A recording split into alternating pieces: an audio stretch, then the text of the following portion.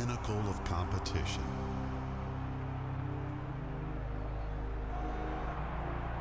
The gateway for legends. Its trophy,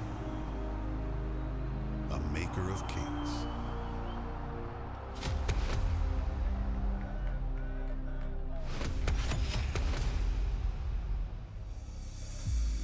Counter-Strike in my life for 15 years. I've been playing this game for 2/3 of my life. I grew up with Counter-Strike. I got into Counter-Strike because of my brother. My life is Counter-Strike. I live and breathe it. CS only knew my life forever.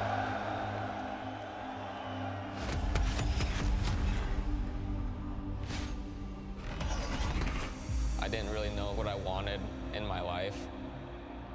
CSGO was that answer for me. It's what I've always done. It's my whole life. And I wouldn't have most of the things that I have in my life right now if I didn't have CSGO.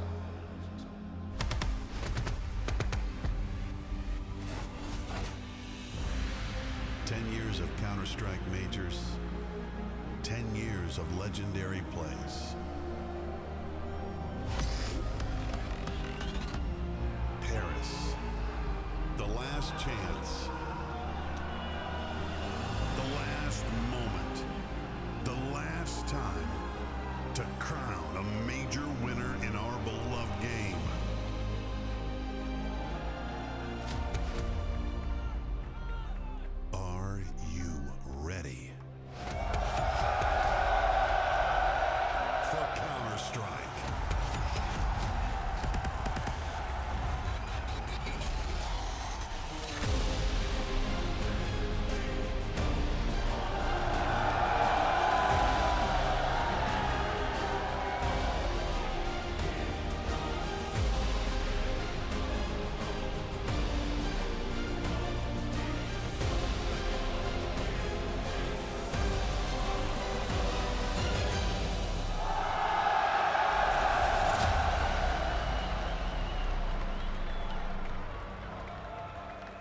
The emotions are high.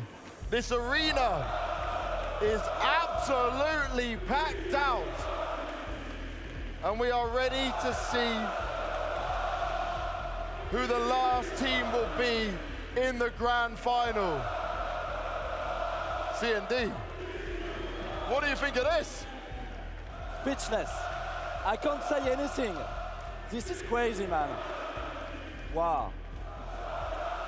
Well, guys, we have one very special guest for you. Yes. He is a French major champion and MVP winner from the same major, Cluj-Napoca. You know him as the Magician. He is a legend of the game. Please welcome on, Kenny S.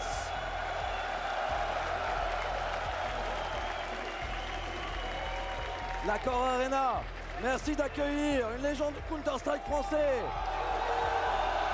5 fois dans le top 1 TV.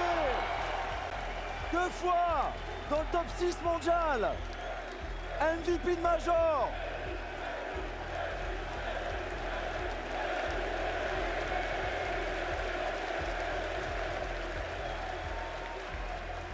You like that, Kenny? Yeah. Hello everyone. Je parle en français, mais pas de suite. So here I am on that stage. I took a decision a while ago, and I felt like the best way to do it was on that stage, on that city, in that country, with the people that follow me all the way since the beginning. CS Oh my god, Kenny S? pretty much everything in life, Yes, yes, experience, I'm knowledge, Kenny S. sociability, Was geht ab, meine Freunde? Was geht ab? Oh mein Gott, Kenny S? Was geht da ab? Mois. Kennt sie es? Was geht ab, Daniel? Was geht ab? Nix. Erstmal ein Spaghetti Cornetto Eis hier essen. Ja, was geht? Hoffentlich geht's euch gut. Das Game davor war heftig, Digga. Heftig. Der Underdog ist ins Finale gekommen. Es war so heftig. First of all, I thank you for the bottom of my heart, for all the love you're giving me. Warte, hat er gesagt, dass er retired? Dankeschön. Was geht nix, was geht Daniel?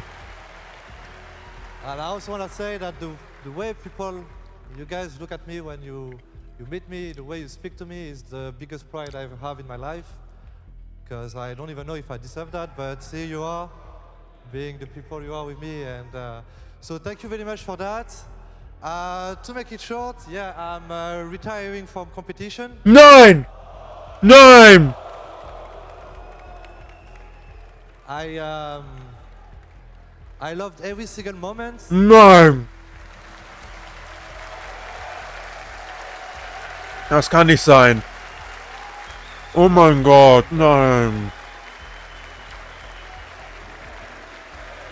Komm, Bro, ein Try noch. Einen fucking Try. Bro, CS2 Major. Oh mein Gott. Absolute Legende. Das hier ist, by the way, mein Lieblingsspieler. Der hier. Ich habe auch mit ihm ein Foto auf der Gamescom 2000. Weiß ich gar nicht mehr. 17 oder 18. What has been your best memory from Counter-Strike? My best memory, as I said, it's the education that the game has given me. Winning a major, obviously. Not the best picture, not gonna lie, but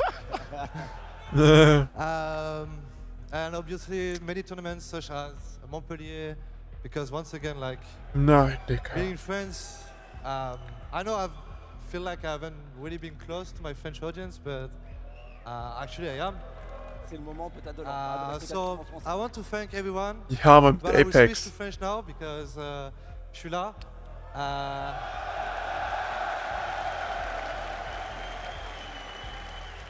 Ich schwöre, das macht mich jetzt ein bisschen traurig. Merci à vous, merci à vous, merci à vous. Guys, let's give Kenny the ultimate send-off. Merci à A tous. big round of applause for the legendary Kenny S! Absoluter Goat.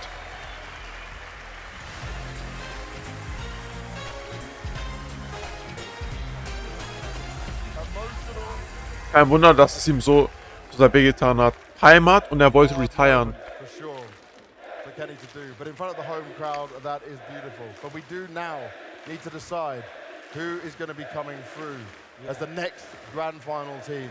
Now, there's a lot of Vitality fans in here for sure, but Apex have put up one hell of a fight.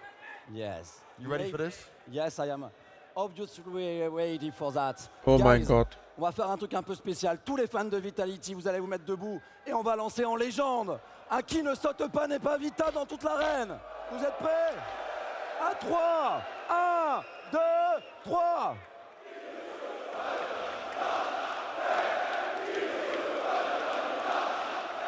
Heftig.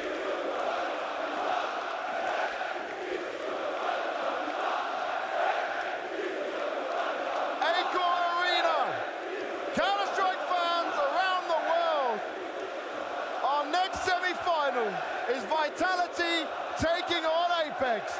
And I know damn well you're gonna bring the home!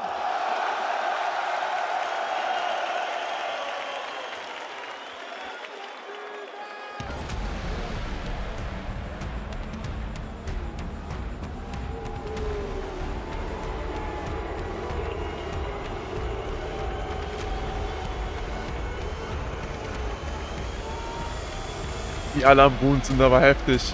Boom. Da ist er. JL, das ist der Litauer.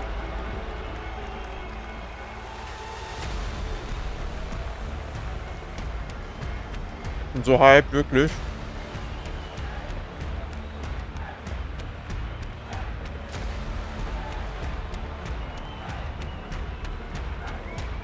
Boah. Kann ein spannendes Match sein, kann aber auch einseitig ausgehen. Weil ich denke, die Jungs sind richtig heiß. Die sind richtig heiß. Die hier.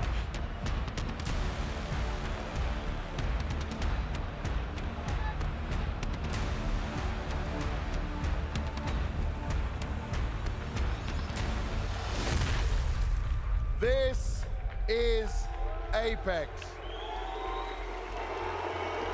Jacob, he grinded his way to this stage before. His third major semi-final appearance, 2015, 2019, and now 2023. You can't deny the impact he has had and the experience he brings. Now he has the chance to harness it all to make it to his first ever major grand final. Nork. Yesterday was magical for the Swedish AWPer. He shone against Liquid and devoured America's major hopes on the stage of dreams. He put the pressure on some of the best, but now it's time for the ultimate test. Kixan.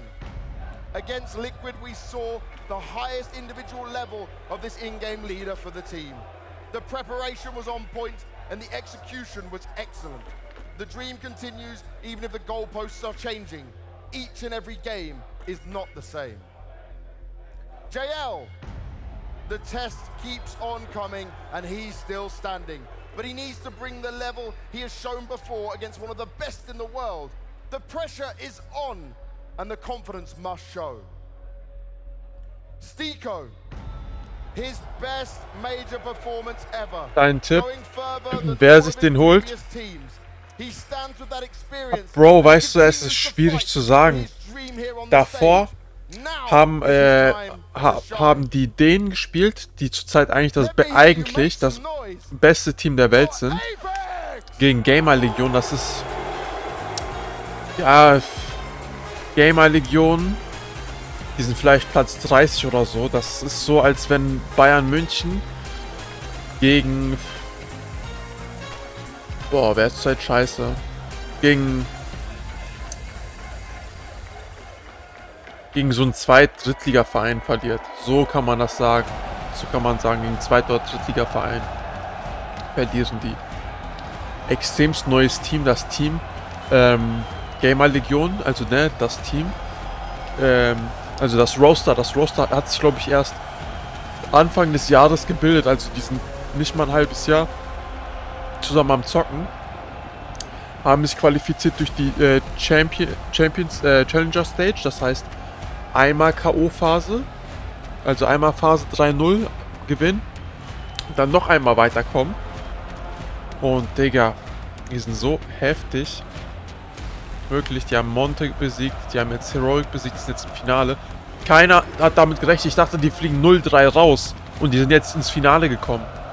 Ich dachte, in der Gruppenphase fliegen 0-3 raus und hier, das sind auf jeden Fall mit Abstand die Favoriten jetzt. Das ist das zweitbeste Team seit. Und diese Apex sind ungefähr so auf Platz 20.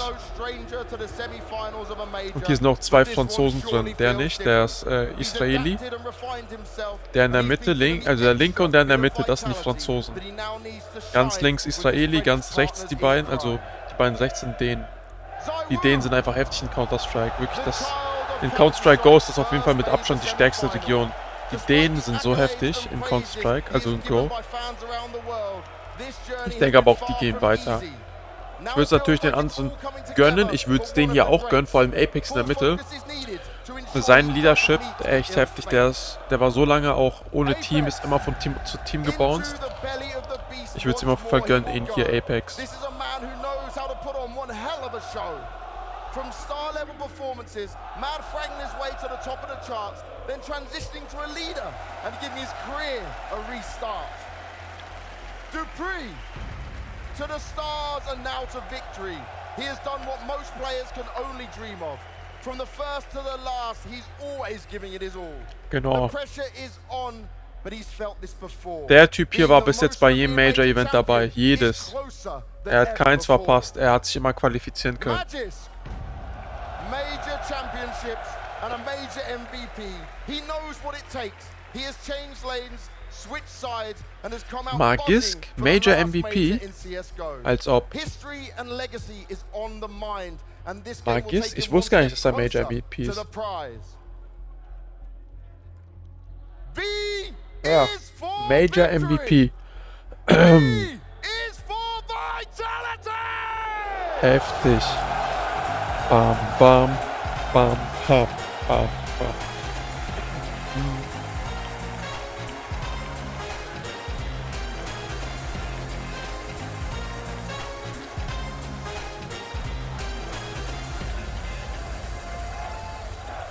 Golden Hornets einfach. Well, we certainly have a crowd favorite in this arena. When it comes to who will be able to get that last major final spot, War das war doch Bumble, oder nicht? Wie meinst du das, Bumblebee? Ja, die haben in Rio gewonnen, die in Gelb. Die haben in Rio gewonnen. Genau, die hier. Und Heroic, das waren die halt Navi rausgekickt haben. Die auch im Finale waren in Rio und die haben jetzt gerade eben verloren. Everyone had it coming. I mean, they deserve everything coming for them. So props to Apex, but hopefully here it stops. And how much of this is becoming a mental game as well? Because we've seen them when it comes to their game plan, they don't play the normal style of CS. Come again? How much of this is mental? I think Counter-Strike in general is more mental than ever. That's why we have the best sports psychologists on our team. So we've been spending 5 months talking about a scenario like this, and yeah, we are ready. I'm glad you're ready. 5 Monate. Mashallah, ich schwöre, ich muss mir gleich nochmal ein Eis gönnen. You have been coaching for such a long time. You've done well back on the old VP times, but it's been a while since 2017. We can see you be potentially in a major grand final. Virtus Pro, das ist der alte Virtus Pro Coach oder was? You know, last final I was playing was against this guy on the other side and we lost. But I remember one more story from 2007 and we were playing ESWC finals here in Paris. Back then when we both were players and I won against him. So this is a time for me to win again in Paris. Ja, and das when you come into this game and you're preparing for the likes of Vitality, how much have you put in to change things up? How much have you switched up to just counter them? Or is it just still playing the same style we saw from Apex? I think we don't need to change much. They have the coach who was 4-time major champion, 2 players who were 3- and 4-time major champion. They have 10,000 people behind them. What else can, I mean, they have everything, right? Crowd behind us. But for me personally, I have 2 of the most important people in my life, my wife and my daughter on the stage for the first time in the arena. My son is at home, and this is what gives me full power, and I think we are able to win this game, definitely. I love it. Playing our identity and sticking to our rules and principles. I love it. You guys shake hands, go and take your position. 2 legends of the game that have met in 2 many different ways. It's time for us to kick off this semi-final. The whole arena is packed out. Guys, are you ready? No. That's what I'm talking about. Are you with me? One final time today. Let me hear you. Bring the high! Let's go. Das ist wirklich heftig, Digga. Banks, wie er Stimmung macht. Bum, bum, bam, bam. Black and yellow all over the arena. But if this major has proven anything, you can never count out the underdog. But for both the crowd and statistical favorite in Vitality, this is a historic occasion. Not only the deepest the org have ever made it in a major playoff, but a chance to be making it to the grand final as well, Matthew. It's an unbelievable chance, an unbelievable opportunity that they are presented right now, Freya, and I'm sure every single one of these players is aware of the honor and the chance that they have currently.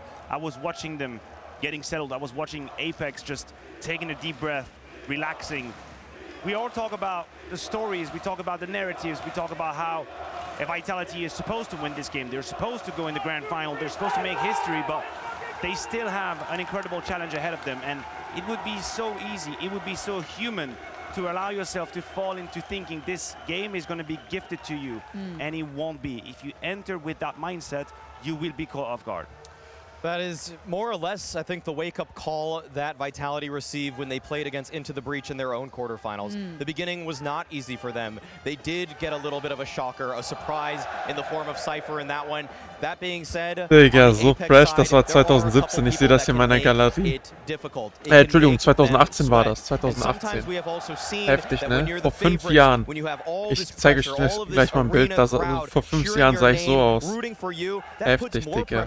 Das war mit Kenny und Shocks. Sometimes feels like the home crowd is actually disadvantageous because then you're actually trying to do a little bit more. You're trying to show that extra bit of flair, and that's when you get cocky. That's when you can sometimes get caught. This is still a huge underdog game for Apex, but Vitality, they can let it slip.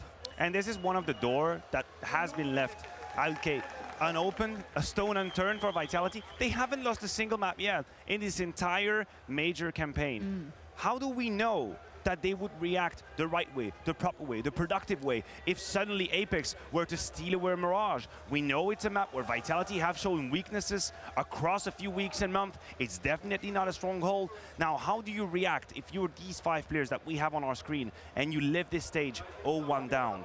I think this is the play for Apex. You are giving absolutely everything you have in the tank in this one map where you can just make them doubt, which they haven't so far. And Vitality have not been shy with just how much this would mean to them. They've been talking about the preparation time, the months upon months they have been putting into preparing for this event. We heard it from Zonic himself, preparing since January of this year. They've been putting in the legwork, so the pressure is certainly going to be on their shoulders to deliver here.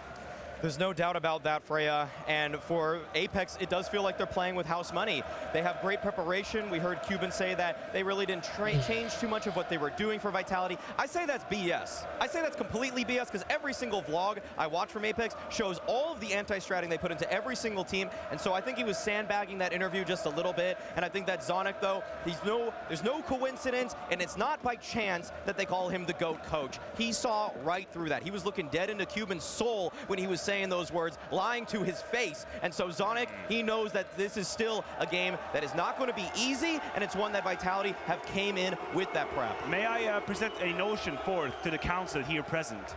Shall we address Apex as Dan Matt is clear and Apex as Apex? This is going to confuse the hell out of me if we talk about Apex all the time. Apex gaming, Apex player, but about playing, it's time to game, I think. Well, we are ready to get this semi-final underway. Mirage, Vertigo, Inferno, if we do so need it. So let's raise the roof in this semi-final.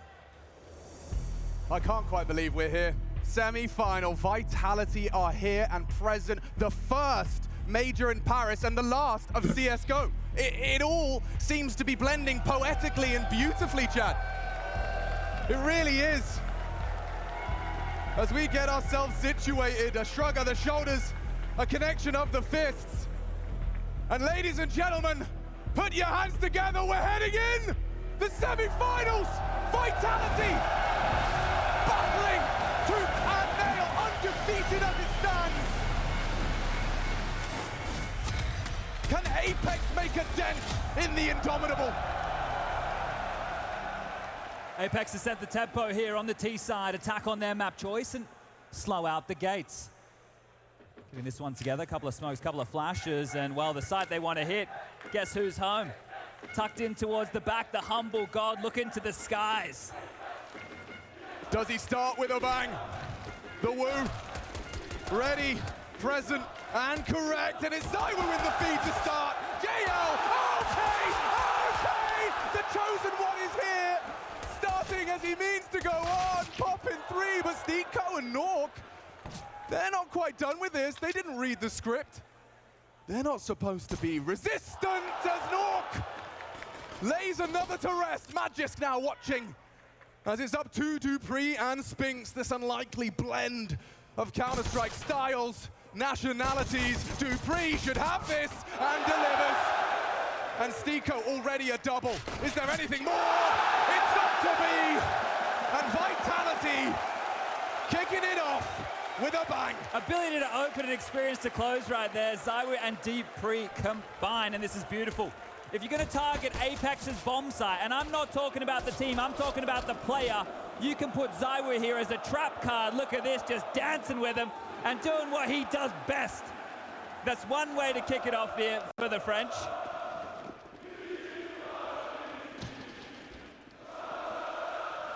Felico here from Apex.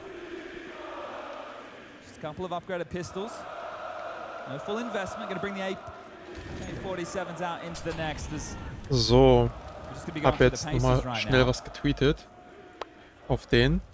Gönnen wir uns das mal gleich. Habe ich noch kurz was auf Franz, wenn das jetzt gesendet wird. Nachholen. Wenn das jetzt gesendet wird. Aha. Hab's. Series, quote unquote, with a couple of best and ones in there. So. And they haven't needed to play Mirage. They played Nuke, Vertigo, and Ubers, undefeated on all of them. Their first test here on Mirage, and this is a map where Apex 16-0'd Greyhound. It's a stark contrast in crowd as well as opponent. That's the thing. Apex has been the B defender. Now, on the pistol round, he was playing short. They had Zywoo back at B. Now Dupree's at the B side. He's normally So, the B ja, das defender and passt Apex schon. coming towards A. So let's see how this Gönnt euch mal unfolds. das hier. Gönnt euch mal das hier auf chillig. Zack. Boah, okay, es war schon tough. Hier. Das ist Kenny S. Und so sah ich mit 16, 17 aus. Ja, 16 auf den. Kein Unterschied, oder? Ja, ehrlich, kein Unterschied. Kaum ein Unterschied. Nur hier jetzt fett, Digga, diese Hautunreinheiten bekommen. Diese fucking Nuttenpickel. Aber sonst, man sieht doch, dass ich das noch bin. Auf Süßi, Digga. Das ist Kenny S. und das ist Shox.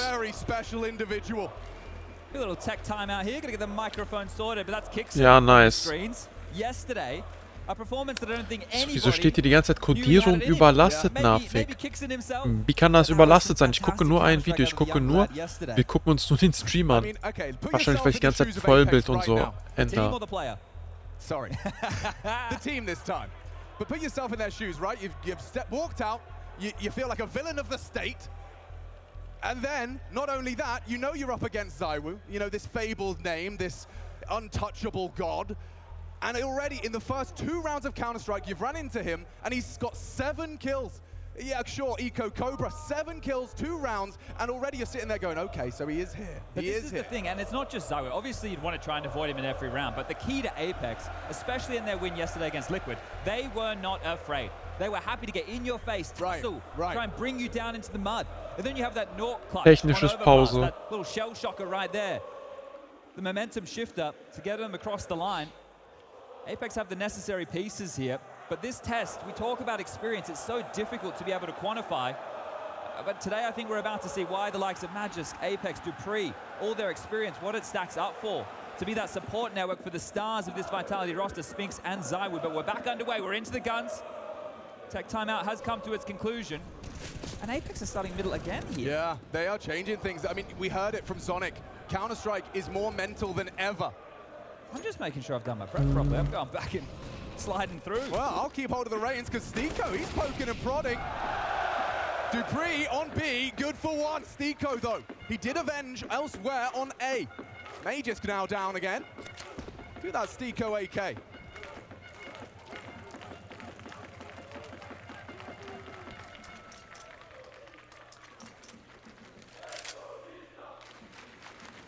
This would be an optimal place for Apex to post their first round here. This mismatch of Counter-Strike players Die ersten zwei... Warte mal. Okay.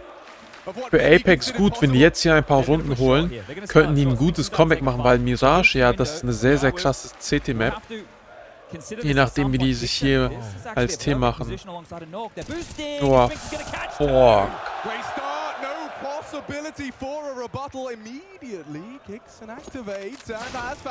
Oh, was ein Klick. Und er hat Zywoo auch gekillt. He's next on the scene. Caught out, Spinks on range. Smoke wasn't up in time, Kingston down, bomb lost. And Stiko doesn't have the health for this. He's already started so strong. Dupree's aware. Look at him here. Er weiß, dass er CT ist. Er muss saven. Er muss saven. Er muss saven. Lass die Runde fallen und save. And that's going to be it. 3-0 start right now. Hot out the gates. Yeah. And Dupree, good catch. Spinks, a triple in total. That's his first 3. Scheiße. Our trip to Mirage. So having all those individuals online as we get the engine rolling. Tschüss, Digga. Wow, wer waren die denn? Wer waren die denn? Wow. Do Apex really have it in them? Yeah, Matthew pointed something out there. The fact that they are undefeated, but a lot of the games have been close. Yeah. Teams have pushed them, and it doesn't really seem to matter what the name is. They have been pushed. So today, can they get shaken? Can they get tested again? Or will they be screaming into that grand final against Gamer Legion? Yeah, you heard me right. Vitality, the last Tier 1 partner team to defend the honor of many as Zywoo straight out mid with an AWP against the line of fire. He's jumped out the window. The Stiko saved AK is what we need to keep our eyes on here, but he hasn't activated early for a fight. He's rerouted here. We want to make sure that he can look for a duel before these Deagles overcommit. They have a couple of smokes, a couple of flashes to work with, so at least find some ground so Kixon can call you into this round. Vitality are cognizant there's an AK in the mix. And that's going to be their first port of call if they can. Nothing mid. Apex relays the information. We'll get the nade pinned. Timing everything in this video game. Bang. Chips away. Couple of AKs in the mix on that CT side as well, leveling the odds of those head-to-head duels. And ZywOo is up for the fight. Posted. And a headshot for good measure. JL gone and more to come. They're starting to pincer in. It really hinges off of Stico. Has he got what it takes up against Dan Madisclair? Flash great. Hasn't found lethality. No response. No, it's only one. Spinks denies and it falls beautifully into place. Jacob should be a dead man. Spinks secures it. Also, das ist wirklich krass. Kenny S. Berlin. Oha. Kenny S. Dicker. Innerhalb von einer Minute von $1 auf $10 hochgesprungen, weil er jetzt retired ist. Leck mich am Arsch. Asking the question of what from ZywOo's AWP as he finds himself over towards Ticket, punching a couple, but back into these AKs. No Nork AWP available just yet, but Vitality looking hot. ZywOo smoked off, fires a shot, alerts them to his position, but Apex is playing connector. We've gone old school here. He's mixing it up. Often seen as a very crucial point of the map. You put your superstar there to keep him at bay, a la Crims, but Jacob fancies his chances, catches Apex with a pin. Pulled, gets away a little unscathed for 70 damage, and Spinks is the first in the feed. Nork gives something for Apex to work with, looking for their first round. Jacob, caution to the wind, and into Apex, can't find a second. Kixon maintains. That's an advantage they have to hold on to now. Still very divided. We'll look to reunite and commit. Kixon has key real estate here. He can kind of just stay towards vent room. Nork can work up connector. JL's going to grab the bomb and join up with Stico here.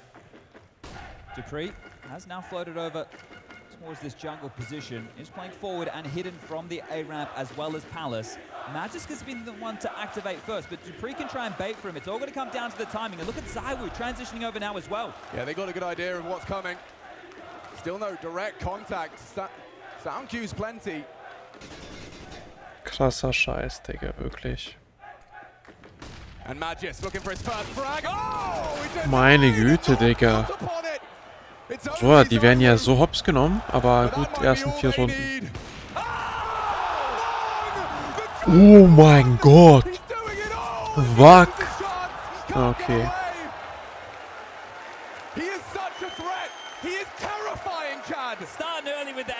Was war das, Bruder? Wagwu? Also Wag heißt, wenn man halt so einen Cheater, also das ist halt 12 Anti-Cheat, ne? Man irgendwie so einen Cheater-Move macht, wie hier. Er bangt da erstmal durch, ganz random ass. Put this one together, that is going to feel good. They'll get there first. You can settle those nerves. Remember the experience factor here. It doesn't compare. Apex are out of their element, but they've shown yesterday they can still thrive. And the push is coming. ZywOo once more. He is not happy. Zu viert, Mitte. Oh, war das ein Atom-Nade. Meine Güte. Ich bin richtig gespannt. Weil ich denke, wer die erste Map gewinnt, hat auch eine sehr, sehr gute Chance, die zweite zu gewinnen, weil Vitality ist auf Vertigo eigentlich, also beide Teams sind auf Vertigo ass. Deswegen keine Ahnung. Oh, so eine Inferno zum Schluss wäre schon ganz geil. Coincidence or not, Nork in prime position for the defense of this real estate. An aggressive stance from the CT side. Apex still. They've gathered ground and it's Kixon to take some contact. Loses out Apex. to the farmhouse. That's big from Apex. Loss of their leader. Hoffentlich passt auch alles vom Sound hier heute, ne? Wow, und yo, wir werden auf jeden Fall heute Ratchet Clank spielen, ne? Nicht vergessen. Wieso, was geht hier ab? Hier, ich habe hier die ganze Zeit Werbung. Lass mal auf YouTube gehen. Lass mal auf YouTube gehen, da habe ich wenigstens keine Werbung. Last CSGO. Die streamen das hier natürlich auch immer live. Deswegen. So, hier habe ich halt keine Werbung. Bei Quali ist auch ein bisschen scheiße. So, jetzt gut. Sound, alles easy, perfekt. Jetzt glaube ich ein Stückchen leiser, ne, weil ich das jetzt auf YouTube angemacht habe. Aber kein Bock auf die Werbung. Ist ja eh dasselbe. Ob auf Twitch oder hier. Trajectory, good. Half health. 2 bullets to the body. All he needs. Knock the orb, only one. Can Apex string together some round? Cold as fuck. Die Franzosen sind sich am Hypen. Das ist halt das einzig gute französische Team zurzeit. Die High Time von Frankreich ist wieder down gegangen. So 2014 bis 2014 bis 2018 18, 19, 18 war die Hochzeit. Still early days here, but they've still got them on the ropes. Apex, look at the buy. Magic into an MP9, a famous for Apex. They can take some mid control as Jacob. Need to get him activated as JL. We've seen this trick before. Looking for the fight and spots the leg. Still dead. Magisk. Center bed. Kickson, is he really doing it dry? Zaiwu knows where you are. And he's not having any problem. Krass. A 4-on-4 emerges. And JL wants to change that. Apex caught out CT, Spinks. Tucking in. Presence above, presence in front. And the big fight for Jacob can't handle Dupree. But look at the pressure, no bomb, sure, but if they could just find one more, Spinks is gone on the floor, and now Dupree and Zaiwu. What a legend. For very different reasons. Stiko onto that bomb retrieval. They've got plenty of time to slow this one down. Yeah, this can reset, but look at Nork again. He just understands that they need this real estate if they want to be able to get the bomb down. So aggressive in the face, being waited for Dupree. Regrouping now with Zaiwu. The two of them have a bucket load of nades, but the HP is not there for this. Bogdan's Law comes into play. Zaiwu on the rifle. He can rock it. Can Dupree contribute on the AWP? Oh mein Gott! Dupree, Digga, der zockt eigentlich sonst nie auf der AWE. Eigentlich ist der AWP-Typ hier Zaiwu, das ist eigentlich die Main-AWP. Der Headglitch ausgenutzt. Komm schon, JL oder Dupree.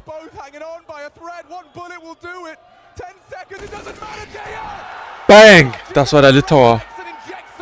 Das war der Litauer.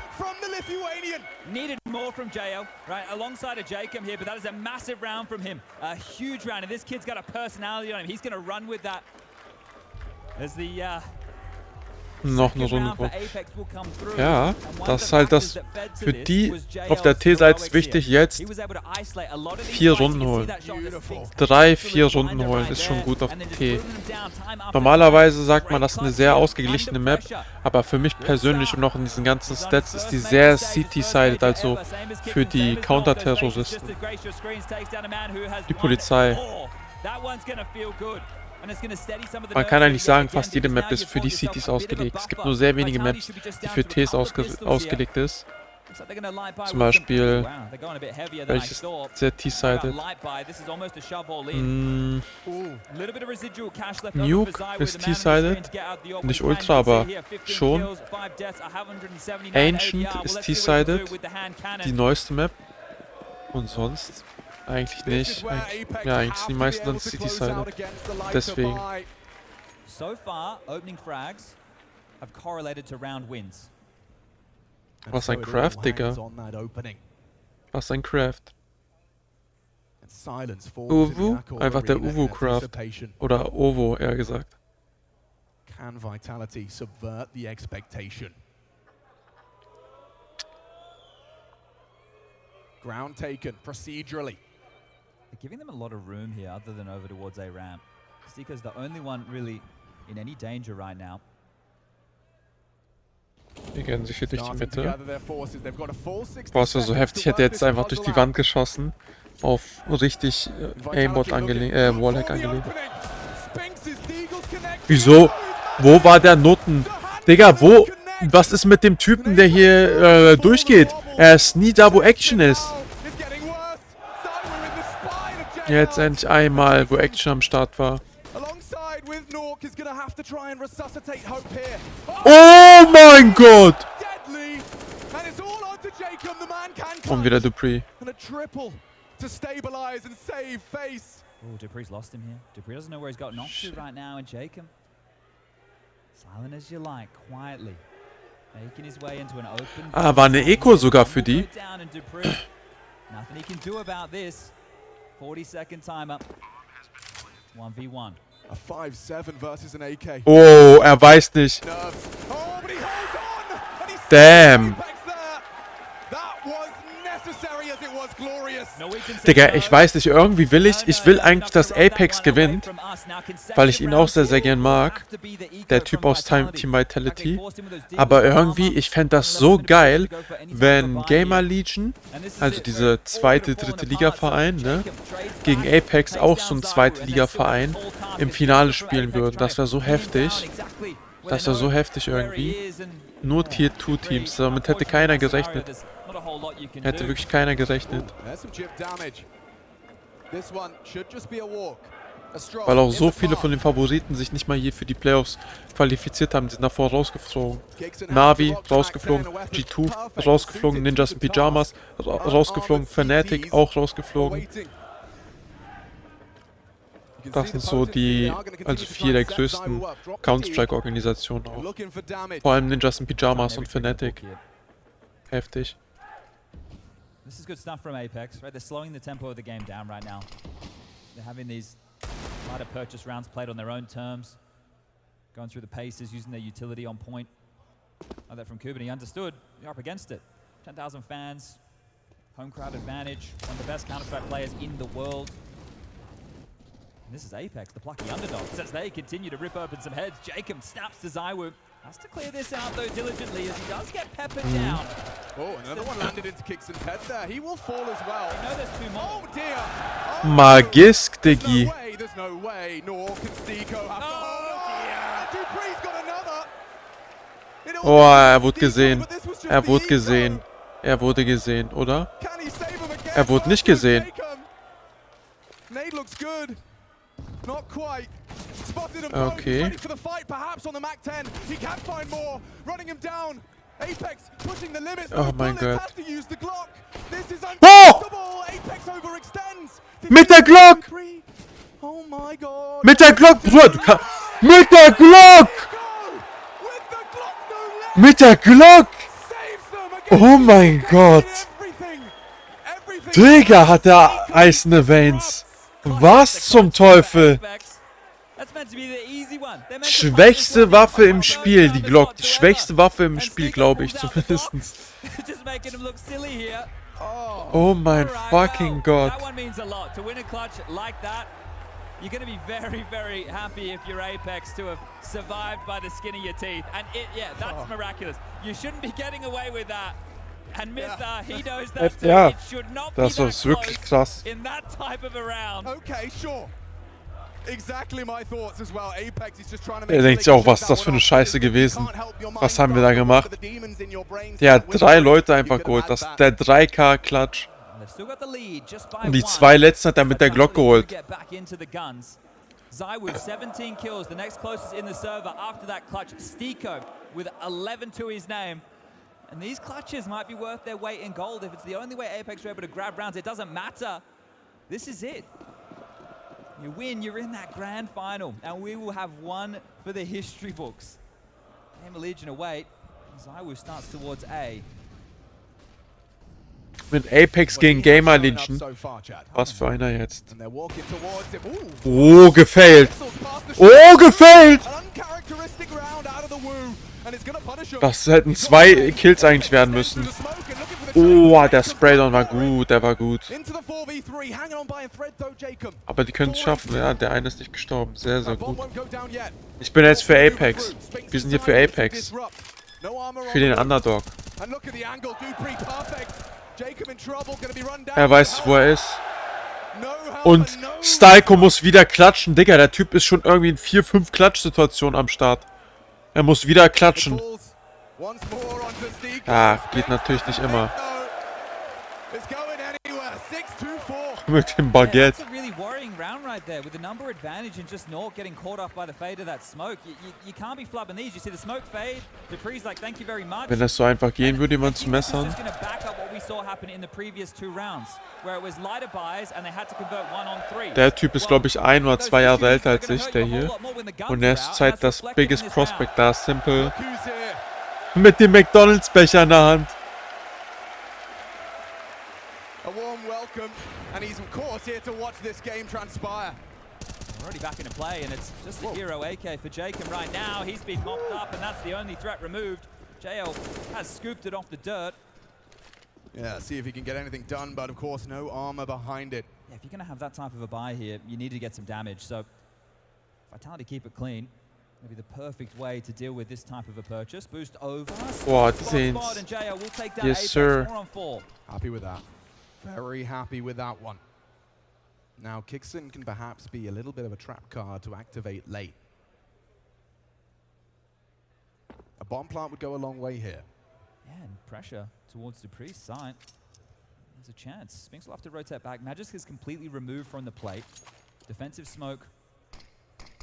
They could opt to wait this out, you know. Dupree has to get 1 to 2 kills here. Yeah, you can see Magisk already. Well, not so much anymore. Spinks is coming over. He's going to be in the right place. And Dupree got the AK out of JL's hands. A nice double. Likely a triple. And hang on, we did lose Zywoo. Oh, Kixon! He throws it over the fence. Says go and get damit die es nicht bekommen, damit die keine Abo bekommen. Das ist so eine Taktik. Man weiß, man stirbt wahrscheinlich gleich, dann schmeißt man die AWP meistens irgendwo hin, wo man die nicht erreichen kann. And that means that Vitality can't have it. There's not enough finances available here to buy out an AWP. Zywoo als Napoleon. And there's another fan fave getting on the phone, got a call. Mr. Naf fly. It's nasty ass Naf in the flesh.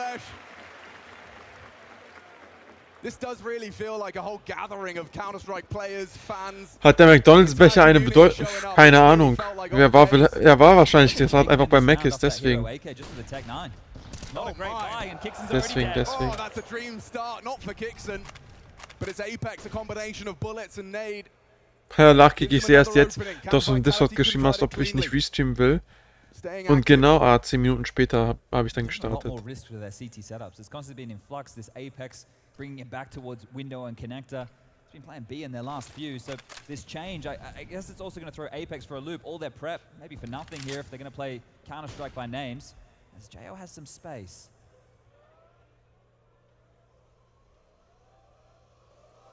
Something to be said about this one. Oh mein Gott, Digga. Milk hat für Apex gewettet. 20er, wenn Apex gewinnt, bekommt er, glaube ich, weiß ich nicht, er hat nicht geschrieben, was für Odds.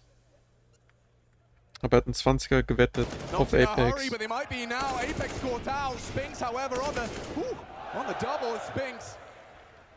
JL overextends into him, leaves us on that 2-on-2. Bomb on the floor as well. Stiko again. I can't believe it, low HP. He's repositioned and it's worked perfectly. Stiko, the man of the hour for He Apex. has been monstrous, the Tractor. He's getting it done in a big way. 14 kills. He's had impact in clutches with a bloody Glock.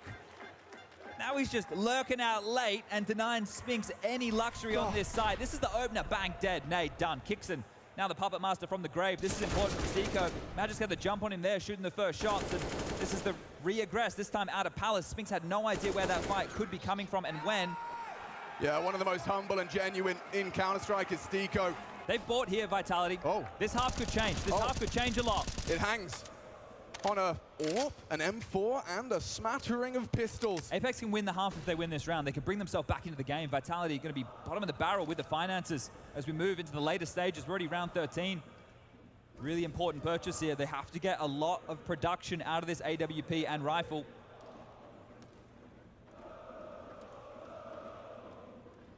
Stiko went from being the hero in the last round to a Mac 10 in this round. Missed the support here. They've put so much faith and finance into Mathieu Herbeau. He's out of position right now. Charging in. Only pistols. Oh, blind screen. At least it's traded. JL quick on the trigger, and Jacob the same. Apex running in. Come on now. Zayu now just has to play a very different.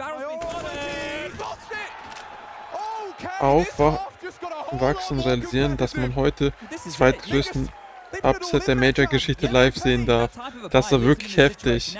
Boah, das war wirklich heftig. So, ich bin gespannt. Nee, Trilux hat noch nichts dazu geschrieben.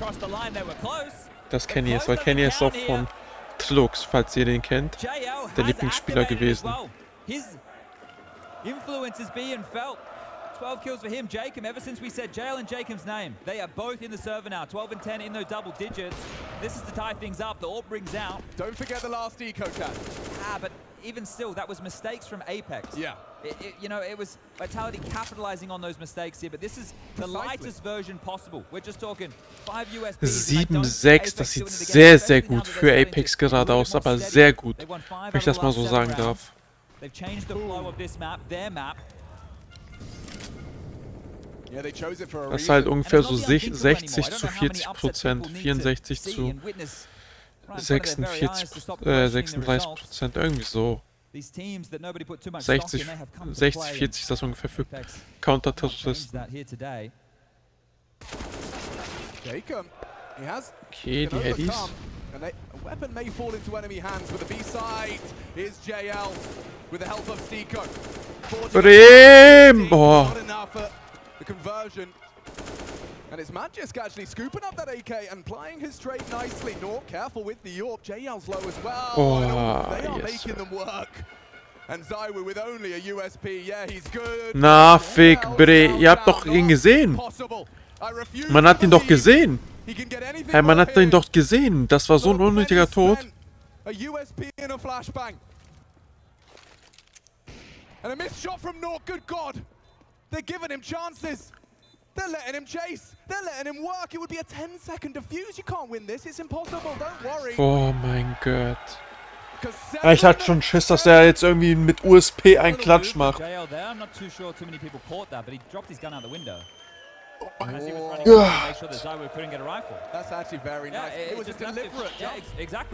Migräne am Start.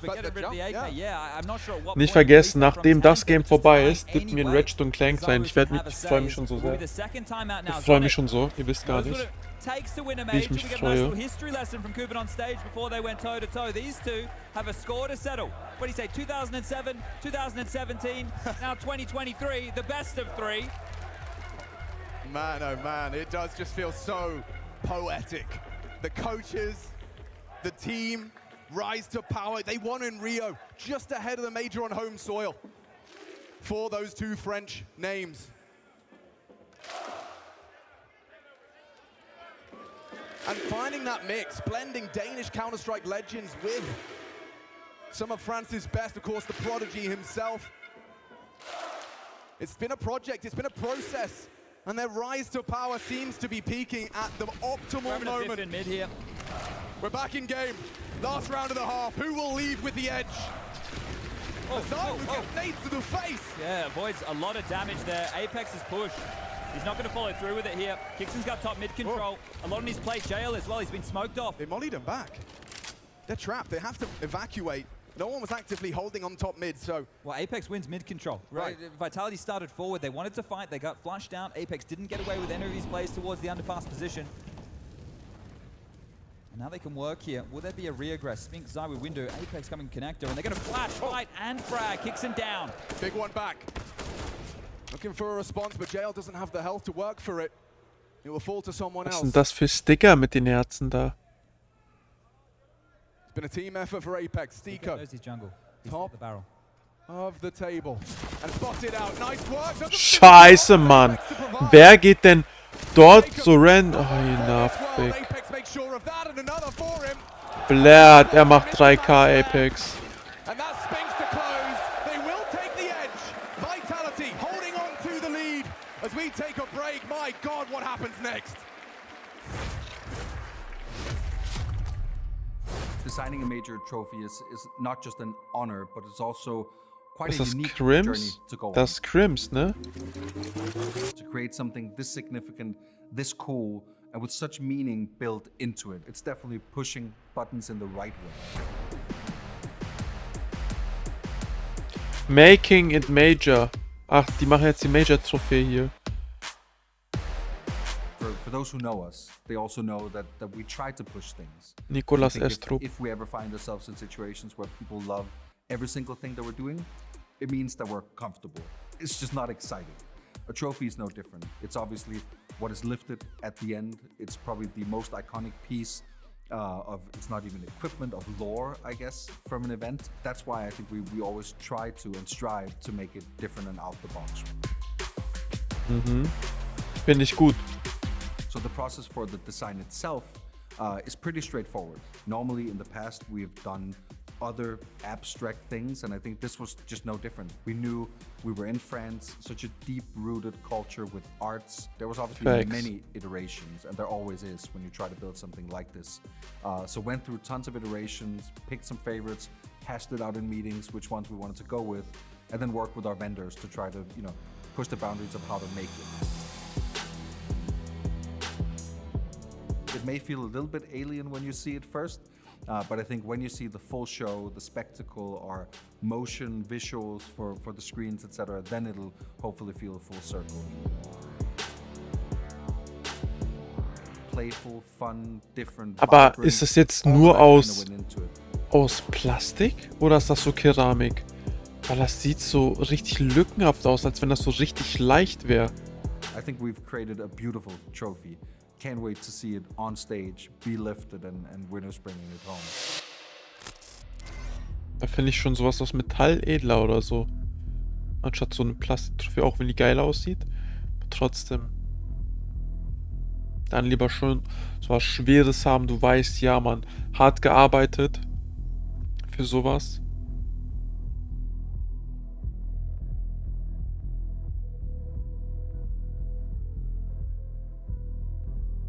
Bam, bam.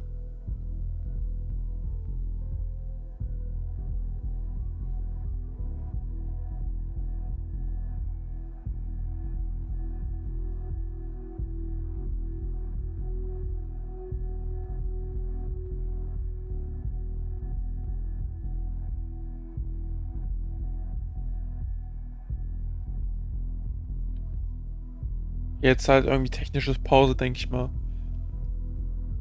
Visit Blast TV Giveaway. Ach, es gibt... Okay, guck ich mal ganz kurz auf den nächsten, auf den privaten Tab hier. I'm pushing B house, boys. I'm gonna fight ticket. On firebox. Joke on me, boys. Joke on me. Don't die. Both. Dün, dün. Dün, dün. Dün, dün. Dün, dün. Dün, dün, dün. Nice. We're back for the second half. First map. This semi-final has only just begun. Are you enjoying yourself, Paris? On y va!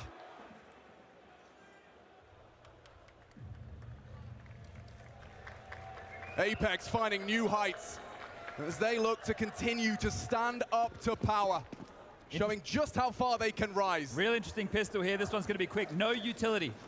Armor and a kit in play. That's it. This one's going to be a biff. Yeah, Jacob's going to have to hit some shots. They already spotted one, but here comes the trouble. A lot of bodies. Bam, bam. Erst noch ein Giveaway hier mitmachen, auch wenn ich keine Ahnung habe, was man dort bekommen kann. Of play. Hold on, Nork. Noch 28 Stunden left. Jetzt anschauen, TikTok anschauen. Yeah, blink and you miss it. All the bodies hit the floor. Tab stumm And schalten. Vitality 1 kill away from confirming the second pistol round, making it 2 from 2. We're talking best of ones. You get the pistols, you get the clutches, you get yourself a map. Well, here, this game has been full of the 1vx situations. But both pistols, as Kixon has something to say about it, will fall in favor of the hometown heroes. And there it is, Spinks. The final blow. 2 for him, 2 for Apex. And 1 for Zywood to make light work of this little purchase. But Alpine no utility on a pistol round. Esports. You don't see that too often. Just straight out the guts in mid, taking the fight, and maybe wanting to use the environment here, knowing that it's loud, knowing that the momentum, right? They can try and run with a bit of that. Coming back from the break, getting into the game, using it to their advantage. And well, Apex, classic style for them, is going to be a force fight to contest round number 2 of the second half. Highlight here is Nork's scout. It's actually going to be starting over towards B here, but dupreeh straight out middle once more. We'll get across towards the mid box, no dramas. Has the support of Zywu and Apex. Spinning some magic over towards A, which is quite telling that they want to split A here. Maybe not with urgency.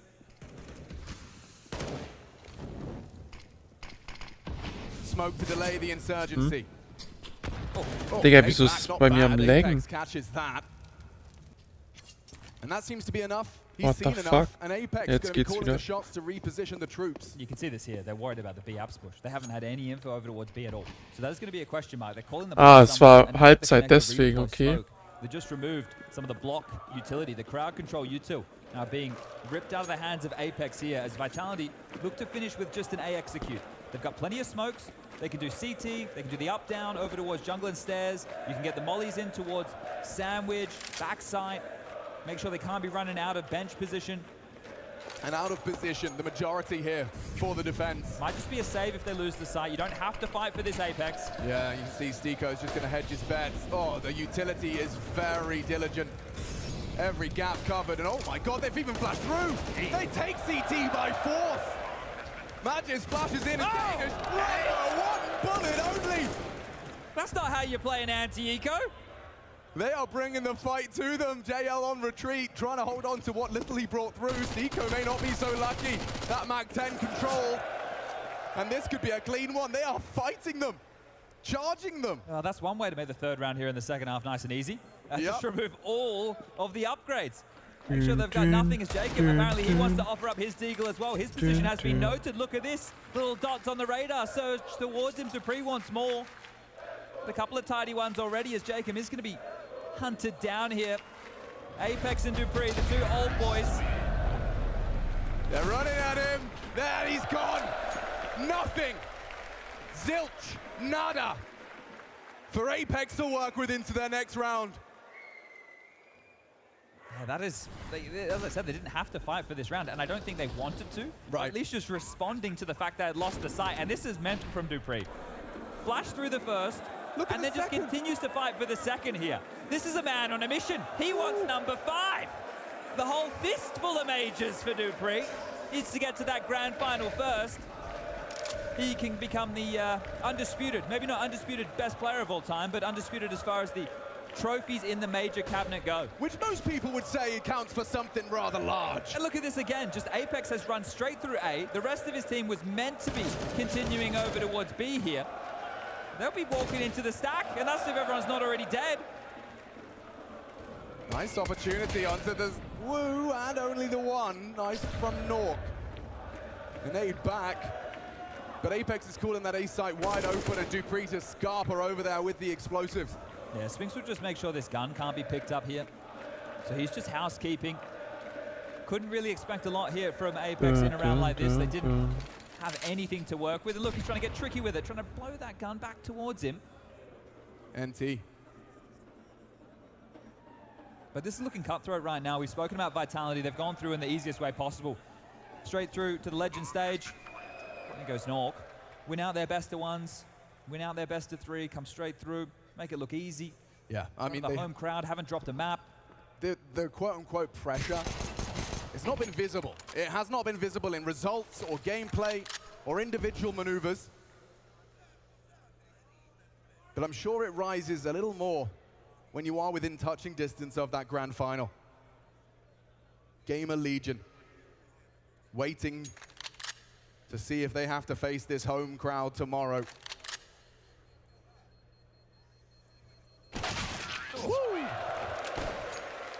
All right, 11-7. 4-round lead now for Vitality accrued, but the guns are about to come out. Apex to equip themselves here into the first rifle round of the second half. Nork straight into that AWP, the same not to be said for Vitality. And this is a little bit of a shock there for Zywu, caught off guard by that silenced USP. But all good. Nothing ever phases this man. Was mach? Let's go Apex, ne? Ich höre das hier schlecht. Was müsste Apex sein? Let's go Apex, let's go. Okay. And he's sent back to spawn. North's orb rings true. As Vitality play a long rotation game. Whole round changes here essentially for Vitality. As I mentioned, just be a B explode, use their util, get in towards the site if Apex were going for full-on mid control. And well, Dan confirmed that, but they couldn't volley forward in towards the site due to this AWP that is now repositioned. For Vitality, you just want to get some damage done, remove a couple of rifles, force that next round of a buy to be very difficult, and they're just hitting the brakes here, hoping that Apex's aggression has some follow through. But right here, right now, they have just sat back. They're playing this number advantage perfectly. Nobody has to overcommit. In these scenarios, you just want to play for info. Mac ist Becher you want to make sure einfach. that you can combine for a kill with your team, and by doing so, playing for info is the best way to make sure you got the right people in the right places. Absolut Wodka? Was passiert? Denkst du, der hat in dem McDonalds-Becher Wodka drin? So auf chillig? Glaube ich nicht. Aber man weiß ja nie. This would mean a lot for the Apex squad if they could keep it clean. Spotless would be ideal. Nork makes another leap in that direction. It's Spinks that refutes that and leaves him alone. He's keeping up toe-to-toe with Zywoo as well. Look at the kill distribution. Zywoo, Spinks, and Dupree, all in premium form in this semi-final. It's those first two you need to show up for Vitality time and time again. After that, any of the other three can have their contributions.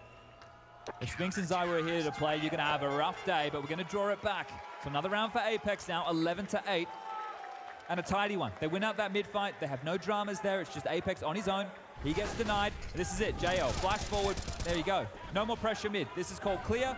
Molly comes. Zywoo takes the space, goes down to the AWP, removed from play, and GG. You're going to pack up your toys and get ready for next round, round 20. Digga, da sind ja richtig viele Apex-Fans am Start. Oder wurden die gekauft? Ich bin ehrlich, vor dem Major Event, ich kannte Apex gar nicht, das Team. Ich kannte die gar nicht. Und auch so bei einem anderen Team, ich kenne die gar nicht. Aber die haben schon so eine Fanbase, what the fuck. Keine Ahnung, woher die Leute das mal kennen. It's a big time to lose here just to get this mid control. So picked one perfectly from the bunch, did Nork. On the fade here, Jacob and JL both playing around these smokes, and JL flash looking for a fight. Nobody will oblige. He gets Ja gut, ich war aber auch lange nicht mehr im Game drin, ne? Ich dachte schon, er hat sich selber gemollied. Good counter-strike. And Magisk is sticking out like a sore thumb. That's a quick trade Bang. back from JL. He's happy with the double. He'll take a fresh mag and he'll chill. Not in a hurry. Into the crosshairs up to 3. Good for the one. Okay, er wurde aber noch geholt. Now Spinks. Er ist wieder alleine. Er ist wieder alleine. What the fuck? Complete destruction. You have to look at the gaps available here. He doesn't know what exists. He has to take a couple of guesses based off of where these frags have come through. Right now, heading towards the second letter of the alphabet. Oh, he's actually opted to reroute. So as he heads on down through underpass, we have about 35 seconds left on the clock. The first task, the first hurdle will be Jacob. He does have a smoke grenade, but he doesn't feel the pressure. No indication. Can Spinks give Vitality something to celebrate in this one? Heftig. Jacob has been caught out. Was geht denn da ab? He springs to action, as will the defense. 15. Er muss durchziehen, wenn er das noch klatschen will. Bang.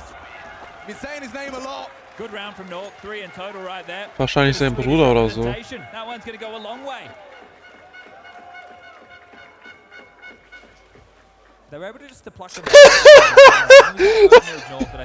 Einfach ohne Pixel. Digga, der Typ ohne Pixel ist wirklich jedes Mal für ein anderes Team. Jedes Mal. Ich guck mir seine Streams mal an, anstatt halt so nur das Major. Aber wenn ich jetzt natürlich am Restream bin, dann ist der Kacke, wenn ich einen restreame. Jetzt auch ohne Pixel? Wenn du jetzt schon so reinmachst, ich schwör. Ich kannte ohne Pixel vor einfach gar nicht. Auf einmal, der Typ war da. Er ist einfach er war einfach da, Digga. Er war einfach da und ist einfach einer der größten Streamer auf Twitch. Ich hab einfach gar nicht von ihm mitbekommen. Der hat wirklich Average Zuschauerzahlen 35 bis 40k. Das ist so heftig. Also heftiger als Monte. Der hat mehr Zuschauer als Monte. The rest of it, they've had to fight for, and they lost a couple of blunders there, 1v3 scenarios in lighter purchases or force buys. You gotta hope that doesn't come back to bite you in the ass. Bite you in the ass. Well, they've put Ist aber seit circa ein halbes Jahr so. Wie meinst du das? Monte wird alt. Nö, wieso, Moll? Monte hat doch richtig klasse Zuschauer. Nein! Monte hat 30.000 Zuschauer. Der ist der größte in Deutschland. Der hat hier... Wie heißt der Typ da nochmal? Dieser Eligella, der hat Eligella mit Zahlen und alles wieder überholt. Monte ist der größte deutsche Streamer zur Zeit. Also mit Abstand ist er der größte deutsche Streamer. Echt? Ja, also Corona-Zeit kannst du jetzt aber, glaube ich, nicht vergleichen. Corona-Zeit kann man jetzt nicht vergleichen. Würde ich jetzt sagen. Da waren ja viele zu Hause, jetzt sind halt wieder auf vor. Echt? Okay, hab ich nie mitbekommen. Okay.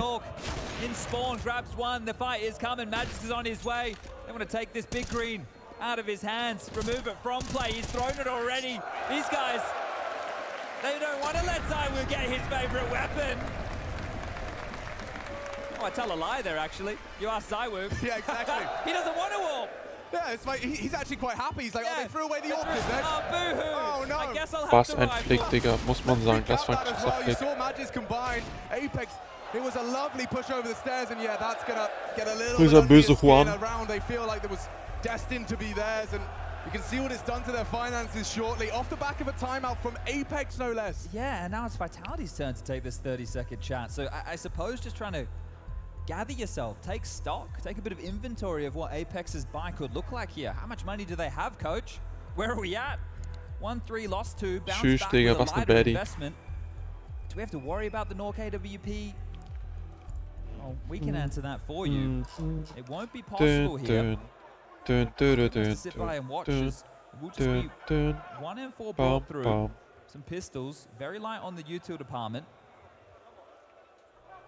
And this is the type of round where Vitality would love to notch their 13th onto the board.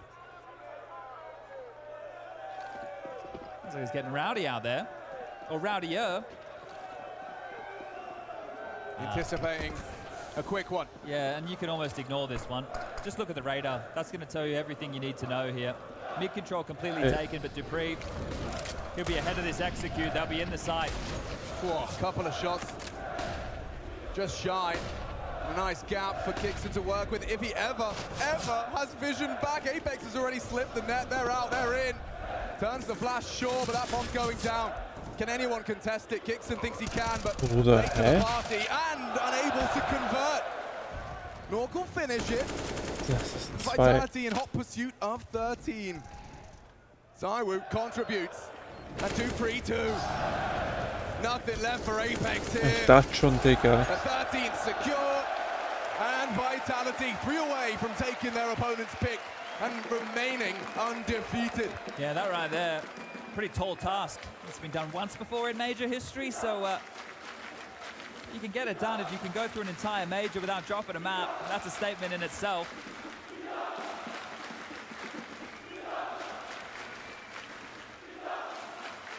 The crowd can taste it, just 3 more rounds away here. Apex with a broken looking buy here, even though they saved their investment, still weak, still bleak. Lacking a bit of util. A Famus in the mix, 1 kit for Kixon, the ult for Nork. And 2-man push straight into... Oh my god, they're gonna fight right now, and Kixon onto the first. It's ZywOo dead. That should be enough. Get away. Kixon once more. He gets 2. Job done. And a 3-on-3 emerges. JL looking for a safe haven from the flame. It could spread, but he's safe. Aber guck, was habe ich gesagt? Die kommen wieder, ne? In der Zeit, weil Telly hat bis jetzt nur eine Runde geholt, als die T waren. Aber könnte jetzt die zweite wieder sein. I'm not sure he's considering it. He might be now. Oh, spotted a barrel. Well aware of what's coming his way. Can JL step up, stand up, and deliver? As Vitality. Scheiße! Einer gut. Anyway, as JL, significant damage. Fuck. The Stiko flank. The Stiko flank is going to come real early. Stiko und Stiko muss wieder klatschen. Er muss wieder klatschen. Er hat ihn gesehen. Er hat ihn gesehen. Er hat ihn gesehen. Er hat ihn gesehen. Er hat ihn gesehen. Auch ohne das. Nee, nee, die nicht, die nicht. Vitality hat ja gewonnen und Heroic, die haben davor das Spiel gespielt, was ich geguckt habe, und Heroic hat verloren gegen diese zweite Liga, dritte Liga Verein. Oder Club, eher gesagt.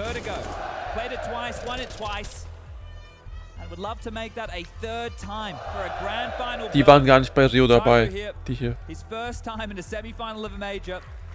Just pedestrian, standard stuff, 22 kills is what you expect from a ZywOo. This is his 6th time of asking. This is now the perfect 5-man roster to facilitate and support him. Oh, they aren't just flashing for him. No. Oh, it's a whole team effort for sure. Even fragging. And these guys, they recognize his brilliance. Here to witness a unique individual in the server. I run out of superlatives, Chad. No, understandably so. It's beyond comprehension. And how comfortable while remaining so humble. It's ZywOo boosted up on Banantis' head and still gets... Scheiße! Was machen die da für einen Schmutz? Wieso facen die?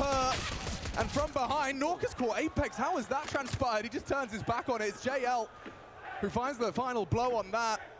But they might want to scrap their plans. They're uncertain, and Spinks getting spotted out by Stiko. Yeah, decent little bit of damage there, and that rifle has been claimed by Nork, so some problems here for Vitality. This one looked like it should Gute have been rotation. round, considering the purchases. And then you add on top that ZywOo opener, but Apex giving one back over means this is going to get a little bit dicey. Trying the A execute again. Stiko and Nork to defend. Okay, der City durch. Digga, dieser Typ, der hier am also der hier durch die Spieler gibt, der ist aber sowas von scheiße.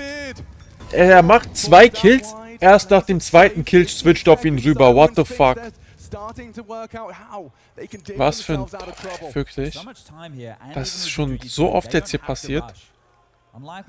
Oder bin ich der Einzige, der das bemerkt? Oder bin ich irgendwie im Kopf am Schlafen? Aber das ist doch so, der macht 2 Kills, erst dann geht er auf ihn rüber, oh, und dann schreien die Kommentatoren. Das ist so scheiße. Er macht das so schlecht.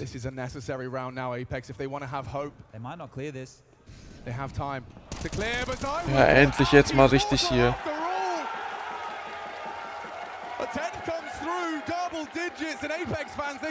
Wie kennt man die Apex-Fans? Alright, Apex up to the double digits, now 10 in total, let's watch this one again. Bang, bang. Shuts him down, the Wenigstens im Replay, Digga. And JL, he contributes as well, and look how Der fired up that is going to get you. Oh, maybe I hold off a bit. I thought they would be screaming their lungs out. So keeping it calm, keeping it reserved. This is 4 players window. 4 players window. They want to biff mid. They certainly do, Chad. And Vitality, they want to head over to the first letter. Again, they've really been pressuring this side. Yeah, but you know Stiko's here, right? Man's comfortable. On great guns now. Has to be worried about this smoke here. Dropped it down to neither for now, but you're always worried about a little flash through. He does have support in Nork. Kicks in not too far away. Ooh, just looked away, just averts his gaze. What's the go sign? Hä, was buhen die da? I feel like they're almost completely committed to this here, Vitality. Weil es langweilig ist, oder was buhen die da? It means nothing. Oh, it does. It means absolutely Was ist das? nothing because of the Apex setup. Okay, er hat nur gehittet. And Apex have just flashed Jacob forward to call things clear. They can bolster this A side. Can he get it again? Sure, great on the dig, but Stiko, he needs to lay down the law here.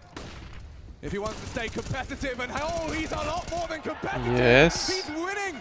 This round is his. A double onto ZywOo again. He's going to be cooked by that. Wird abgefackelt. Und der hat den. Er ist Veteran, ne? Er kennt halt die ganzen Tricks. It's not planted for Spinks. It's not planted for Spinks on this lurk. Forget about him for now.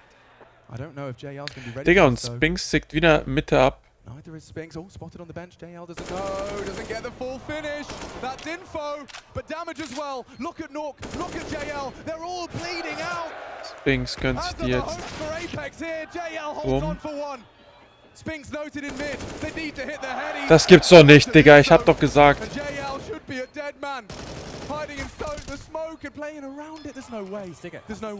Komm! Komm! Komm!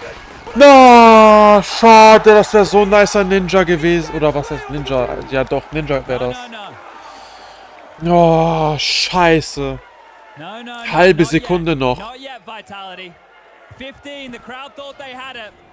No. 5 HP. Yeah, and JL denies. He was jumping around in the smoke. He's like Neo, dodging bullets.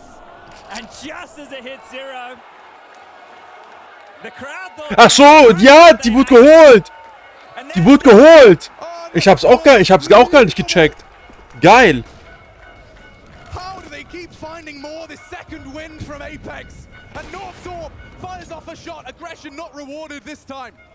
Vitality just directs these sights, knocking on each door time and time again. Kingston's turn. Shit. Dupree will do so, saves him into the site, and it's already flying their flag. Vitality set for success right here, right now. Util dumped. Right here, right now. Finding ways back in. It's not going to be easy. It feels impossible. They've got everything covered. Dupree goes down. And now another. Where did that come from? Stiko onto the woo. They're coming for you. Look at the damage. Okay, nice. Okay. There's no kit. Okay, they have to get on it. Scheiße, die wissen, er ist Apartments. Die haben ihn. Die haben Kit. Easy. 14-12.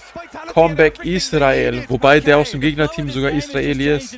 Again, we'll remind you, Vitality both pistols. Vitality in these last 2 rounds back to back. It felt like they had all the advantages in the world. And kill after kill continue to come through for Apex here. It truly feels like So something nice. out of this dimension. Nork hitting this one's great. Just getting wall banged on the bench, and now they're getting in their heads. They're shaking now. There is definitely a mental game now. Oha, sogar ein kleines Kind. Wie süß. This is special. This is something I don't think Sonic was ready for. Seeing is believing, and there's been a whole lot of believing here in Paris. Heftig, wirklich, wie die Underdogs in diesem Major so am Rasieren sind. Das ist wirklich heftig. Wann gab's das letzte Mal? 2019 Berlin, glaube ich. 19 Berlin war auch so heftig, dass wir die ganzen Underdogs nur gewonnen haben. 3K, JCam 3K, geil. Can someone take a timeout and just sit Zywood down and say, listen, can you not die first? Like, that would be really nice. We would love to keep you alive for longer than the first 15 seconds of the round. Oh, I feel like that hunger for 16. You've had 14 now for, well, 3 rounds in a row. You've sat static. And that will look to be extended by Apex here. Looking for their 4th consecutive defensive round. But what is it that Vitality's even got away with, right? This is 2 kills coming in easy. 1, and now Spinks. Yeah, you're next. Everybody's coming. We got the bomb. The fight is on its way. Er macht ein 2K nochmal. Digga, wenn Spinks hier geklatscht hätte, ich wäre so ausgerastet. Ich wäre sowas von ausgeflippt. They're seeing them throw so many bodies at him when they know where they are. It looks silly. It's like, why are they feeding him here? But that's the confidence that Apex plays with. They back their individuals, they back themselves, and they understand that taking those fights as a unit is something they can pull off. So now it's just a 1-round game, 14-13. We are going the distance. And the Apex fans trying to get loud with this one. Das Airhorn. What has worked for Vitality other than direct sight hits and pistol round wins? Chad, you're starting to make me a bit of a believer. They haven't conditioned anything on this T side, right? They're doing it the hard way. Vitality. Handle that, gets away, kicks him, and Jacob trying to repel. Hat er gerade seinem Mate einen Headshot verpasst? Hat er gerade seinem Teamkollegen einen Header verpasst? Ich glaube, der hat seinem Teamkollegen gerade einen Header verpasst. Considering a big move over towards A here. Yo, someone's made a very direct call. It's going to be Kixon, right? He's called them into action here. And they really have to hope that it is the finish to this gambled site, because Nork, he has been great. You're right, you're saying his name a lot. 21 kills in total, but this is very difficult. Fights on two separate angles. They've got no info middle. Sure, you hear this util. Nork, though, he's going to have his head on a swivel. There's action apps, and oh, they know where one is. Misses his first chance. Now they can run at the York. Yes! Scheiße! Blärt. And so limited now on two. Das ist ultra spannend. Ich weiß nicht, wie es für euch ist, wenn man halt, glaube ich, keinen so krassen Bezug zu Counter-Strike hat. Glaube ich eher ein bisschen langweilig zu gucken, aber es ist ja so gefühlt bei jeder Sportart, jedem Game so. Aber ja.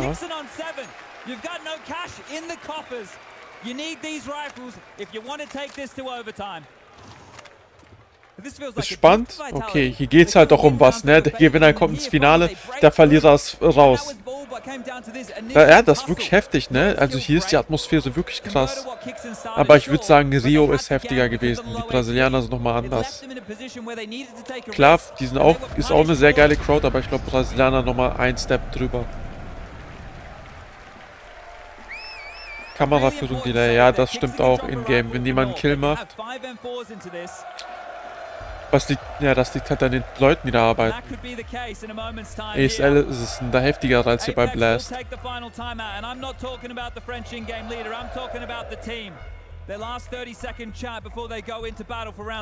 Wie viel steht's jetzt? 15, ne? Die haben 15?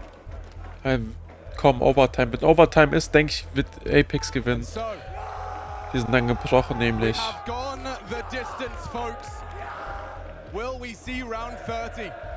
Will it be necessary, or will Vitality continue to remain undefeated here on home soil for the French members of the roster? Two Danes and an Israeli completing this Vitality roster that have risen through the ranks and feel like they're on top of the world. Two Danes and one Israeli completing the Vitality roster. Oder 60% vom Team sind einfach keine Franzosen.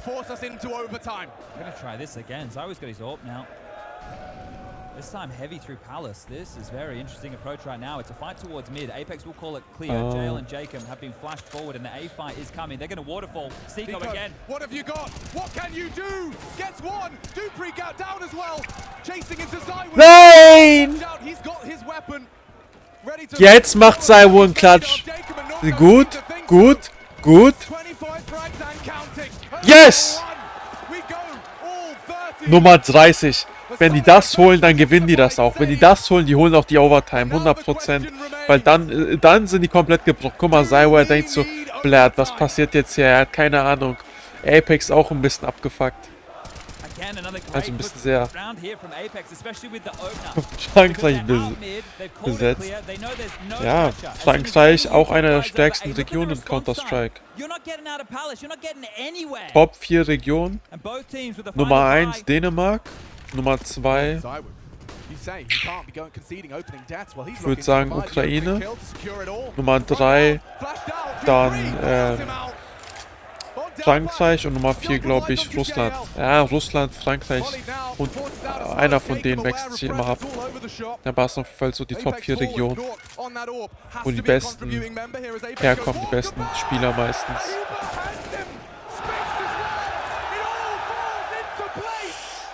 Ah, ja, so ist das halt. Die versuchen eine Push-Taktik zu machen. Schade. Schade. Scheiße.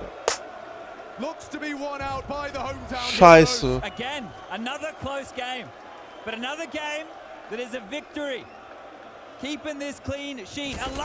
Ja, das ist oft so. Vitality, die gewinnen wirklich immer so 16, 14, 16, 13. Ganz knapp, nicht Overtime, aber immer knapp gewinnen die. Aber Sieg ist ein Sieg. Scheißegal, wie man spielt, ne? Sieg ist Sieg. Scheißegal, scheißegal. Ob 16-0 oder ob 16-14, ist egal. Hauptsache gewonnen. Egal. Nächste Map, die kommen zurück.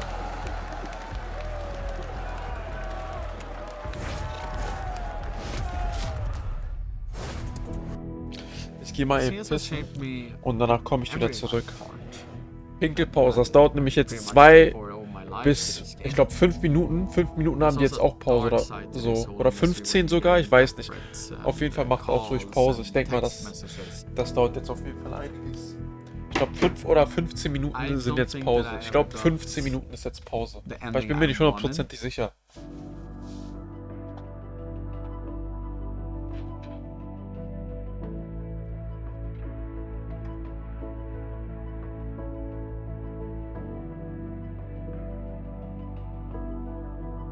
For me, when I stopped playing professional, was like my health is the #1 priority.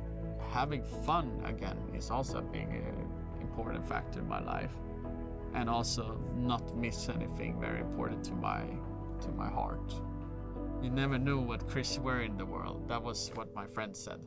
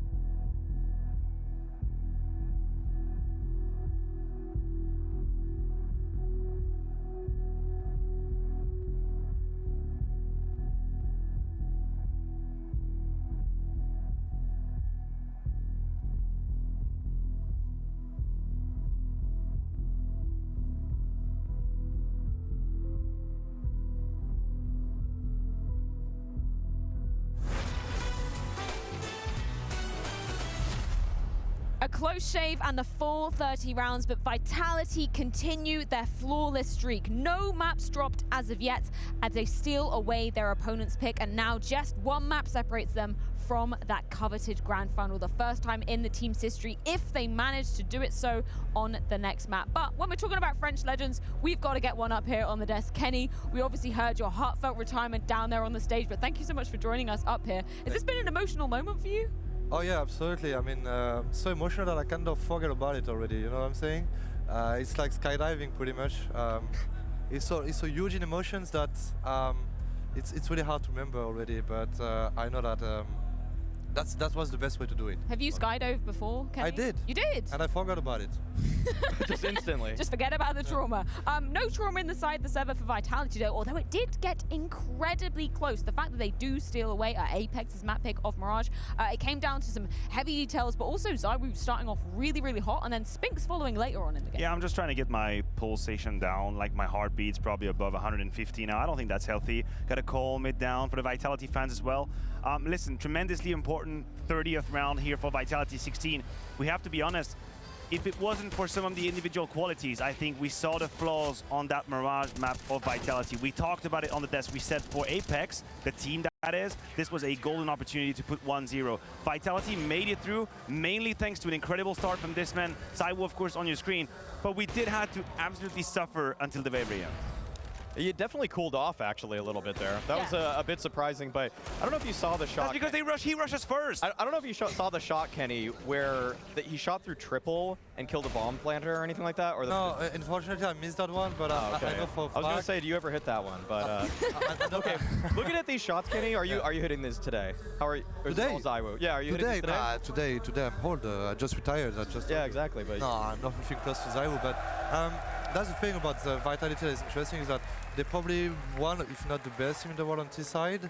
Yeah. And when you have a star like that from ZywOo, it's always like pretty much like when you see ZywOo starting like that on City side, you're like, that's bonus. That's pretty much bonus, you know, because you know that they're gonna do the job on T side. Even though that T side on Mirage right now like was a bit more shaky than usual, but like the City side was really up to ZywOo. He's an AWPer obviously, so he's really mobile on the map.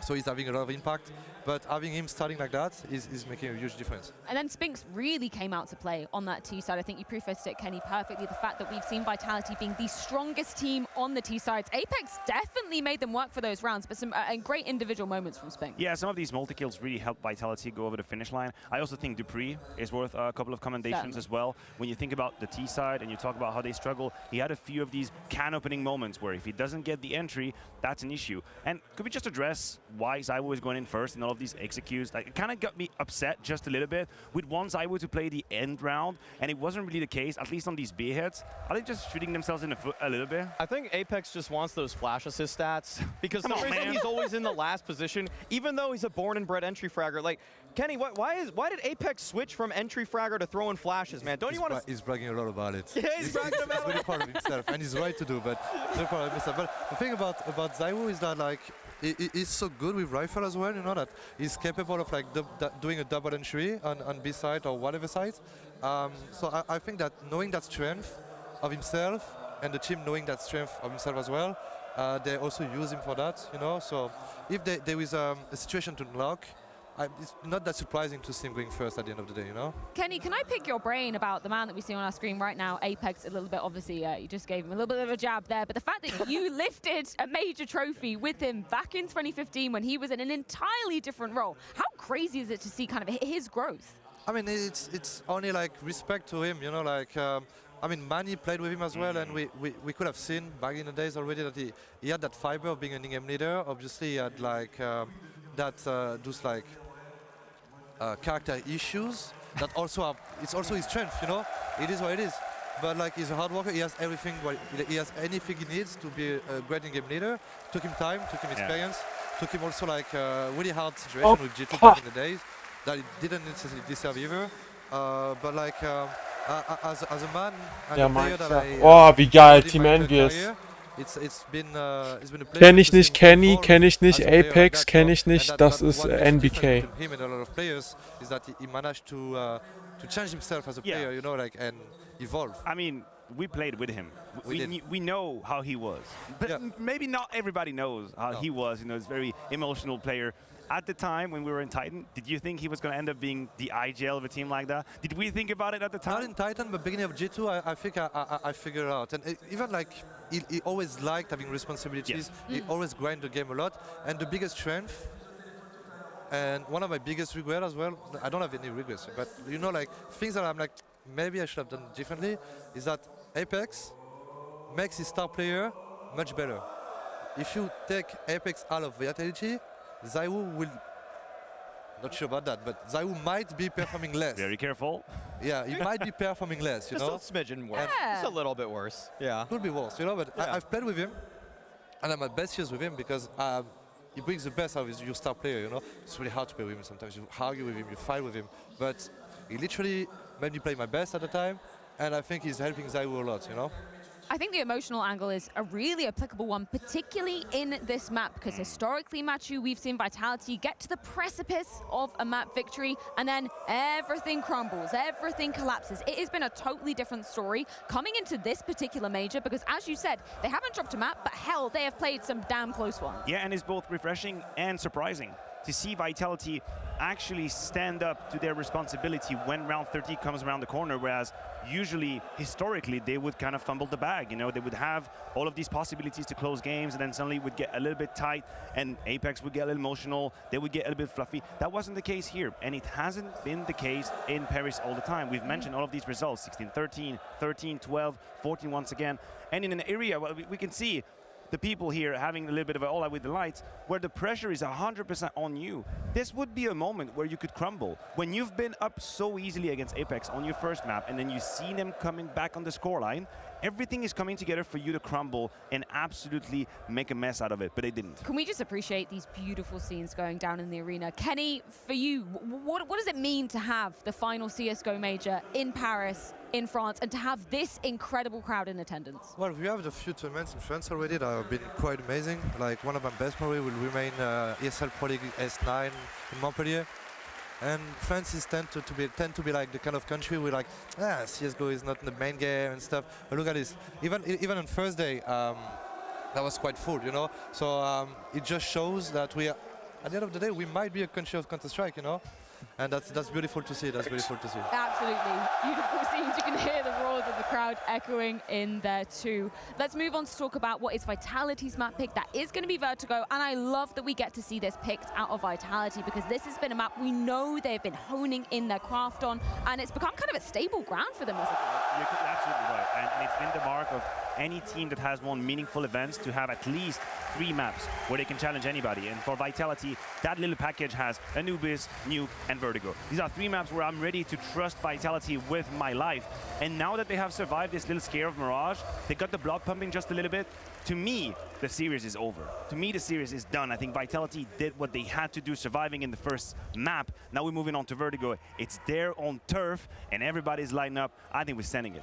Yeah, I'll reiterate that Apex told me that he believes that him and Vitality are the best T-side team in the world on Vertigo. That is due in part to the trio of players that they have taking that ramp control. You have Zywoo, you have Dupree, you have Apex himself. All 3 of them are going to be working in tandem to make the other Apex, the team Apex, their life absolutely hell. And I think that B as well.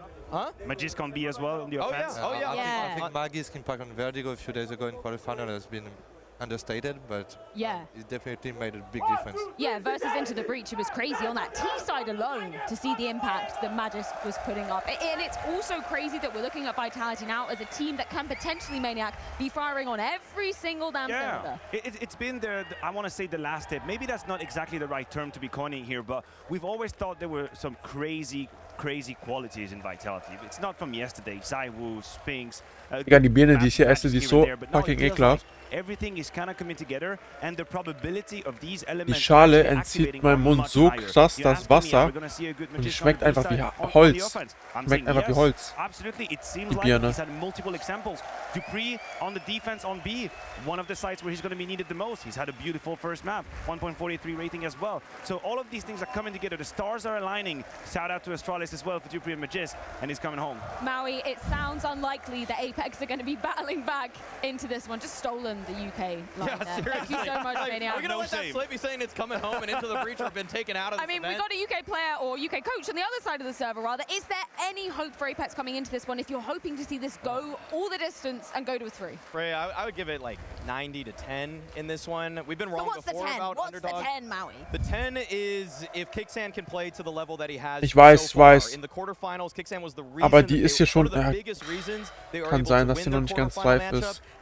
Hast schon recht. Aber die waren sogar reduziert. Meine Mama hat sie sogar reduziert gekauft. Die waren minus 30% von ID. Vielleicht ist es auch einfach die Sorte, deswegen ist es so beliebt. Kenny, I think it goes without saying, who are you picking in this one? Is it 2-0 for Vitality? Yeah, I think so, but what you just said about Kicksan not das komplette Wasser aus dem Mund. Ich würde da dehydrieren. Jetzt esse ich einfach noch einen Apfel. That's true. Vertigo can be a random map at some point, not necessarily for Vitality, but you know, like it's kind of momentum. T-side doesn't really matter at some point. So I will mostly go like 70-30 for Vitality. But I actually think that the momentum goes for Vitality, and obviously the crowd makes a difference. Like, I'm not gonna lie, the crowd buff is a thing. Yeah, the Golden Hornets have been shouting, screaming, roaring all the way home. I think that's going to continue in this second map match. Yeah. 2-0. 2-0. 2-0. You heard it, unbiased from the three men right here. Let's get the second map underway. Let's throw on over to Vertigo. Oh yes, it is time for Vertigo. A lot of expectations. Will Vitality keep that clean sheet as they look to join Gamer Legion in the grand finals of CSGO's last major? It seems mad to say 9-0. Apex at a beautiful underdog tale, but will Das heißt, Milko hätte aus 20 180 bekommen können. Oder bekommt. Vitality, it's been looking good. I mean, let's be honest, that was a full 30 rounds. I like the points the desk are making. Kenny S saying there is certainly a chance. What do you make of it, Chad?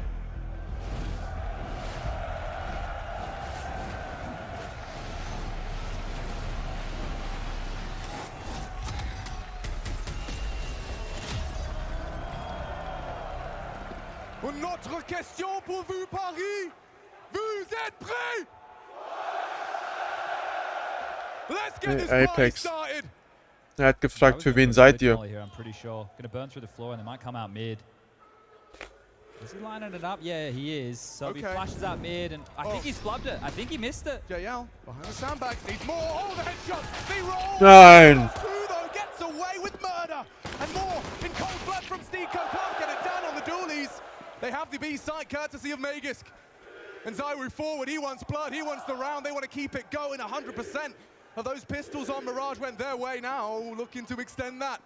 Jacob not ready for Magisk, caught off and executed up the Glock, and it's only Gixon. Look at the damage. He's already taken a goose to the dome, and now 16 rounds conceded away from going home. Semi-finals continue, as do the pistol rounds for Vitality. Spinks, Magisk, Zywu, all contributing there in that pistol round. Those are the three names you want to see in the early stages of this. And these trades, fantastic here. Spinks getting both, as that molly did miss, and then even gets away from the third. That is wild. But in towards B they go. And as you mentioned, 3 from 3 in the pistol department, trying to make it as easy as possible on themselves here. As Apex will go for another buy. It is going to be the Force. Eagles 5-7, Scout. Yeah, I like the approach. It's direct. Vitality, you can say one thing, they are direct. And straight into JL, right behind the sandbags again. He's fighting tooth and nail. Nade on the nose. He still takes one with him. As will Jacob. Stiko's Deeg connects and finishes. Oh! Okay! This is Apex. And this is Zywu. A 1v3 with a whole arena willing him to clutch up. And his brain whirs into action. He's a problem solver. He's unique, and he is deadly. Zywu, one more. Nork, though, he's got a clutch or two. Oh! And against the Woo. 1-1. Immediate response. And look at Nork, cool as a cucumber right there. This guy's been clutching up all since the challenger stage. That defuse, it's going to come through. Sure, the light goes green. And this flurry in middle, the Deagles just swing in and punish them. Trying to get out of dodge, they can't. That is a showstopper from Stiko, and Nork as well with the Deeg. Beautiful work. And that one's gonna slip through the fingers right there. He can't believe it. He's in disbelief himself. Like, really? I won that? Okay. I think he's probably questioning, why are you fighting me? Yeah. Play the ball. You don't know who I am? Yeah, right. Well, you don't have to take that fight, but all right. Gonna be a buyback here. Looks like we got the yellow deep smoke lined up from Jacob here. Yeah, it's Apex laying his own finances on the line. A pursuit of glory. Weapon falls into enemy hands. Look at that. You can see they've equipped themselves nicely. AK, M4, MP9. Can Apex immediately run with this momentum? Gifted to them. You're given a lot of space here. Stiko's playing really passive. Whoa. Yeah, so Apex are Test. completely Ich dachte schon, exploring mein the Mikrofon A-ramp, wird and die they will ganze be able Zeit to call it clear. Now the question is, how quick can they rotate over? Stiko doesn't have any utility to block with, so they will have to play retake on the site. He's delaying them a little. Eats flashes. Hoffentlich They're gonna have to gewinnt play Apex. retake. He can't handle this alone. And one bullet to Hoffentlich the gewinnt dome. Apex. 2-3. Throws a heavy blow. JL, blinders are back, gets away from it. Jacob still contributing. And JL once more hiding in plain sight on the bomb side, pushing in. Fuck! Wobei, gut. Gut, ich hab gesagt, nee, doch scheiße, war scheiße. Kixon hanging around. He's got Nork in tow. Wir sind gerade Schulz-Terroristen.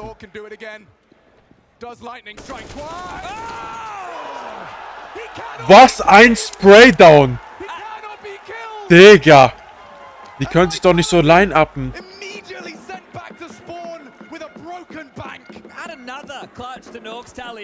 Digga, dieser Nox Tally oder dieser Spinks, nicht Spinks, Spinks, also der hier, Noki und der andere, der da, glaube ich. Die sind immer am Klatschen, die müssen immer den Klatsch holen. And so is Kuban. You can see him on the mic immediately after 2 incredible comeback rounds. Kuban calls a timeout. Yeah, this is interesting here. So just wanting to slow things down and let them settle because those first two Er trinkt sein Käffchen. rounds right there. Lecker, lecker, lecker. Coming down to the 1vx scenarios and Nork in back-to-back occasions picking him up. Just for Nork's sake, give him 30 seconds to have a breath here. Recenter yourself. Understand what is likely to come out from Vitality. Now, Cuban might have been expecting another force fight because only one player stayed alive, right? It was just Nork left over. So with that in mind, he might have been considering another buy here, but Vitality, they were not obliged. They are going to take the more conservative of the two options, probably the correct of the two options, considering they're up one map, and this is now their choice. Yeah, and we've seen Nork on these one-shot headshots. First the Dig, now the AK, and he still has that in play. Vitality, they got to fear the Swede, fear the Reaper that is Nork right now. Up, spotted, dismounted, JL, motivated, as Deco contributes early, as Magic's gone on the B stairs. Vitality, they're just poking and prodding on the digs, and Sphinx, yep, not added to the naughty list. I wonder if the conversation from Apex as well was invigorating some of their individuals, because we saw as they drew ever closer to taking it to overtime, they were starting to push a lot more, take a lot more fights, and that's been a big element of their game. Do they clear this corner? Well, we're about to find out. Nork, yeah, confidently. We'll take a bullet, sure, but it is just Dupree now, noisily falling off that ladder, and won't be long for this world. It is about to be a 3-1 scoreline in favor of Apex. Just a matter of time here, and there you have it. Wow, that is a dream start. You know, a wise man once told me that actually winning the second round better than the pistol. Yeah, they've actually given themselves a decent chance here into this first gun round as well, because the AK's come through. I'm going to have to worry about an AWP just yet. There are going to be 5 AKs out here, but a problem is a little bit light utility. And this is going to limit the amount of opening options they have. So it's something fast and direct from Vitality. They're just going to wait out Apex's opening move. Yeah, Sphinx just operating with a smoke. The same for Magisk here. So you can just see how light on they are. And starting 4A. So going to feign out B presence, jumping up, trying to take this space. Nork, Kixon, and Jacob here. And Nork, he's going aggressive and connecting. Headshot after headshot from Nork. He can't be stopped. You have to kill him yourself. Ruhe, heftig. Und der Mate Kobe ihn einfach. And that is another sensational round out of Nork. Up to JL and Steeko. Ich hab doch gesagt, Apex kann hier ein sehr gutes Comeback machen. Aber wie gesagt, das ist halt auch wieder eigentlich... Wobei, nee, die ist auch sehr ausgeglichen. Ich würde sogar sagen, Vertigo könnte auch sehr T-Sided sein. Keep them coming, keep the smiles, and keep the cheers because of the Apex family. Yeah, that horn represents the Apex family. Trying to make as much noise as the Golden Hornets here, but Nork, yeah, you're right, it is Jacob who loves his nade, and watch this, will you, mate? Boom. Hold on to that for me. Yeah, watch Silver out, one. Play if it wasn't for Jacob. Stop what you're Das ist der doing. niedrigste Rang, Silber 1. I mean, I think Vitality wish he would. Off to a flyer here. You get dropped from NIP for a legend of the game. Bam, bam, bam, bam, bam. Like Device, you don't know if there's any way back for somebody like Nork, especially with how limp the Swedish scene has been. So great to see some representation here. I mean, let's not forget where that first major was held. 10 long years ago. 10 years ago, and now we find ourselves here in Paris. A hesitant farewell to a game that has Who's been in our Paris? obsession. Who's in For a Paris? decade of our lives, changing thousands, if not more. of lives here in the professional scene. Spinks onto Kixon. Now that will, well, temporarily excite the Vitality fans, but you got no armor behind this, or at least you do it on 2. It would have to be a slip up. Jacob, solid. Can he remain so as Apex is Oh, der Klick. Der Klick. Guck, jetzt überrennen die jetzt. It's a bit of a mess here for Apex. Zywoo spotted. Bodies crossing. Apex on another onto JL. It's only Stiko. And Zywoo's going to keep tapping at his head. Sprays him. Perhaps that will subdue him. Apex holding the cross. Smoke will obscure view from Zywoo. Bruder, geh für einen Safe. Er geht für einen Klatsch. Oh mein Gott! Stiko, genau der Typ ist das. Oh, er guckt. Er weiß, wo er ist. Time, Bro. Schade. Beautiful positioning from Zywoo. Stiko, though, that was a stunning attempt. Another 1vx situation. We're having Yeah. an awful lot of healers here today, and this is the type of Counter-Strike you want delivered in an arena, in a packed-out house. Zywoo will get away with this one, won't he? This shot onto Spinks is filthy, and look at the angle. You can see he just averts his gaze. Didn't expect to see someone so forward. We might catch it in the replay here, but Jacob was very upset with himself after that death. Yeah, I saw him immediately after he goes down, hands to the head, frustration. Nork left alone. He grabs one and is done, and then the site overruns. Okay. So Vitality, they don't bring in a whole lot, but they get away with an awful lot. 4-2, just the 2-round difference. Ich bin wieder da, falls ihr nicht bemerkt habt. Ich bin wieder da, hallo. They don't really have enough to get a full buy. Right now, this discussion has been had of how they are going to purchase. I'm looking at the buys here. We've got an MP9, a Deagle for Jacob. Yeah, there it is. Yeah, so that frustration. And yeah, Jacob knows that a bit of a mistake was made there against a lighter buy. You got to shake that off, Chad. This is how champions are made. You shrug it off, you say next round. Not easy. Much easier said than done. A mental game just as much as it is a mechanical one. As Major eats lead, Stiko the one to feed him. Paid a heavy blood price for it, but Nork, he's looking for more. You've got the advantage, but they continue to maintain an aggressive stance. Smoke under the board to try and advance, but it seems Vitality have other plans.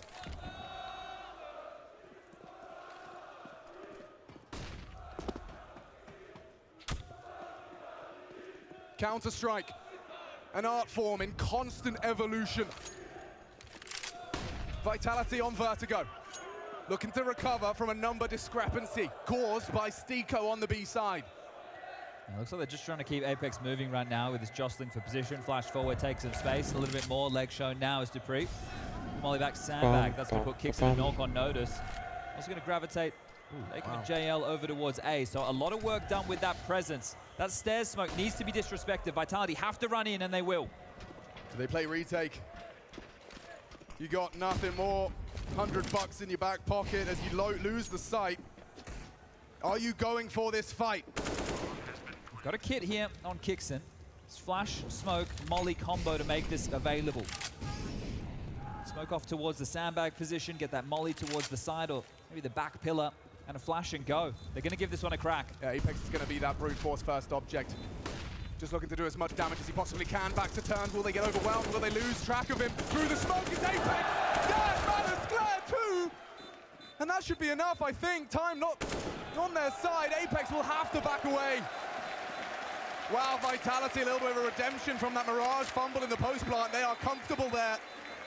Puff up their chest and convert a must-win round. And that right there is showing that they're willing to brave Stiko's B defense. Right. That smoke lands top stairs and they run straight through it. Maybe a good idea that they're trying to rejig the setup and pressure over towards A, but regardless, a great smoke to run through. And Apex appearing through exactly that does damage here. Clothesline Stiko on the way out and kicks it with a shake of his head. Now, he mentioned his name, said he went missing on Mirage Shore, but this is an in-game leader in a semi-final of his first major. This is one of the tallest tasks you could ask of somebody 22 years young. Das ist wirklich heftig. Der Typ ist wirklich krass, Saiwo, wirklich. Das muss man sagen. Auch wenn das nicht unbedingt mein Lieblingsspieler ist, auch der ist sympathisch, aber trotzdem, ne, man sympathisiert dann halt vielleicht mit dem einen oder anderen ein bisschen mehr oder weniger. Der ist voll, ja. Der ist ein sehr, sehr strammer Spieler. So the support network of experience on Vitality is huge. On Apex, they can turn to Jacob, been in a major semi-final once. They can turn to Stico. You know, he's been around, and you can turn to Cuban, and you can hope that the wise coach, the wise Al, has some wise words of advice, because we are back into play after a 30-second chit-chat. Wow, I love this. Beep, beep, I love this beep, from JL. beep, The beep. Lithuanian has thrown caution to the wind, but maybe Spinks. Oh, betrayed Fuck. by the barrel. All the time in the world for Spinks to pull the trigger as JL goes down. A nice aggressive ladder hold from Spinks, anticipating something rather aggressive, and it seems that that's incited Dupree to head up with them.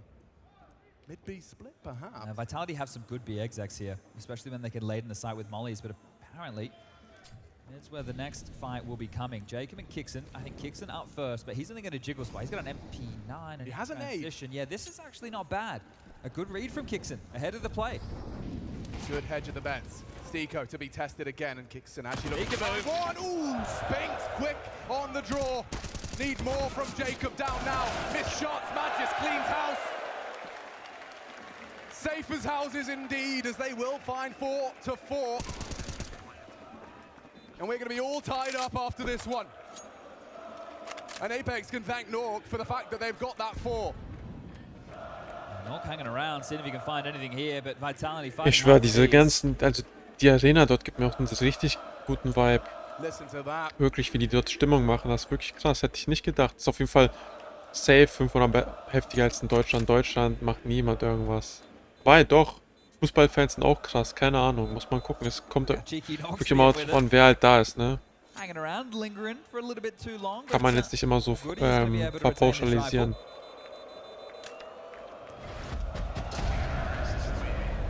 And everybody likes fire. Most definitely.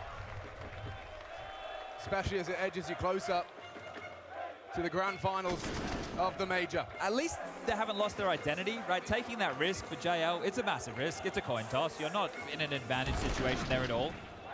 But they're continuing to try and in these Halbfinale, ne? Semifinal. Semifinale. That is a beautiful little double there from Magisk. Great to get him switched on here. Apex liegt mit einer Map zurück. 7 kills for him and Apex towards the B. Push Magisk can do. Leck mich am Arsch, was pushen die immer wie Idioten? Die pushen wie Idioten durch. Chillt doch einfach mal. Aimt mal Corner ab. Die haben doch Deagle, die haben P250. Corner ab, aim und nicht in die Schüsse reinlaufen. Two-Man-Job machen die jetzt hier gleich fertig. Two-Man-Job, Digga. 3 und 2 Kills. Golden Hornets. Vitality. Vitality. Let's not forget, he was the catalyst to world domination for that Astralis roster. He showed up and then they just didn't stop. Yeah, well, he was the missing piece apparently for the era. Most dominant team to ever do it. 2 of these puzzle pieces been picked up by Vitality, and this is all a part of that vision of finding himself right here. Yes. Right here in Paris, France. This long lead time. They've set their sights, they've timed their peak. And they're against Apex right now, so hey, towards the tippy top of exactly that. 3rd timeout for Apex. So this is really showing you how quick it's gone. We've had 9 rounds of play, about to move into 10. And Kuba doesn't like what he's seeing so far.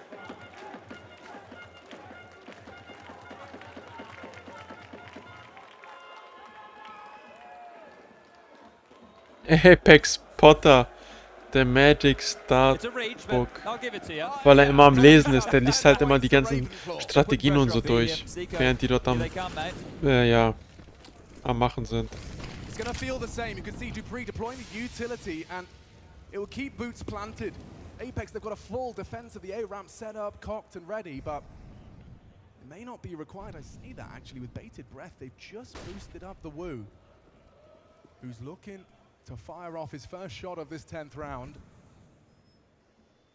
His pre-aim is for the jump peak, just for the info. And they're advancing on this stair smoke. Magisk, he was ready for the first, and there's no response from Stico. No idea that Magisk has smoked himself out, should be able to elope. Not ready for this one. Yes, Stico, schön. Komm, die müssen jetzt noch ein paar Runden auf CT holen. Die müssen noch ein paar Runden auf CT holen, Jungs. Schön. Den nächsten. Chillt. Gönn ihr ihn? Ja. Ja.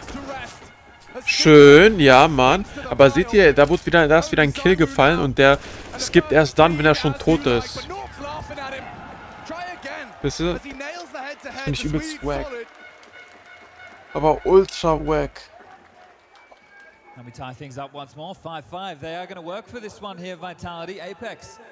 They want this just as much.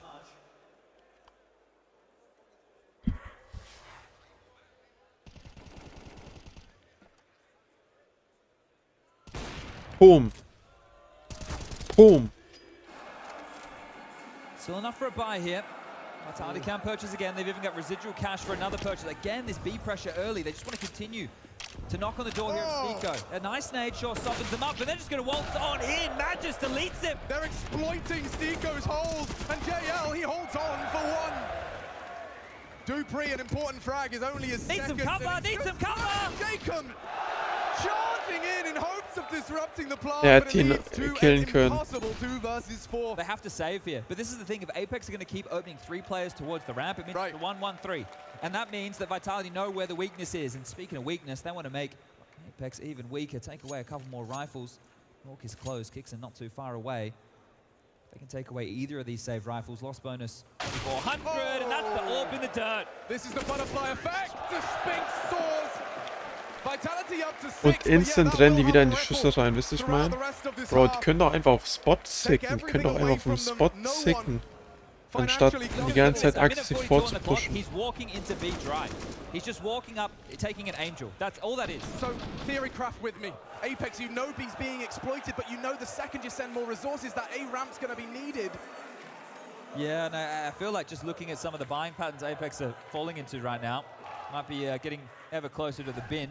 Oh. Kixon's bought into a rifle, sure. They want to have an X factor, a little bit of a flavor about this. And as you mentioned, they have started heavy towards B with that rifle. So Kixon was helping out Stico.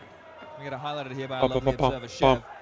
But he couldn't find anything. Now Vitality have conditioned them to have to worry about B, which weakens their A defense. So now, as you take your time, you have all the advantages in the world. This boost might get a little bit tricky here. How good are your Spinks on your pre-fires? Oh, his pre-fires and his clears, his angle awareness.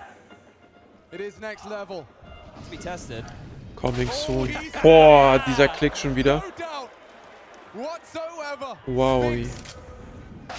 Oh, and Stico with a response. Now, they will have to get a move on because Kixon's got that M4 and Apex stops it, puts the lid on it. Only a Deagle and a USP for Norg. He sprayed on down. Apex starts to farm up a few of his own. Burns down to 30 HP. Stico's dig in head of Saiwu. Dupree holds on. You can see he enjoyed that one. Yeah, his Deagle is dangerous. I don't think about Mirage, close A ramp. Here hitting some bangers, Stico. It's great to see him hanging with the best. Now starting to really, I don't want to say draw away. It is only 2 rounds here. But in the washing machine at Apex, I don't like the feeling. Max loss bonus is in play. They've only got 1 timeout left. Dupree with the final blow. Some good aim from him to get up to a mark of 4 frags in total. But Stico with a smile on his face. You got to enjoy the moment. Look at this. They're trying again. Stico to be Machen die wieder dasselbe? He's already calling for the cavalry. Machen die jedes Mal denselben? Okay. Good damage. Zaiwu brought low and standing, looking to find more. Was Stico. Na, diesmal klappt es ja für die CTs, also für uns Leute. Ich dachte schon, die pushen jetzt wieder asozial vor. Apex is feeling the calls and the team are following suit. Watching out A ramp and Zaiwu doesn't need to extinguish right now. Sure, he's low. Wow, full reset. Oh, and Zaiwu over the top of the smoke, just on the edge of it. Nork gets caught. I can't believe Nork braved that. The way that the meta is adjusting. Here's a mid-smoke available from Dupree. They're going to split B. Yeah, and it's going to be Stico and JL testing from a different angle. Look at that smoke. Look at the diligence. He's already in their spawn, burrowing behind enemy lines. Der holt ihn sich. Bang, bang, bang. Unprepared. And it Spinks again to add another to the tally. Leck mich fett am Arsch. Our Apex is 8. A 1-out T half here from Vitality. Safe, jam time. Now you're going to wonder, is it too safe early and safe and safe and safe. Magic to be setting their sights on yet another major to add to that trophy cabinet.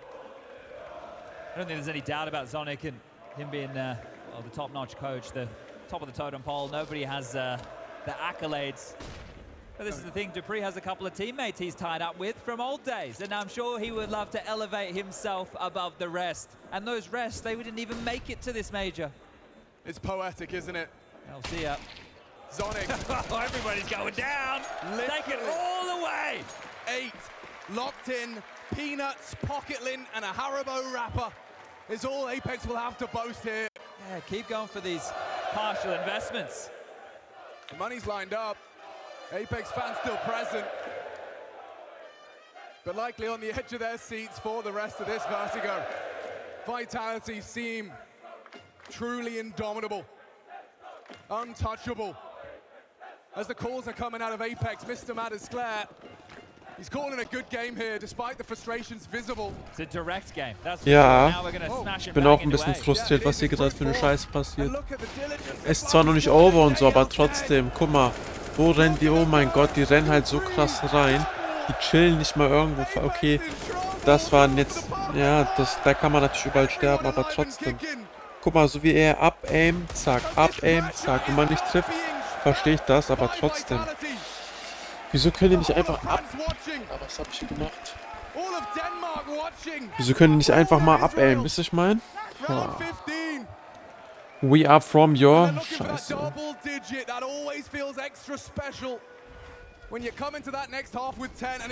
Guck, die pushen durch eine verfickte Smoke.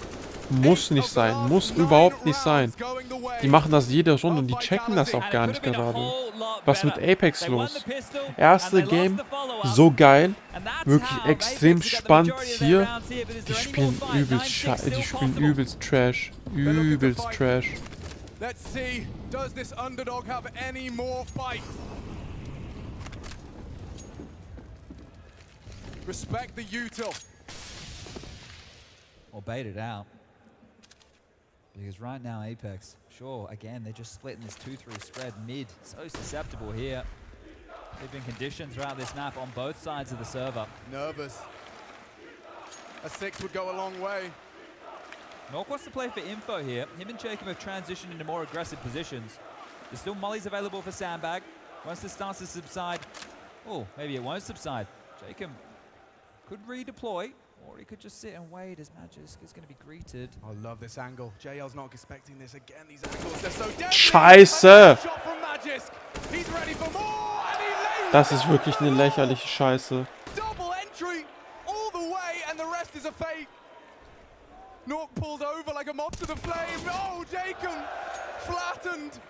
Meets the Zywoo Warp, but it's a red carpet run for 10 now. dupreeh posted, look at this, lackadaisical as Nork goes looking through there. Headshot provided. They cannot be tamed right now. As Vitality, clean as you like, look to collect 10. And it feels like it may be that nail in the Apex coffin. A beautiful Hollywood tale. Overcoming adversity, overcoming huge names. With more opportunity, but 10. This undefeated run, 6 rounds away from the grand finals.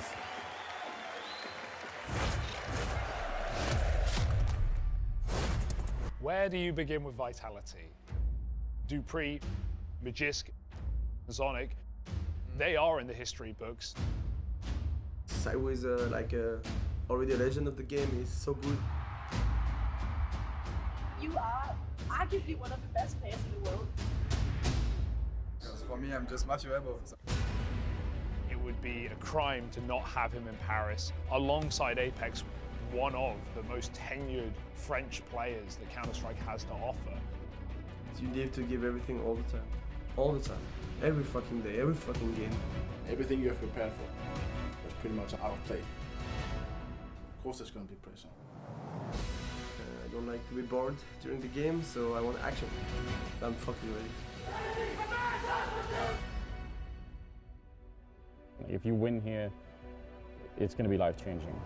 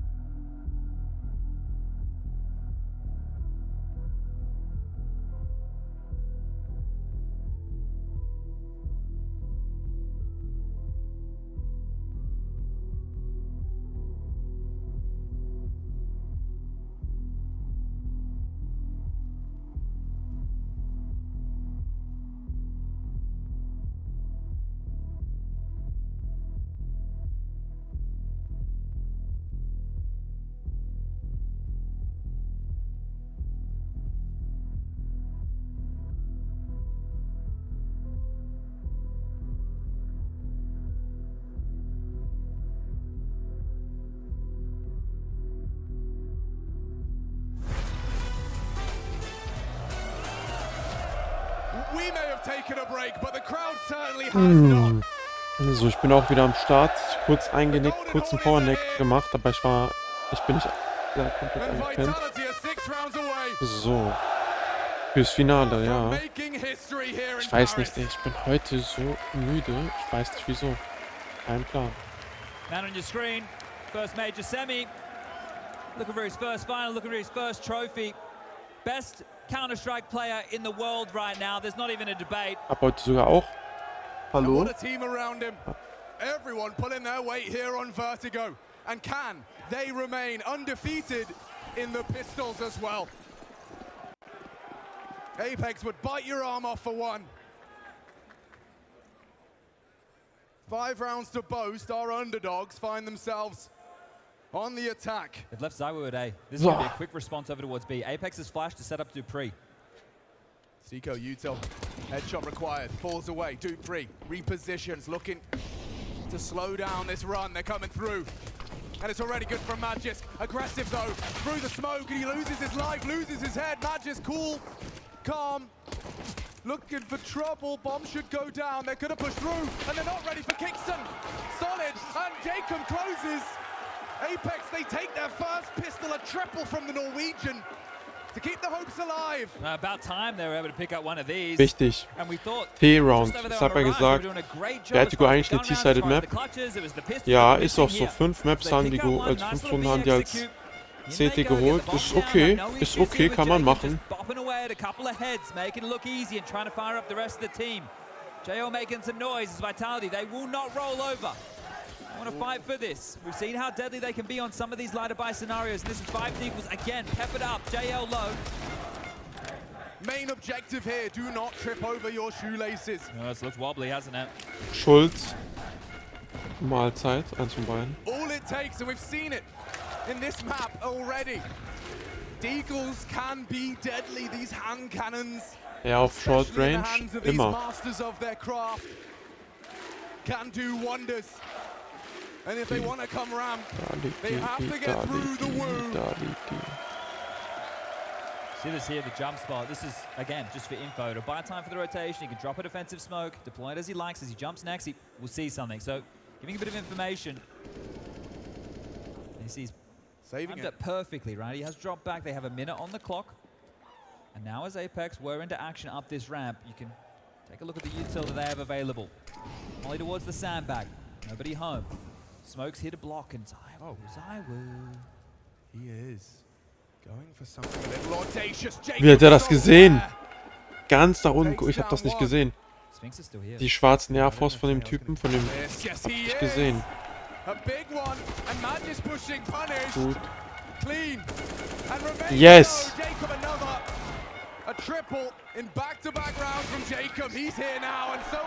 Guck mal, so schnell. Also was heißt so schnell?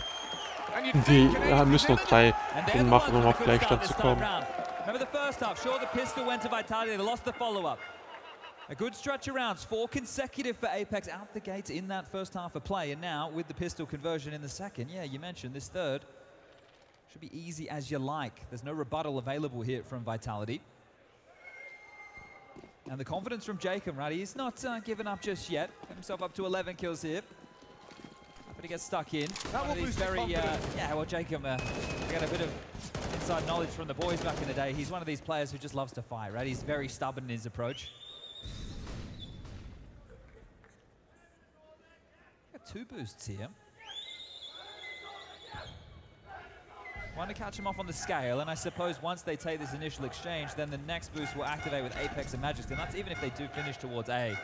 But I like that, you know, when you haven't got any reason to play it by the book, come up with something to give you an edge, albeit with the element of surprise. Yeah, this would have to go really wrong. Sure, there's 2 P250s. They're going to have to be laser sharp. First bullets are going to have to land here. Jacob was aware of smoke pushes, but oh, that's info and Kickson. Der Double wäre so wichtig gewesen. Der Double wäre so wichtig gewesen. Shit. JL accelerates. He knows he can be the man in the moment. Okay, into the site. Okay. Into the site. And just going to keep all their feet planted. Apex aware, trying to rotate through. And man, just go for that. Does have the one in the back, finds it, should be traded. Zaiwu will get too clean to the head. A weapon now in his hands as the bomb's down on A, sure. Jake forward, you said he likes to fight. They've got low HP, it shouldn't be too threatening, but Zaiwu always is, and there's one. Schön. Finishes the job, and another. Zwei. Really heating up now, he's just launched himself to the 13 frag total. And with it, Vitality's hopes of converting. 3 frags, I mean, that's not to be snuffed at. Decent damage, right, if you're going to take it from that angle, short. dupreeh just trying to make a couple more go down with him, but no more damage available. It's now going to be just a 2-round gap. Apex. 9 frags in 3 rounds out of Jacob. He's holding on when Apex do have these wobbles. He's staying solid. Zaiwu's AWP's out here on the CT side. We know that he likes to mix it up. Not always within the AWP, but this time round, wants to take it over towards A. dupreeh just gets 2. Come on through. Aggression, the remedy, Vitality gifted a double from dupreeh.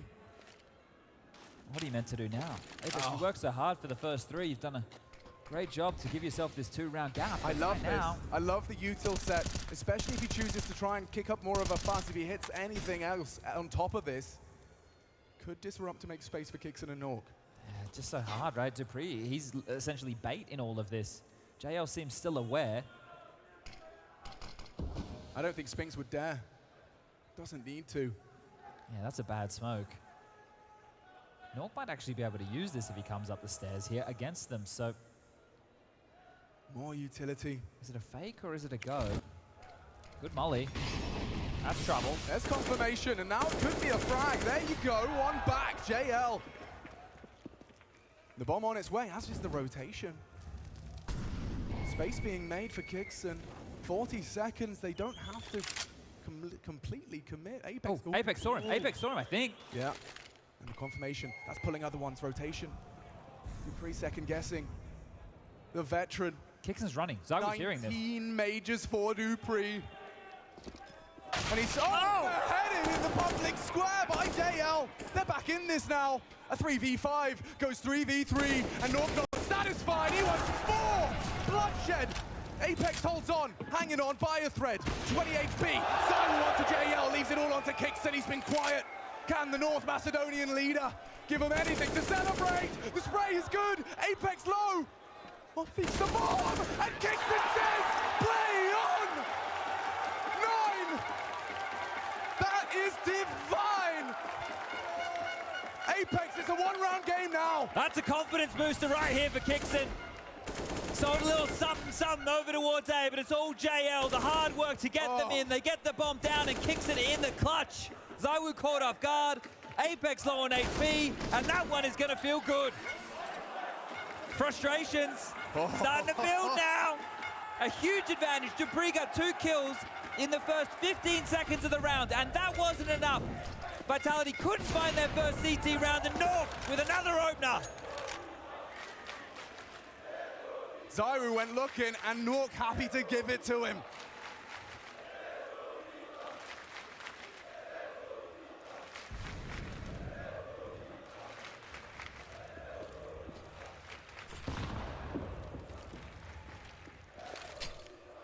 These are the kind of rounds they can stack up, and that's when that mental game starts to be played. No matter how hard you try, you will start seeing victory ahead of time. And rounds like that, they make you question it. Saying diligence still at Apex, right? Using all the correct utility. Helping them scale. Well, there's 3 here. Look, at Kixon, no, we had another there. Jacob's got all the space. Oh, not the headshot though. It's his teammate, JL.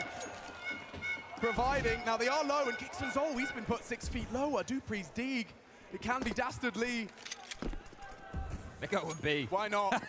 Too many problems at A. Just leave JL here with the mop in the bucket. And JL will sweep another under the rug. You got 2 bullets, you got 1 HP, mate. Call your jets. Call your jets. Doesn't matter. On fire indeed. That is perfect. A 5-round run into the half to equalize. 10-10.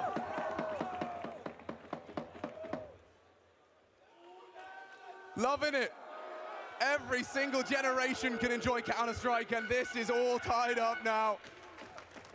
Vitality, look at this.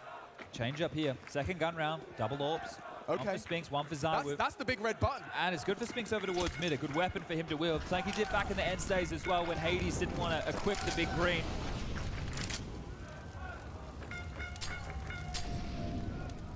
Zywu commanded to provide first blood, and Kingston. Oh! A miss from the Woo! Can Magic recover? Opting for the AWP, that's cheeky. And Magic, here's that warning shot. Advantage for Apex to take the lead here on Vertigo. Vitality's pick. And so far, perfect on the attack. Oh, and Apex will continue the attack. Actually brings the fight to Magisk on top. Hold on, Nork. Hold on. Apex aware. Barrel. Spotted, and it's Apex again. Stiko and Jacob. They can't drop back, they have to go A. Dupree's confirmed that.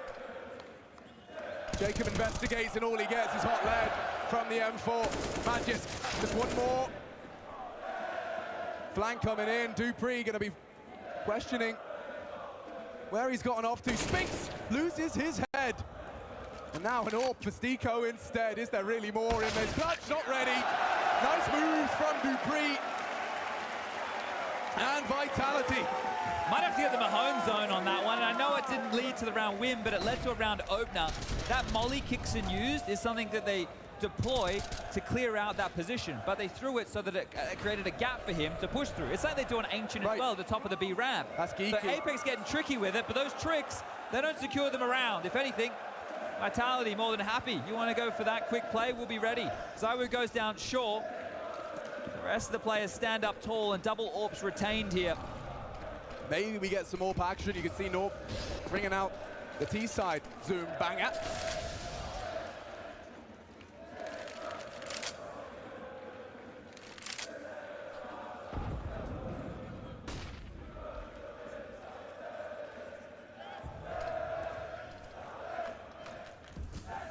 We know where that molly's destined for. Norp successful on his. On the floor of elevator. Should be threatening, but it's actually Kingston catches Apex off on the reload. So short-lived success for Dan Madisclair. But with Zyru's help, it may not be of concern. Magisk and Zyru. Ratchet repels. Spraying 3. That is pedigree, and look at that for the finish. That's twice now. Apex just gets to watch this time. They concede an advantage and recover flawlessly. And in the process, break Apex's money here. Magisk, he is finding himself on the big stage, where this individual has done some magnificent work over the years. Thrust forward into the fight, doesn't let him get away, and breaking the hearts right now of Apex. Smiles are on the faces, 4 more rounds.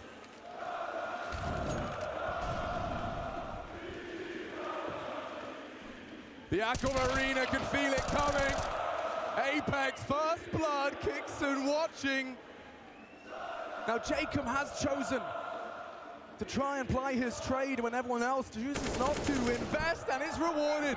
1. But what more can this Norwegian do? It rests on his shoulders. Good molly. Forces him back. They can take space. No one to now. punish. Stiko crawling. His deagle's great. Molly's perfect though. Maybe caught off by the fade. Magisk to re-aggress. He wants to do it all, and he impressed with the spray. Nork next victim, tapping heads, comfortable. This warrior continues to farm. 24 and counting. But it's actually boiled down to something of a round here for Nork. Yeah, something manageable as well. He's got Kevlar, no head armor, short. Has been able to scavenge this AK. No util to work with, and is taking on the French in their Coliseum right now. Has to stay quiet about things. There's more than enough time to make this possible. Let's go with the shift key, sprints in towards A, and as the bomb goes down, he'll say, let's play. I would be in disbelief if Nork can hold his nerve again. He has just been insane in the clutch. But look at the nades against him. There's a kit on ZywOo. Smoke for the bomb. And he's going around the world looking to pick up another clutch. Spotted out, surely Vitality with that utility. But down goes ZywOo. Apex holds on! And Vitality 3 rounds away from that grand final here on home soil. Doing it the hard way there, the 10-second defuse. The kid of ZywOo, he's going to find that after the fact. Grabs the AWP. And this was a round with 1 AK and some upgraded pistols. And it comes down to a 1-on-2 against Nork, who's been making everybody squawk. Truly. I mean, Apex, this is such a performance. Every single day they've woken up at the major. And every single day they play on. Will this day be the exception as the final timeout called? And will Vitality stay undefeated in the map department? An impressive feat in itself. Still got that one more game to go, and that's if they can get there. And how many chances left for Apex to throw a spanner in the works of that? You can count on one hand. This will be one of the final few, and not just because of the round count. They need to get in, they need to get the bomb down again. They need to keep themselves threatening here. Still a close game. Still a lot to play for. The third map, they'd love to get to Inferno, and I'm sure we'd all love to see it. It would require some heroics. Looking to overcome Vitality in a form unlike anything we've seen before from them. And look at Spinks, ready and rocking. Kingston trading, dupreeh, present and correct. JL's taking B space. They have to know this is possible right now. dupreeh getting over here in time. Knows that this is a gap. Jacobs found a kill. Traded, ZywOo. But it's JL in this head-to-head, and he still holds on. He's got B. Apex is here, but he's late. Oh, Molly, he has to respect it. This 2-on-2. ZywOo and Apex again for the clutch.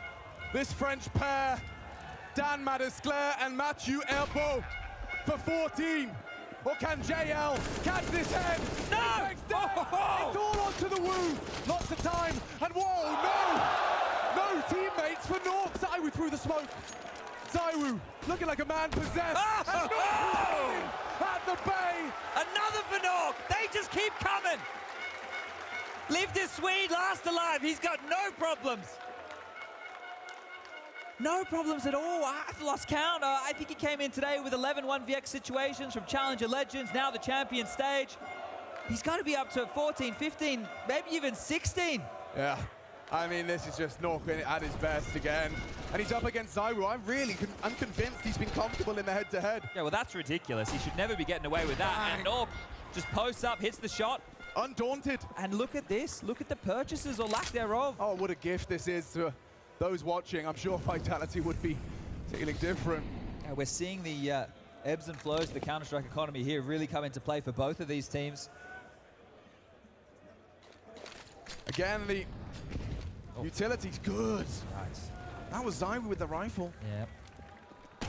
And lots of CTs there, but maybe not for much longer. Everyone's winning their duels. ZywOo the exception. Kickson's seeing them all. I'm pretty sure he's counted 3 in that moment. That's going to free up JL to start hunting. Jacob and Steeko to constrict their movements. And yeah, just deal with them like this. You know where they are. Take that fight. See if ZywOo was able to hold on to this rifle here, but considering they started searching immediately, he will be doing good to stay alive behind the sandbag. He has been noted now. JL probably not going to clear this corner. So there you go, Spinks. Take that AK-47. No complaints. Maybe for ZywOo, though. Damn, Spinks to the rescue. He wanted to come on over and help him out, but thinks better of that now. At least they can retain 1 rifle, so that's all they brought into this round, but a 1-round game is where we find ourselves, and Apex continue to try and draw things close up. This is a treat. I mean, we had 16-14 on that first map, and Vitality, they held on in the final round of regulation. And Apex They've come into Vertigo with some tenacity. There's no doubt about it. This team are not letting off the gas. They're not getting consumed by the environment. They're playing their game up against the whole crowd and the 5 players in the server. Nate looks good. JL swallows it. Nork, though, tries to enable him. Ooh, to find an angle. Hold on. Dupree, perfect position in anticipation of that move. And now Apex is T-side hamstrung in this round. And it gets worse. Another shot to the Achilles. Spinks cuts out Jacob.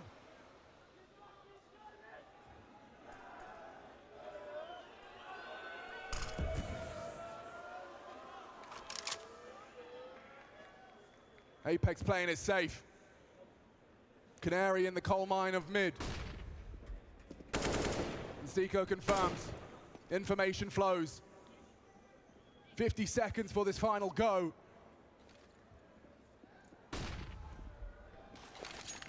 Oh, he's not quite got the flash on the money there. We'll just slow them down, but we can see there's no problem. And they have to use extra resources, and look what that's done. Apex has time to rotate over, Magic as well. It's essentially a 3-on-3 on this A site once Stico gets here, and Spinks has just pushed B. So they have a great idea where this finish will come through. If Nork can get towards the sandbag position, and oh, he's got the bomb, he's going to need a plan. Never mind. Smoke is good. Zywu needs one and provides it. Kickson only the one back. 2, somehow fumbling on the silencer as Zywu gives him a chance. Kickson goes down. Nork on the bomb plant. Should be a dead man, and it is. Zywu secures it. A triple kill out of Monsieur Elbow, and now we've never had a trumpet.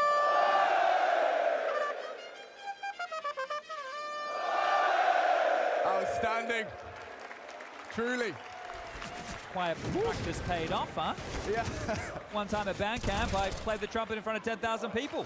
At the last CSGO Major, no less, as Vitality were 2 rounds away from the final. I'll be honest, I almost fumbled the back there. Right, I was scared. Out of character.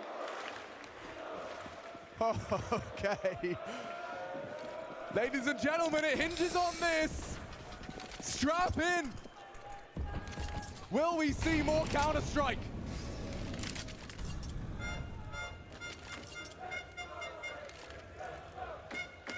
Ja, boah, was geht, Skiller? Ja, Bre, was soll ich sagen? It is what it is. So ist das halt. Aber 14, okay. Apex wurde geholt und der Reflect auch instant. Scheiße.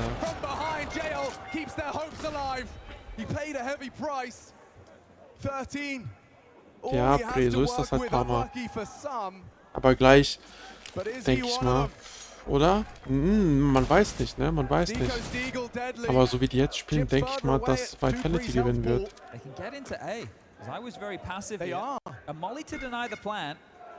Certainly. Smoke on Nork though for certainty. Respect it. You got time. Oh, JL's got a headshot. Okay. Das wäre wichtig gewesen. Aber er kann das noch klatschen. Kann man klatschen, kann man klatschen. Kann man... Bam.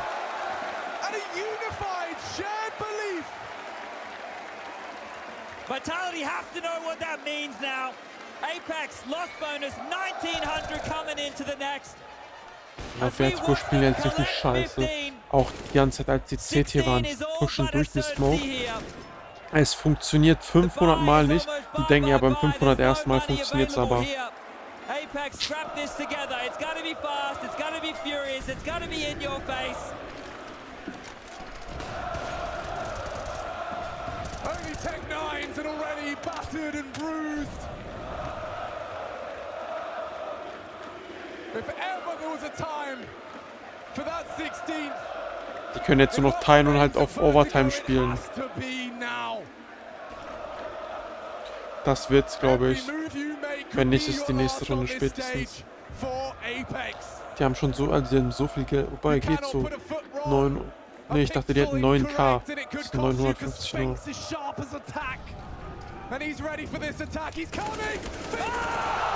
Ja, 3K Spraydown. Leck mich am Arsch. JL, he's going to be all alone. No, Stiko's the one. And he's only got 19 HP. He's got nothing. Absolutely nothing. And I was coming for you with a pistol. Throws away the orb, says, I know what I need to finish it. Bang. And it costs him. Guter One-Click. Brought down 15 is all the damage dealt. Stiko's dig, no way. No, not now. How is he still alive? He's down to 2 HP. He somehow lives on, and now they're pushing in. Schade. Also Mirage war richtig spannend. Hier bin ich ja eingepennt. Weil mich das mal so abgefuckt hat. Hat die eine da geweint? Die eine hat geweint. Und WTF? Dreams becoming reality right before our very eyes. Can anyone stop this vitality streak? This revolution is being televised. Talk about timing the peak perfectly. Paris in the calendar, their only focus. A first major final debut for the likes of Spinks, for the likes of Zaiwu, and a chance to add more trophies to the cabinet for Dupree, Matches, Apex, and of course, Zonic. This team, one match away from lifting the trophy. Wieso werden die noch ausgebuht? Also das ist wirklich asozial. Die verlieren und werden dann noch ausgebuht. Das muss wirklich nicht sein. Wow. Das ist wirklich heftig. Man verliert und wird noch ausgebuht. Krass. Jacob off our radar, Nork, Stiko, and then the new blood, the new boys, JL and Kixon making a name for themselves here today. Putting up some strong Counter-Strike. But the fan favorite. I'm going to throw this down to Banks with Stiko. Well, Stiko, the journey ends here. I hope you can hear me okay, because this is wild. For you, a tough game, a close game on Mirage as well. You guys put up a good fight. And even on Vertigo, there was a chances. You made it competitive. But what was that like to play against this crowd? It was amazing. It was amazing, and it's a pleasure to be here. What this crowd did was something incredible. And it's been a while for you, but you've come back with Apex. You've shown full strength. You've shown full commitment. This has looked damn good. We've got the whole team joining us for this one.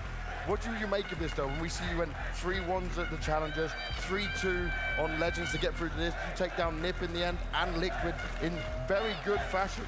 Is this just the start of something for you guys? Hopefully. I mean, what we were doing is months of hard work, and the fact we made top 4 here is a reason that it was worth it. And we were doing something right, and we will keep doing so. And hard work certainly pays off. And for you guys, all coming from different areas, all coming from different backgrounds, right? And then making this team work. Is it like a dream? Is it like a fairy tale? Kind of a bunch of misfits that came together and made it work? Absolutely. I mean, we would love to top it over with the final performance, but it was impossible today against Vitality and the whole arena here. It definitely was. Ja, Digga, die haben halt so scheiße gespielt auf Vertigo. Wow, haben die auf Vertigo scheiße gespielt. Aber wenigstens bekommen die jetzt nochmal Standing Ovation, den Applaus. Als Tier 2 Team bis ins Halbfinale kommt, ist sehr, sehr, sehr heftig und gut.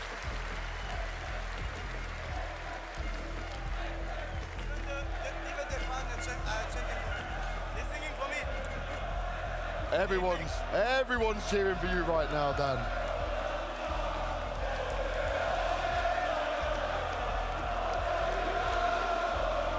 Apex, you've been on some of the biggest stages. You've been in these arenas. But how does this feel now? Home? It's incredible. It's incredible to be here. I'm really happy we delivered win final of the French Major, and it means so much. I don't know how to describe it, but the feeling I have is the best in my life. Now, I want to talk about that Mirage a little bit to start off with. It was looking like they might have been able to take the overtime, maybe able to take that from you. But how good did it feel? Did you feel at that point you're like, okay, we didn't break when it got close, so this is ours now? I think that we should have closed more rounds on our city side. We lost so many clutches overall, but we all do control the whole game once again, and that's what matters. I'm just proud of my boys. Everyone is stepping up when it matters, and that's so good. It is definitely so good, and it's looking so good. You've now booked yourself the grand final spot. It's looking like the fairy tale in Paris. How does it feel? Does it feel like that? Do you feel like you can go all the way now? Is this it? Well, it's been 8 years that I didn't play a major final, so it feels good, I'm not gonna lie. But doing it here and giving everything to win it here will be the best gift we could give to French people, so no worries, guys, we will give everything. You certainly did. I don't think I need to tell them, but I'll just remind them. Guys, Apex and Vitality are in the grand final tomorrow! Okay, da merkt man, das ist Frankreich. Heftig. Also die Stage ist da richtig abgegangen. Also war auf jeden Fall sehr laut. Bam, bam, bam, bam, bam. Vitality writing history before our very eyes. The first time they make it to a major grand finals, and it could not be more poetic of them to do it in Paris. ZywOo finally touching distance from a major trophy, but what makes this even more impactful, Matthew, it's off the back of an entire team victory. They bend, but they don't break. That is the story of Vitality here in Paris, and once again, we've witnessed a great example on the stage. Kudos to Apex, really pushed them to their limits. They had a very commendable and honorable effort into this semi-final, but Vitality remained in control. The words of Apex resonate, echoes with the truth. It was a team effort. Everybody stepped up when they needed. We've had a bunch of clutches going left, right, and center, but we stayed the course. We remained calm. This is a new Vitality, one that is poised to hoist the trophy here in Paris. Poise is a great word to describe it, Maniac. The way that Vitality were able to close this one out really honestly felt like they were never in such true danger. Even though Apex was giving them some good punches here and there, Vitality felt like they were the team that was entirely in control. Excellent T-side calling. I'm glad that Apex was able to back up his words and when he said to me that they are the best T-side team on Vertigo. 10 rounds right there. It was incredibly convincing stuff. Good calls from him, good individual performances. I wanted that Sphinx ace on that last round, though. I'll tell you that. I wanted that one real badly because it would have been a great way to cap off what was an excellent series from him after not really showing up in the quarterfinals. So it's been some ups, some downs, but Vitality, they stay true and they still yet to drop a map. Yeah, which is absolutely incredible. We were just kind of racking our brains in the green room. The only other time we've seen a team go absolutely flawless, not dropping a single map at a major, was when Na'Vi lifted the trophy back in Stockholm. I'm not getting ahead of myself here, Matthew. Gamer Legion definitely present a tough challenge going into that grand finals, but it's crazy to see the flawless fashion that Vitality have done it in so far. I know, and I hate this bullshit narrative about the opponents they've played against. You can only play who's in front of you. Exactly. How responsible are you if Apex kicked the ass of Liquid on their way to this semi-final? How responsible are you if Gamer Legion made minced meat of Heroic in their semi-final to be in the grand final? Vitality can only play who's in front of them. And what the calm they've displayed in some of these rounds, 27, 28, 29, this to me is why they are ready to win this moment, because they are not breaking under pressure. I just want to relive the magic one more time in this winning mic'd up moment. You want flash? One in the box. One middle. Yeah, I'm leaving. Go out middle. Hey, go low. I have bomb. I have bomb. One time HP middle. I'm flash mid. Let's try mid. Let's try mid. Yeah, NP as well. NP as well. He wouldn't close middle. He wouldn't close middle. Take care, go back to you, Maida. Yeah, I have it. Ladder last, ladder. Just run middle. Run. He's strong. Wait. Pick, guys. He's low. Cut it. Get back. Yeah, hopper. Go.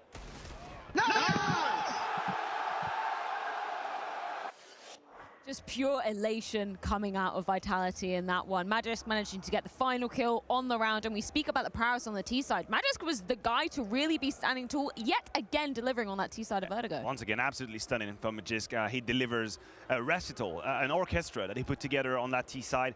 And I think it's the best of both worlds. On one hand, you can argue that individually he's fully mastered this area of the map. The stairs B, he's got so many different smokes he's playing with. He knows the angles, he knows the timings. He's punished his opponent so many times, but also also, and as Maui was pointing out, the execute and the quality of the executes when they decide to attack that B bomb site was just too hard to handle for Apex as well. A little bit of a nudge in that clip we've just witnessed. A little bit of Danish towards the very end. I'm jumping between Magisk and Dupree. Like when the stakes are so high, just diverting back to the language. Yeah, we heard them saying, you know, they'd say, go Dane, you know, just full Dane. Like, if you need to communicate in that language, hell yeah, go forward. It worked out for them in that final round. And yeah, Vitality doing beautiful stuff to close out that map.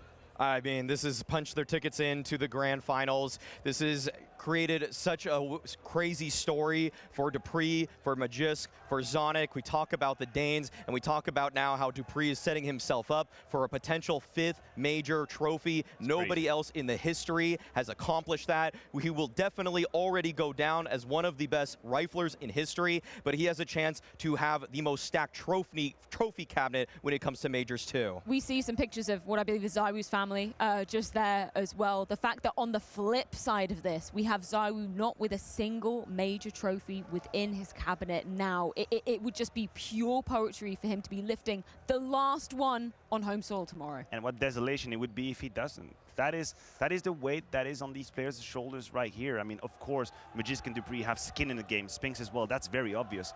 But if you're Apex, if you're Zywoo, you are very aware of the situation that you find yourself in. You have 10,000s of people in this arena screaming your name every time you get a frag. Everybody's expecting for you to perform. Everybody's expecting for you to do well. And I think they're handling this pretty well. And they've been adamant about it. They've been honest. They say it comes with some pressure. Yeah. It comes at a price. We're feeling on our shoulders a couple times.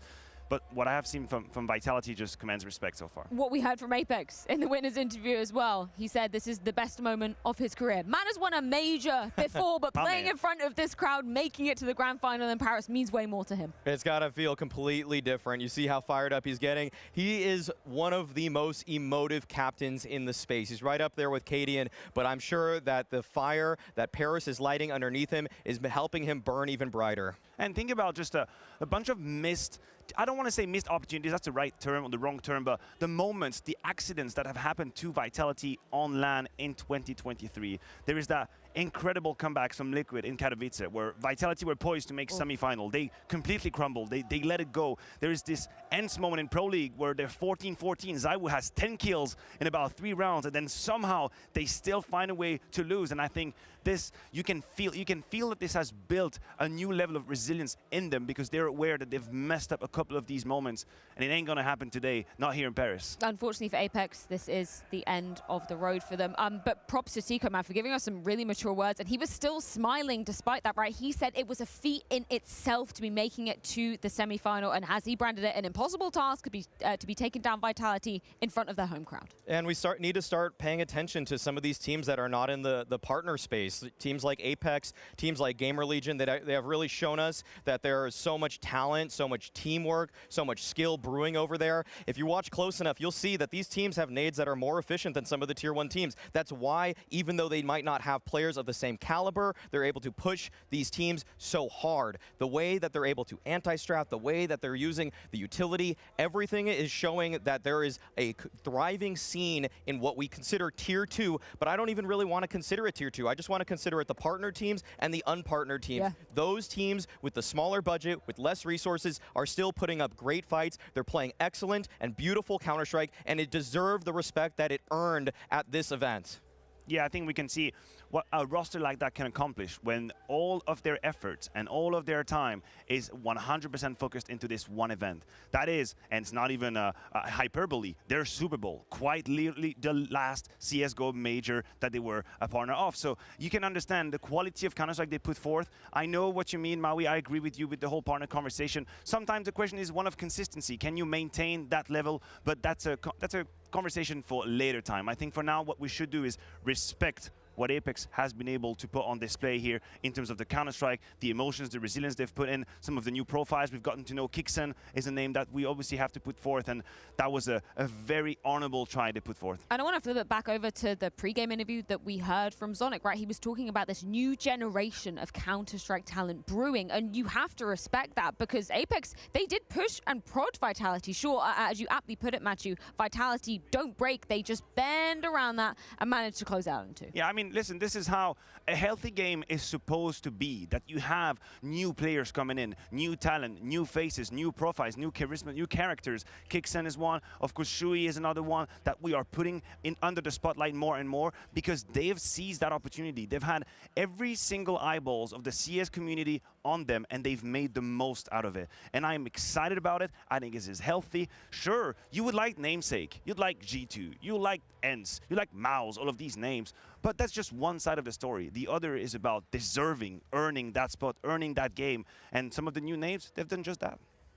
Yeah, exactly. I mean, I don't think there's really much more to be said about that. It's just that the tier 1, some of the teams that are partnered just weren't actually able to find that form here. Yeah. And on the other side of things, I mean, we're going to remember J Legend. We're going to remember JL, Kixan himself, the fact that he changed the entire outlook of this Apex lineup, made them look like a completely different team. One that was losing in tier 3 lands in North America. I'm talking Fragadelphia. They were coming in 4th place in. And then Kixan gets him to a major semifinals. Pimp said it. I'm going to reiterate it. Best signing of the year in Kixan because Apex is now on the map. They are on everybody's radar.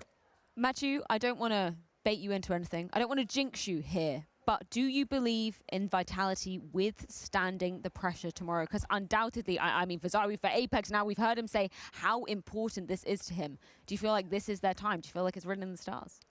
I have never doubted. You haven't. You'd put them in your pick'ems. It is their time. Yeah? I've said Vitality, we're going to do it in Paris, and I am very much confirmed into my feeling, my opinion. I think it's not coming home, it's coming to Paris. Yeah, no team in Tier 1 has actually won back-to-back S-tier events this year, but it does look like Vitality are on a warpath right now. That trail has been blazed already. It is right there before them. There's only a little bit more to go. Gamer Legion have put up a great fight, but you'd be insane to say that Gamer Legion are the favorites. It's obviously Vitality's tournament to win. It's also theirs to lose, too. Yeah, let's take a look at the schedule to see exactly what is on the cards heading into tomorrow, because, of course, oh no, this is today's results, sorry. And the biggest upset of the entire major, Heroic, out. Their name was plastered all over the trophy alongside Vitality's. That was the grand final we were expecting. Hell no. Gamer Legion said, shut up. Once again, you just have to respect what Gamer Legion did in that third map. It was insanely decisive, insanely unilateral. What the hell just happened on that? They just took a massive dump on any kind of scenario we thought we would have in the grand final. Sure, Heroic Vitality sounded great for all the movie makers and book writers out there, but this is not what we're gonna get. In fact, we have this sort of clash of opposition between the most established names, likes of Dupree, Magisk, Apex, Saiwu, and then the new generation coming in Gamer Legion, and that is in itself quite poetic, that they will fight for the last trophy. Yeah, I'm so excited to see that go down tomorrow. Also excited to see our unicorn predictions coming at you thick and fast because, yeah, I went with the Danes, so did most of us, but apparently the Insanity has order. Yeah, you're acing that, Freya. Yeah, man. Only I see Londer's got 4 points, Crony as well. I've made very terrible decisions this whole playoffs. Well, you have one more decision left to make tomorrow. Oh, that's already made, Freya. My decision has been made ever since we came into Paris. Well, you know, Chad had us play a little game, didn't he? On our first night that we were here, he asked us to put who we think was going to be winning the major and who was going to be the MVP of that. I'll reveal that tomorrow. Yeah, it's on Twitter, but we'll keep that card close to our chests, I think, because tomorrow, of course, we have the show match going down. That'll be starting at 3 p.m., which you guys have had your say in over at blast.tv, but then that coveted grand final later on today. And the final one, Matthew, can you believe 10 years of CSGO, it's all going to be coming to a culmination tomorrow? No, I cannot believe it, actually. I don't think my brain has quite comprehended the magnitude of what's about to happen tomorrow. I've been kind of stuck into the whirlwind of what happened this weekend, and I think we can empathize with the players. They're probably in a similar situation. You know, they're getting on the stage, they're getting all excited and hyped up, they play their game, but there is something bigger than all of us that's happening here. We're closing a chapter, an incredible chapter. Maui, I just want to give you an opportunity to say your farewells to CSGO because it's been absolutely magical having you up on the desk here for the final CSGO Major. And thank you so much for everything that you've given to this game. Anything you want to say to everyone at home?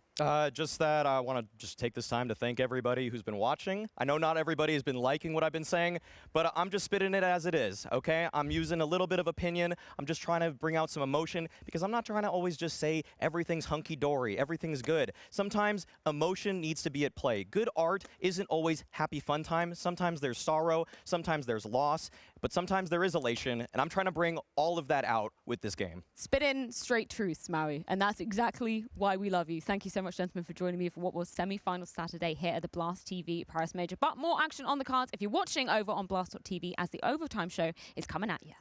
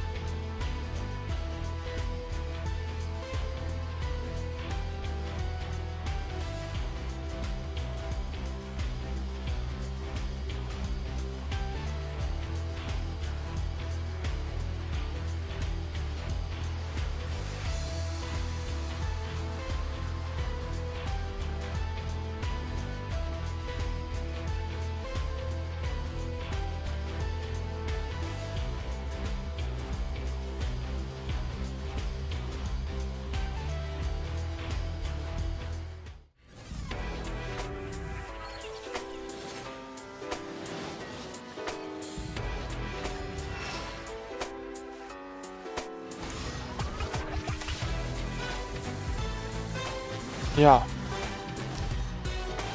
Dann wissen wir, wer im Finale ist.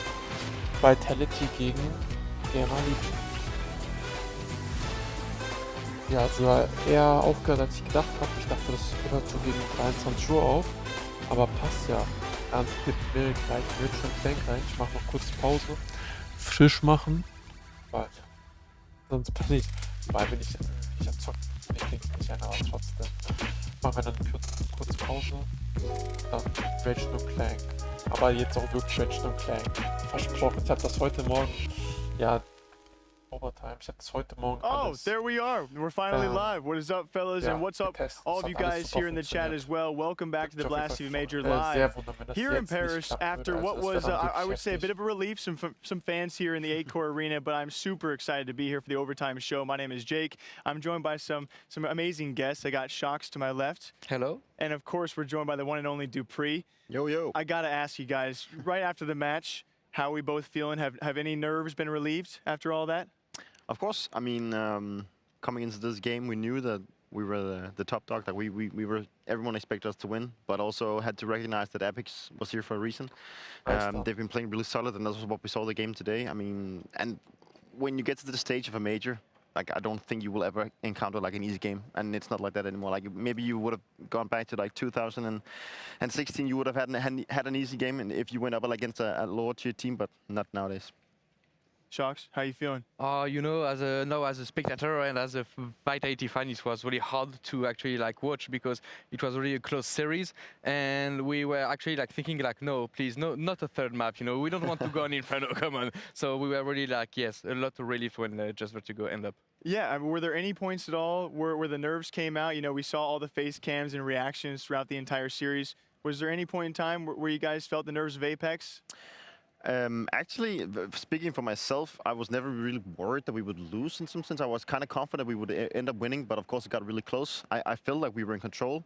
And I think the main topic for today was that we, of course we want to win. We want to lift the trophy and everything, but the main topic today was definitely that I think we, in parts of the game, showed that we wanted it too much. Like, there was literally just situations we decided not to play correct because we either overpeaked or we wanted to finish the round of the game too fast, and that ended up giving the opportunity for Apex to either make a retake or whatever situation we might have been, or we threw away the extra guys that we have just killed. So in that sense, I think I hope that we will not do the same thing tomorrow, because that was the reason, in my opinion, that it got so close. And you guys had a lot of force-ups, a lot of confident plays. You think the crowd played a little angle in that today?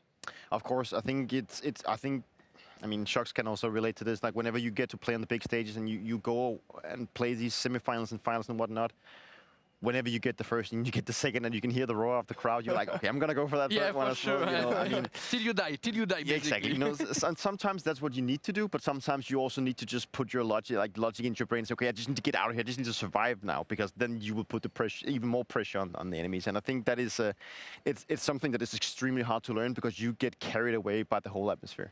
And I want to pose this to you first, Shocks. Pay the due respects for Apex. What an incredible run. Who were you most impressed today on the Apex roster? Actually, Stico. I feel like he played like really well. I didn't expect him to do so well, and he showed up like at the perfect timing when actually like Apex needed him today. Yeah, same with Stico. I think he had some really impactful rounds, both on Mirage but also on Vertigo. And in general, I think they, as a team, played pretty well. I don't think like anyone was literally slipping up. And like on the scoreboard, you might have seen Quickson maybe not like hitting all his shots, but I still believe that he made some really good calls, and I believe he's also the brain behind the team.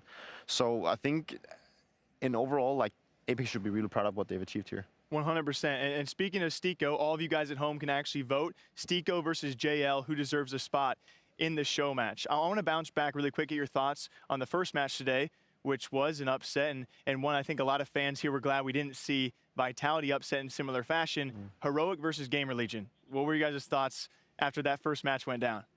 It's really hard. My first thought is like I was scared for Vitality.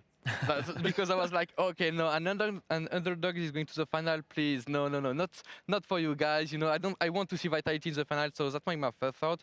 But as Dupree was saying before, honestly, like, when you're coming to a major, and especially now in 2023, like, you can't expect anything from any match, because every players and every teams that are actually in the playoff here on the stage, like, they deserve to be here, and they are at a really good level. And then you add the pressure, you add the crowd, you add the atmosphere, everything, and from there, like, everything can happen basically.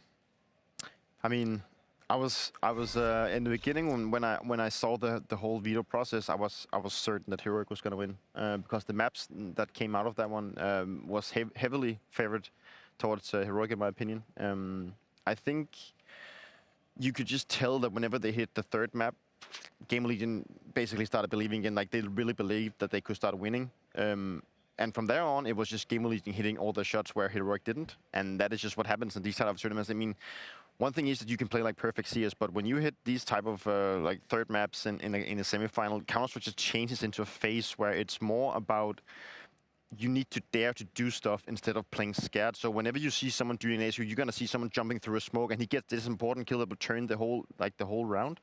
And I think that is just what Gamer Legion did better today. They were not afraid. They were not afraid of losing. They were playing to win. And I'm not saying that Heroic obviously didn't. You know, they were also playing the thing.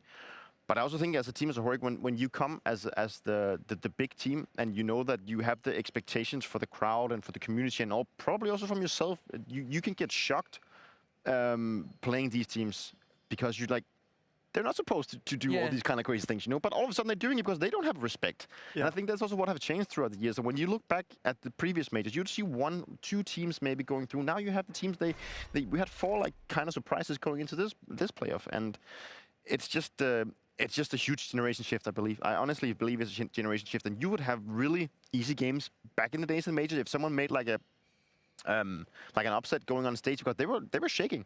Nowadays it's more like these new players coming to the game. They know that they can go up against these big names. They don't care like whoever the name is. They're just gonna play because that's what they've been doing for the last couple. Yeah, I totally agree with Dupree. And back then it was definitely not like this. When younger teams were facing like bigger teams, like on the server, actually you could see like sometimes you are getting kills or you're getting like easy runs. Like what are they doing even, you know? And they're just like crumbling under the pressure because they are facing big team, big names. But now they are playing like, it's not about, I would say, respect. It's just like they believe really in themselves that they are better than you when they play against you, you know?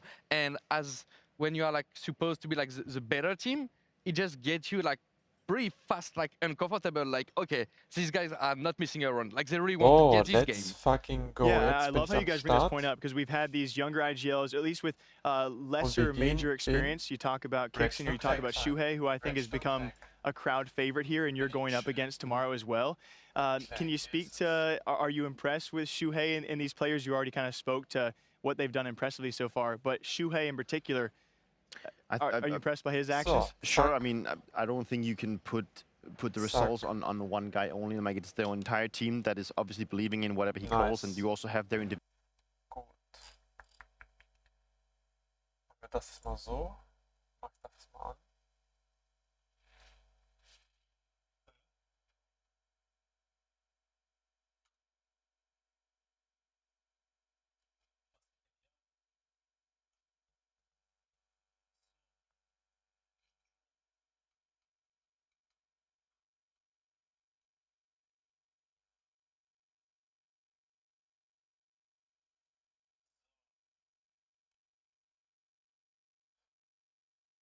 Ah ja.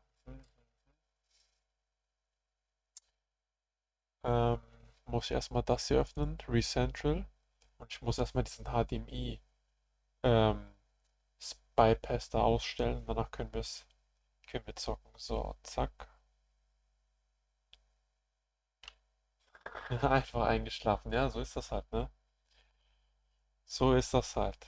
Wenn es halt langweilig ist, dann pennt man ein. Wobei, langweilig war es nicht, aber ich war einfach ein bisschen müde so, ne? So ist es dann halt einfach.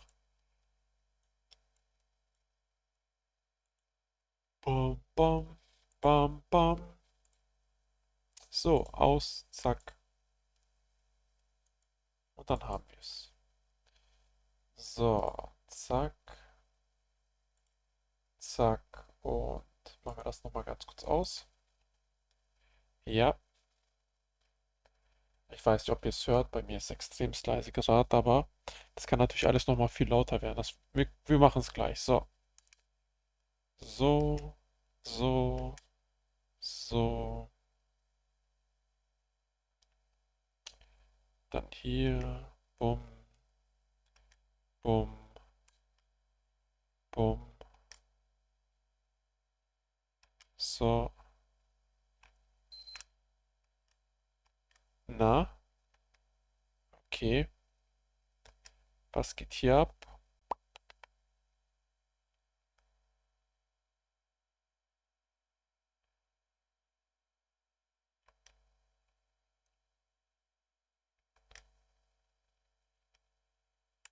Okay, ich muss kurz nochmal neu starten.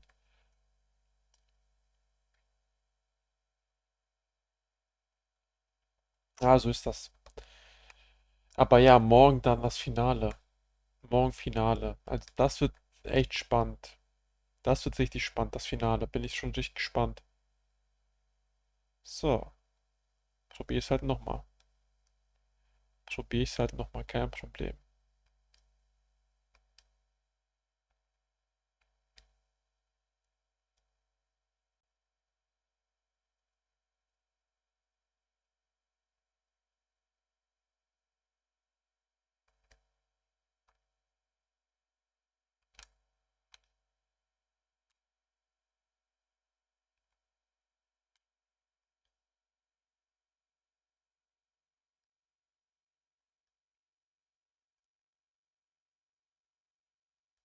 So.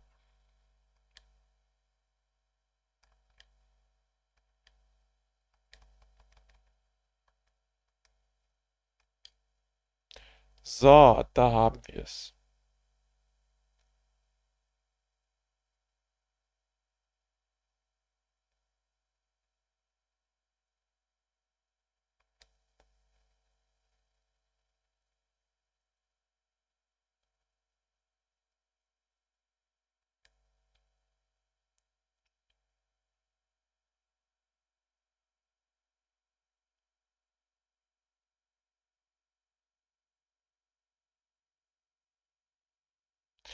Ja, die ganzen Sachen hier, die hier sind, okay. Gut, die ganzen Achievements, die hier sind doch erstmal alle später, aber let's go. Ratchet und Clank. Boom. Ich weiß nicht, ob ihr es damals auf der PS2 gezockt habt oder auch auf der PS3, so wie wir jetzt. Wir zocken die PS3-Version. Die ist ein bisschen hoch aufgelöster. Und es gibt Achievements. Wir werden das auf 100% natürlich zocken. Was heißt natürlich? Ist ja nicht unbedingt immer selbstverständlich. Weil manche Games sind extrem scheiße. Aber hier zum 10-jährigen Jubiläum kam das raus. Das heißt, das Spiel kam 2012 raus. 2011, 13. Insomniac Games. Geiles Entwicklerstudio. Ja, jetzt ballert es bei mir die Ohren weg. Jetzt ballert es bei mir die Ohren weg. So, kann man hier aussuchen, welchen Teil, Credits. Na, aber wir zocken den ersten. So, Ratchet und Clank Nummer 1. Ich habe auch schon mal ein bisschen Test gezockt. Aber ja. Oder was ist? Aber ja, ich habe schon ein bisschen Test gezockt einmal. So. Machen wir ein neues Spiel, ganz klassisch. So, neues Spiel. Guck mal hier. Clank Trilogy. Ah, hier. 2022, da. Im September, als Chris mir das mal gegeben hat. Da habe ich das gezockt. Ah, ich habe nur 1,5 Stunden gezockt, okay. Player 1 auf chillig. Weiß gar nicht. Wir machen einfach neu. Ratchet und Clank machen wir hier neu. Ja. Speichern wir es hier neu. 22.05. Das ist es. Yes, sir.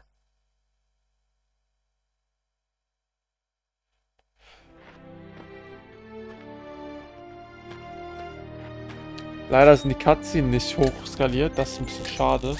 Aber ja, ich glaube, so schlimm ist es nicht. Hoffentlich passt alles vom Letzter Sound. Schritt. Roboter-Zündsystem anbringen. So. Danke, dass Sie die Helpdesk-Technologie benutzt haben.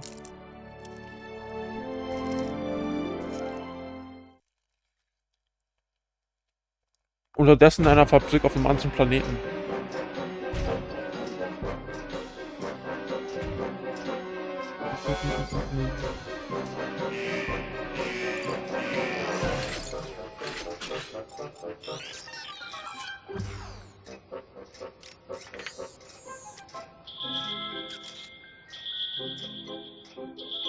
Was geht, Dario?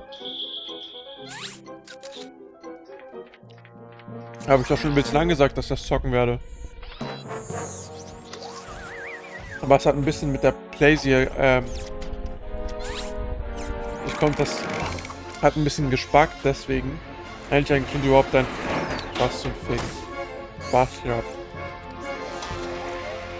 Ja.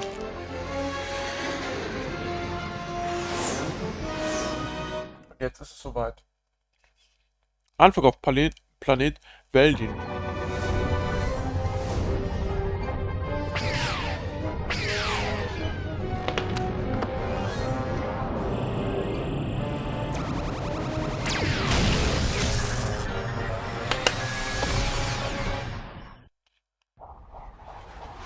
Das ist die alte von Biber, ja. Das ist die Ex-Freundin von Biber. Dona Spock. Gönn ich ihr. Die macht richtig geilen Content. Richtig nicen Content. So, da sind wir aber als erstes. Das fuckt mich hier mal ab. Welcher Schwanz kommt darauf? Ich drücke nach rechts Er dreht sich nach links. Ich drücke nach links, er dreht sich nach rechts. Wer kommt auf so eine scheiß Steuerung? Keine Ahnung. Das muss man hier immer abändern. Links, rechts immer inventiert. Und Geschwindigkeit auf schnell. 3D-Level? Ich weiß gar nicht, was das hier genau heißt. So. So. Da sind wir. Willkommen im Gadgetron Helpdesk-System. Wir stehen dir während deiner Reisen mit Rat zur Seite. Das Helpdesk-System ist ein kostenloser Service der Gadgetron Corporation. Die ist jetzt auch mit einem Pro zusammen. Oho. Krass, mit welchem Pro denn? Mit CSGO Profi oder was? Ja, nice. Sei doch gegönnt. Ja, man gerade auch. Vor der Arena Interviews spielst du auf Emulator. Nee, ich zock auf PS3. Ich zock PS3-Version hier. So. Dann können wir auch Achievements sammeln, so auf den, weißt du, ich meine?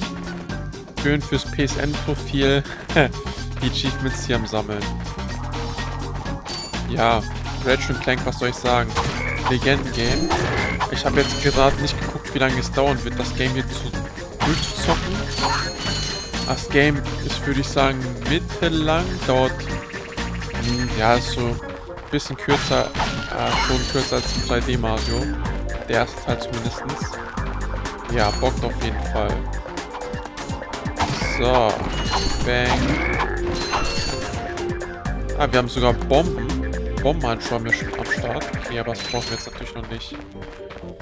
Ja, man muss hier halt erstmal die ganzen Teile aufsammeln. Kannst dann halt später Waffen so kaufen. Sehr, sehr geiles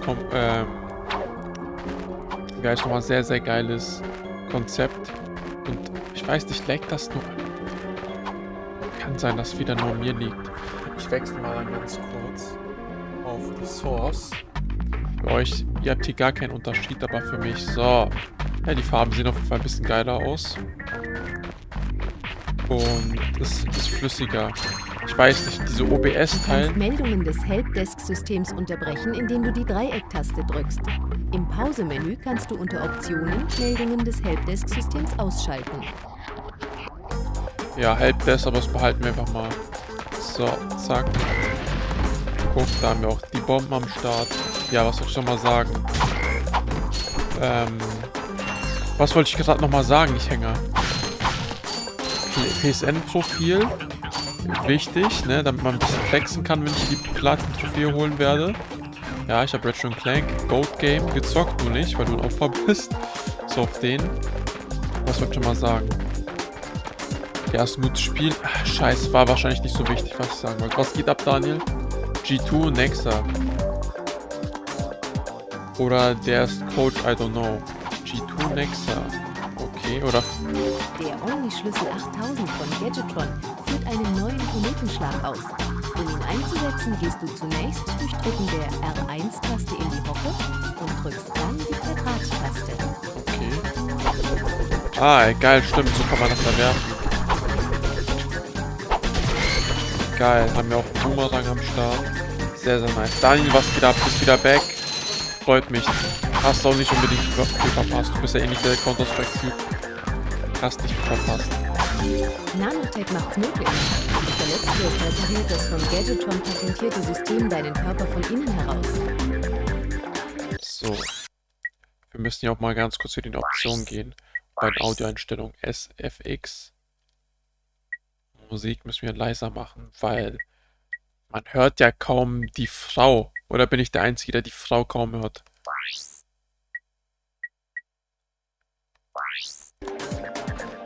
Oder? Die Frau hört man kaum. Kein Plan, ob er Player ist. In-Game-Leader vor G2 in seiner Bio. Nee. Dann vielleicht für ein zweites G2 nehmen. Nexa sagt mir jetzt gar nichts. Nexa. Der hat auf jeden Fall nicht bei G2 hier mitgezockt. Ach! Hier! League of Legends! League of Legends! Kein CSGO, sondern League of Legends Profi. Das glaube ich. Ich bin mit einem League of Legends Profi am Start. Zusammen. Glaub schon, League of Legends. Nexus, glaube ich, LOL-Profi. Die Arschlöcher gehen natürlich nach hinten, die wissen Bescheid. Dann gehen wir mal wieder auf die andere Seite und gucken, was da so abgeht. Aber Bro, wenn du dritten Teil spielst, hast du hoffentlich die Version mit Sly Cooper 2 Demo. Wieso mit Sly Cooper 2 Demo? Gibt's irgendwas Spezielles? Ich zock halt hier die HD Trilogy, so krass sieht es nicht aus. Ist zwar auf 16:9, das ist schon ganz geil, aber ja, HD, ja doch, das ist schon eine gute Grafik, aber heutzutage ist man wahrscheinlich was anderes gewohnt. Kein Plan, ob er Player ist. Marco, wie geht's? Mir geht's bestens. Daniel, Digga, was los, Digga? Du schreibst immer nur, was geht, bin back und so. Was geht ab, Diggi? Was geht ab? Du schreibst nie, wie es dir geht, was du so machst, Bro. Alles fit bei dir?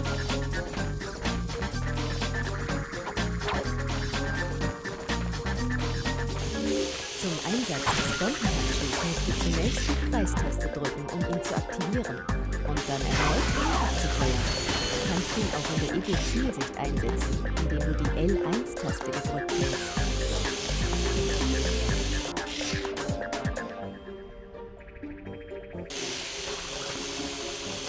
So. Bang. Bang. Nice, sehr, sehr nice. So, wieder ein paar Bomben. Bombenhandschuhe Munition 3 Stück. Sehr, sehr nice. Auf jeden Fall ein sehr geiles Game. Ja, ich weiß nicht, wie viele von euch das gezockt haben, aber das ist für mich persönlich das Spiel, also den zweiten Teil, ja. Ratchet Clank verbinde ich so mit PlayStation. So nice. Es freut mich, dass Ratchet Clank natürlich weitergeführt wird. Aber so Sly Cooper, Jack and Daxter habe ich nie gezockt, aber Sly Cooper war auch sowas von geil. Deswegen, ich liebe einfach Plattformer. Ich bin halt einfach zu der Zeit aufgewachsen, wo Plattformer einfach meiner Meinung nach den höchsten Peak hatten. 6. Konsolengeneration, PS2 halt und Gamecube. Ja, Plattformer Peak. Meiner Meinung nach. Also 3D-Plattformer zumindest, ne?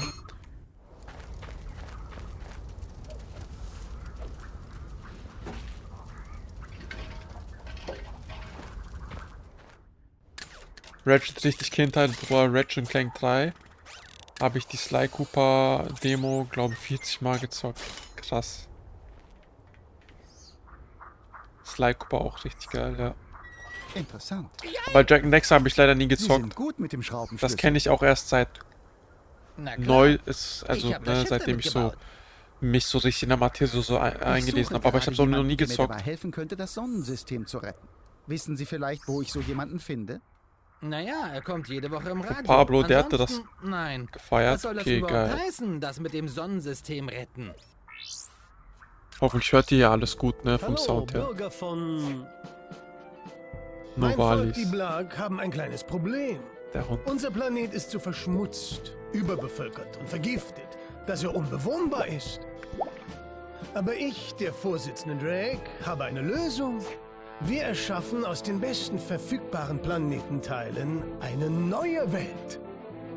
Was habe ich damit zu tun, werden Sie jetzt vielleicht fragen. Mit einer hochkomplizierten Technologie, die Sie sowieso nicht begreifen würden, entfernen wir einen großen Teil Ihres Planeten und verwenden ihn für unsere neuen. Unglücklicherweise wird diese Massenveränderung Ihren Planeten aus seiner Bahn werfen und direkt in die Sonne schleudern, wo er zu einer flammenden Gaswolke wird. Aber Opfer müssen natürlich gebracht werden. Vielen Dank für Ihre Mithilfe. Und wenn es euch nicht gefällt, könnt ihr eure nervigen, wehleidigen, rotznäsigen Völker neben sie hinter mir aufstellen und mich Die sind noch drauf? Am Arsch Mach es lecken. aus, du Vollidiot! Am Arsch lecken, wollte er sagen. Ich liebe auch Die diesen Leute Humor, auf dem Mann. Planeten sind arm dran. Naja, viel Glück beim Überzeugen von Captain Quark. Eigentlich kannst du mir helfen. Wenn du mich mit deinem Schiff zu den Koordinaten in diesem Infobot bringst, dann kann ich dort mehr in Erfahrung bringen. Selbst wenn ich wollte, ich kann nicht. Mir fehlt ein wichtiges Teil vom Schiff. Das Roboter-Zündsystem. Woher weißt du das? Nun, Sir, ich bin zufällig mit dem neuesten Zündsystem ausgestattet. Ich bin darauf programmiert, jedes Schiff starten zu können. Hört sich gut an. Also ich bring dich nach wohin auch immer und du startest mein Schiff für mich. Das ist genau mein Vorschlag. Nice. Ah, schon wieder. Die wollen halt Clank holen. Okay. Vorsitzender Drakes Flaggschiff Velin Umlaufbahn. Das könnte Ärger machen. Kümmert euch drum. Ja, der Film ist nice. Hab ich auch Wow, geguckt. das ist toll. Da habe ich also die ganze Zeit festgesessen. Bitte legen Sie Ihre Gliedmaßen wieder auf die Steuerung, Sir. Hab den neuesten ja auch. Sorry. Das ist so Ganz geil. nebenbei. Nice. Nenn mich doch bitte nicht Sir. Ich habe ja keine Ich heiße PS5, Ratchet. aber das wäre für mich zum Beispiel ein Sir. Grund, Hast PS5 du zu einen holen, aber das Meine ist halt nur so ein Seriennummer Game, ist deswegen. B54296. Ich denke aber, wenn nächstes Jahr zum Beispiel Nenn dich das einfach neue Clank. Dragon Ball Ist Budokai kürzer. Tenkaichi 4 rauskommt, Festhalten. werde ich mir vielleicht eine PS5 holen. Dann gibt es auf jeden Fall genügend Spiele, die mich auch interessieren würden. Sie sehen also, es ist sehr würd sagen, so ab wünschenswert, wenn Ihre 3, Einwohner nicht in der Stadt wären. Hier ab 4, 5 Spielen kann man sich eine Konsole holen. Kann ja auch sein, nice. Glücklicherweise haben Sie Steht leider nur keine derzeit andere so. Wahl. Okay, ja, ich zocke jetzt gerade eher auf PS3, aber okay, nice, danke dafür. Was ist daran so lustig? Captain Quark erledigt sie, ohne mit der Wimper zu zucken. Sie kleiner. Sie haben unsere Gastfreundschaft jetzt erschöpft. Und meine Geduld. Das ist Ihre letzte Chance. Beenden Sie diesen Wahnsinn. Der arme Mann. Okay, Moment. Tut mir leid, ich ziehe meine Truppen ab. Wirklich? Nein. Er gehört euch, Gentlemen. Und hinterlasst bitte keine Spuren. Eintritt in der Atmosphäre von Novalis.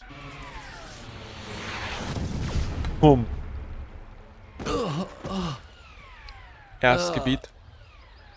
Ich weiß nicht, ob wir hier schon sofort alles finden können. Man kann ja eh mal öfters hin und her. Das ist halt, ne, wie gesagt, ein Plattformer-Game, da muss man öfters mal hin und her gehen und auch mal, von einem der Einwohner ein Schiff heißt borgen. nochmal, backtracken. Das war's. Falls es noch welche gibt. So. Normales. Gucken wir mal. So. Gadgetron-Helder aktivieren. Ach, Ich habe scheiße. heute ein paar tolle Sonderangebote. Ja. Bombenhandschuh-Munition. So, 2500 bräuchten wir. Gut, ja, das haben wir natürlich noch nicht. Gut. Blöd gelaufen, ja. Sehr blöd gelaufen. Dann können wir erstmal hier gucken, was hier so alles am Start ist.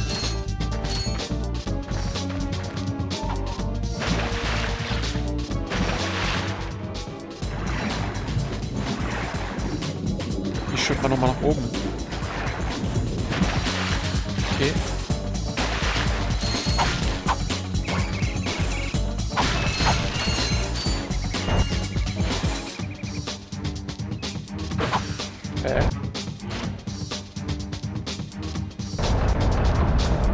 So.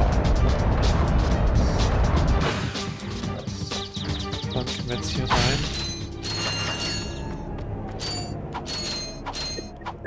Dam.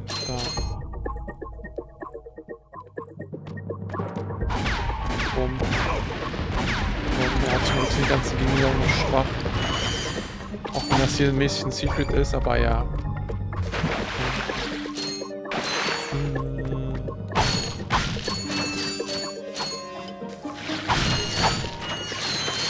Ja, ich kann mich gar nicht mehr an das Secret hier erinnern. Jetzt mal no cap. Was gibt's hier nochmal? Ist hier die erste goldene Mutter? Oder was ist hier? Müsste, glaube ich, sein, ne? So, gucken wir einfach mal. Nicer Emoji, Daniel.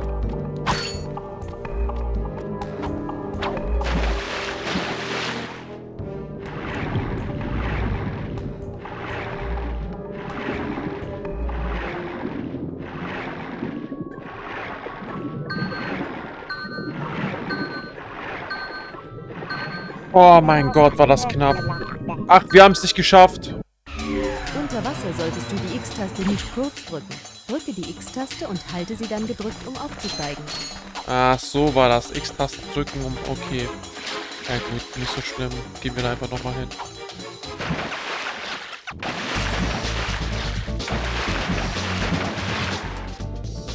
Okay, so nach unten. Und so zum Aufsteigen. Okay, ja gut. Das wird halt einem erst nicht erklärt, bevor man nicht stirbt. Deswegen schwierig, ne? Aber jetzt wissen wir es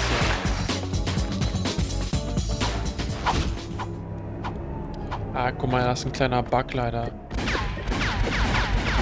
Naja, ist nicht so geil, aber so ist das halt leider in dem Spiel, ne? Da gab es halt leider noch ein paar GUI oder Hardbugs. Aber ist jetzt auch nicht so die Welt.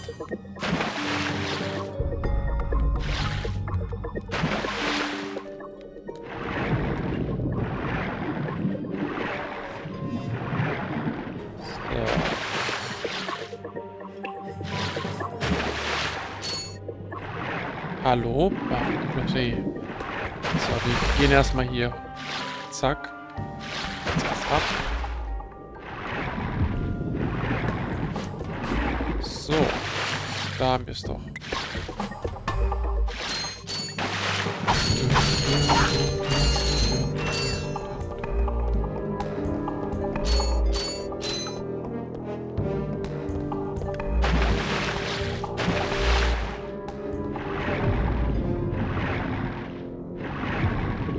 Ja, okay. Stimmt, für später zum Hochkommen.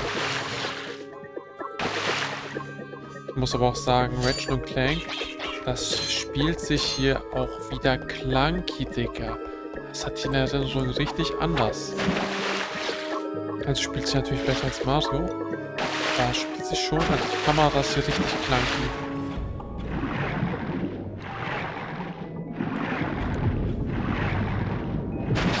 So. Aber es geht eigentlich. Es geht auf jeden Fall. Ist auf jeden Fall okay gealtert, würde ich sagen.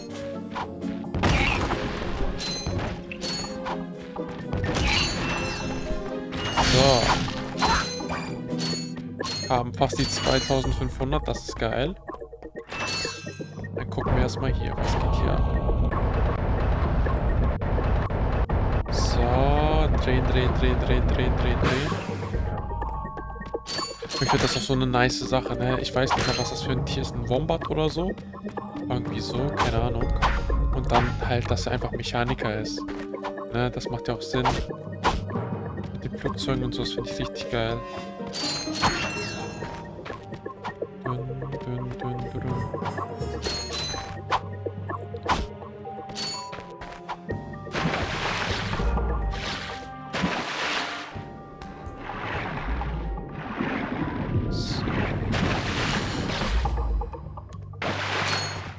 Bam. Ich glaube, ich weiß nicht, bei Ratchet Clank war das auch nie so, dass die Sachen extrem schwierig versteckt waren. Die waren, glaube ich, immer gut zu sehen.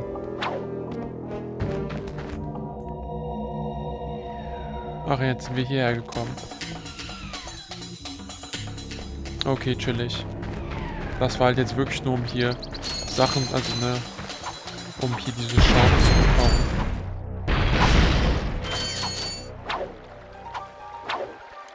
Okay, Ratchet hat leider nicht die Fähigkeit. Also wir gehen auch erstmal nach oben, oder?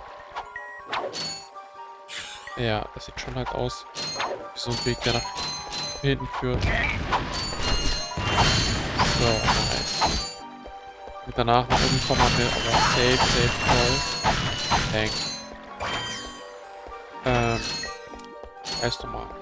Ja, wir haben jetzt schon die 2500. So, wir gehen trotzdem nach oben.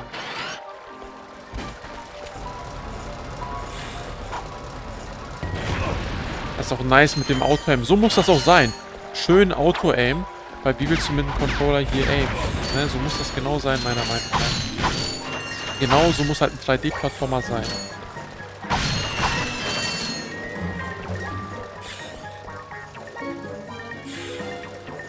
Hier ist der Rückweg. Ne, auf jeden Fall nicht reinfallen. Ist man wirklich gefickt. So.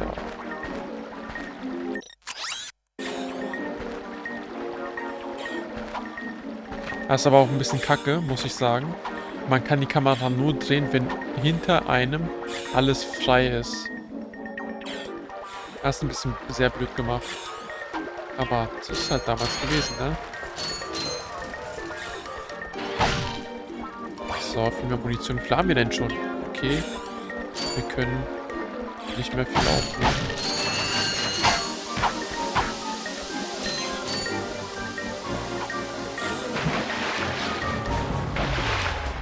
So.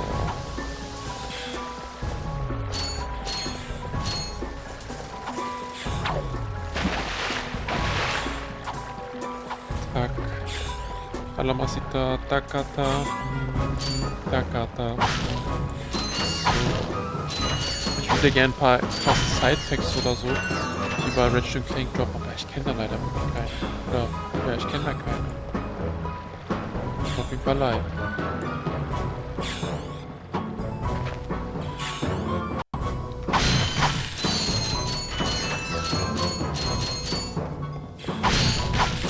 Es gibt aber noch später richtig geile Sachen, die man haben kann. Das weiß ich auf jeden Fall. Also so Waffen. Ja, halt jetzt. Oh mein Gott, ja. Seht ihr, das meine ich. Das ist halt leider so ein paar Mal in diesen alten Games. Man fällt halt immer leicht runter, weil die Steuerung und so clunky ist. Ja. Kann man halt jetzt nichts machen.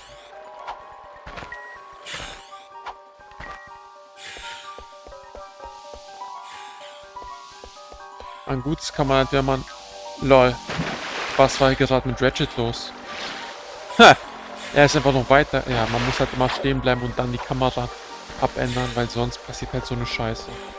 Er geht halt genau dahin, wo du nicht hin willst. Der ist gerade ausgegangen. Das habe ich auch eingegeben, aber ich wollte noch weiter nach links.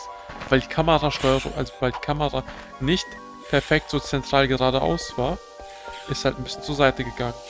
Das ist halt so die Scheiße.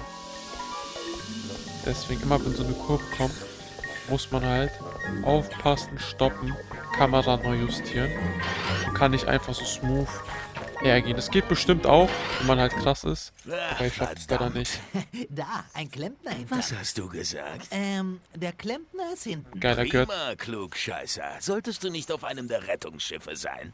Rettungsschiffe? Top News. Riesige Roboter greifen an. Die Rettungsschiffe bringen alle reichen Leute von diesem elenden Planeten weg. Warum bist du nicht dabei? Sozioökonomische Disparität. Was? Er hat nicht genug Bowls. Wir Arbeiter müssen warten, bis Captain Quark uns rettet.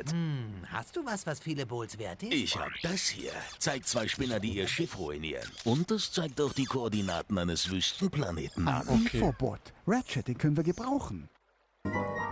500, yes sir. Wir holen die Nutz.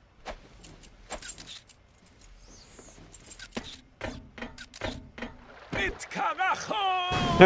Ist er gerade ein Abflussrohr runtergerutscht? So. Mayday, Mayday! Hier ist das Solarschiff Radical! Wir werden von der Planetenoberfläche aus angegriffen! Super. Ganz cool, Junge. Sieht eher aus wie ein riesiges Feuerwerk. Wahrscheinlich zu deinen Ehren. Wow, das war knapp! Wow! Sei ruhig, ich muss mich konzentrieren. Wir wurden getroffen! Ah, ein kleiner Umweg. Wenn wir gelandet sind, werde ich eine Vorstellung für dich organisieren. So lange werden wir nicht leben! Junge. Lass uns abhauen! Raus hier! Raus hier! Wie hieß Hast du der den Typ? Kerl da links gesehen? Das war Skid McMarx. Genau, Skippy. Captain Quark? Wohl kaum, er ist ein Hoverboard-Profi. Tut immer so, als wäre der Allercoolste. Scheint, als hätte er Ärger. Ja, genau. So verängstigt habe ich ihn noch nie gesehen. Der gute alte Skippy. Gadgetron-Infobots verfügen über Koordinaten für neue Planeten.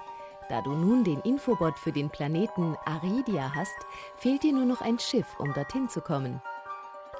Boah, und auch die Synchro. Ich liebe die Synchronisation. Oh mein Gott, Digga. So gut. So geil gemacht. Wirklich, wieso gibt's heutzutage nicht?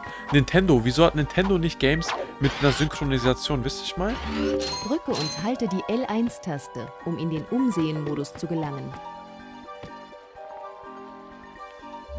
In diesem Modus kannst du auch den Schraubenschlüssel und deine Waffen verwenden.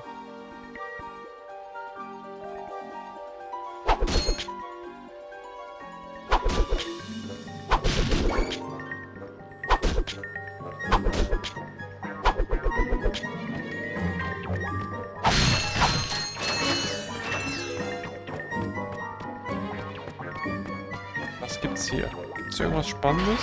Ich glaube, das war nur wegen den Typen da, oder nicht? Umsehmodus. Ich glaube, wir haben ja alles. Let's go.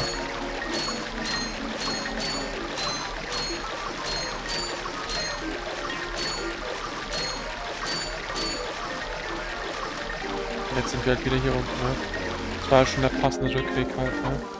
So, und jetzt, weil wir das hier alles gemacht haben, können wir uns auch den Pyrosator gönnen.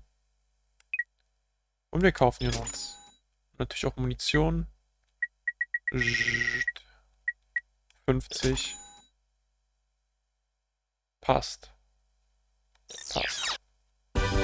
Da ist er. Der Flammenwerfer.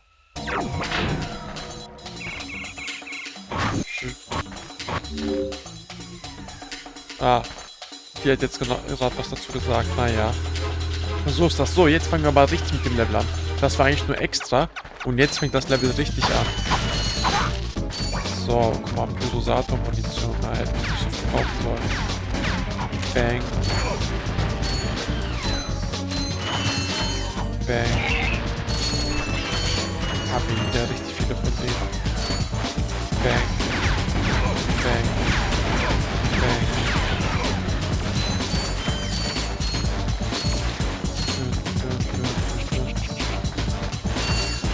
Bang. Boah, so geil. Einfach eine Bombe werfen, die sind am Arsch. Zack. Malaga, verstehst? Verstehst, Malaga, verstehst?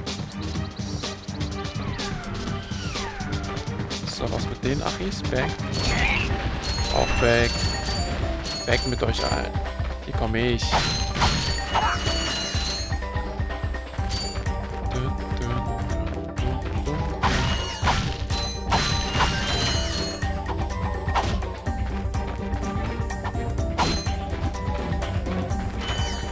Wozu ist hier eigentlich ein X drauf?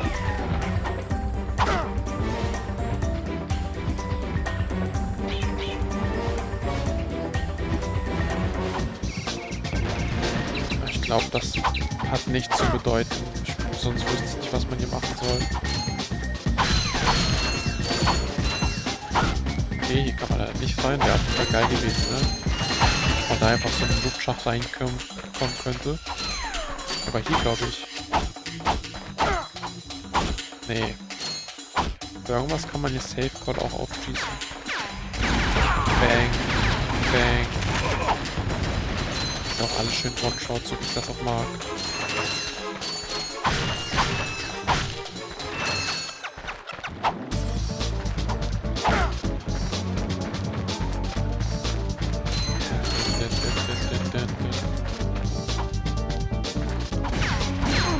Boah. Oh mein Gott, der hat uns direkt 2 Leben gezogen.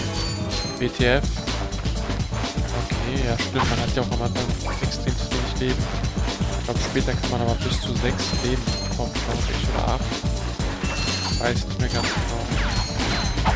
Bang.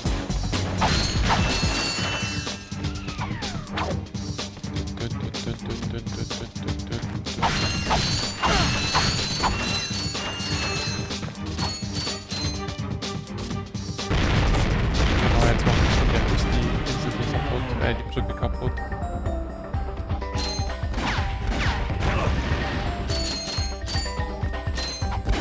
Zack. Zack. Da unten kann man aber irgendwie rein, aber ich weiß nicht, ob wir da so easy kommen können.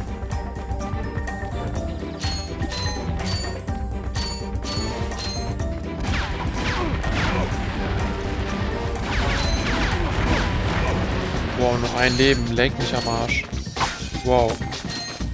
Passt. Passt, Dad. Dead inside, 7 dodges in your mind. Okay. Okay, also wir sind wirklich mies rich, was halt hier diese ganzen Sachen angeht. So.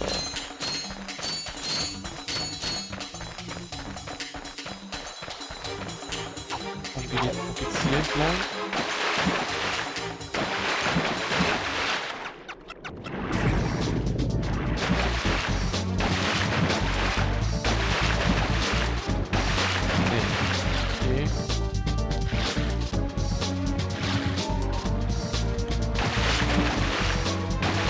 Nee, man kommt hier noch nicht. Man kommt da noch nicht her. Man kommt auf jeden Fall noch nicht her.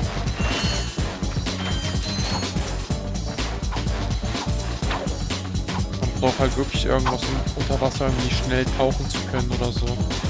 Dann kann man noch gegen die Strömung anschwimmen. Da gab es nicht irgendwie einen Glitch? Ich glaube, da gab es irgendwie so einen Bug. Da konntest du es auch ohne machen. Aber ich weiß halt nicht mehr, wie der funktioniert. Oder vielleicht wird das ja auch rausgepatcht. I don't know. Ich weiß leider nichts.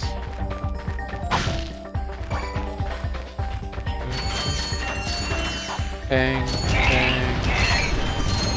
Krieg ich einfach Massaker.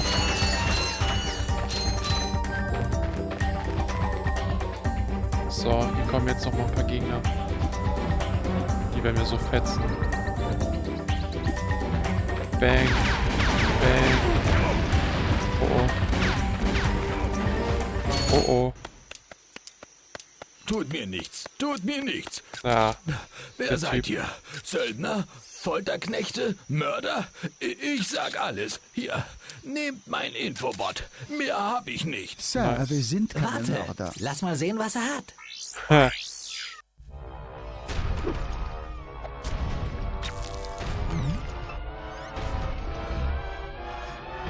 Ist euch das auch schon mal passiert?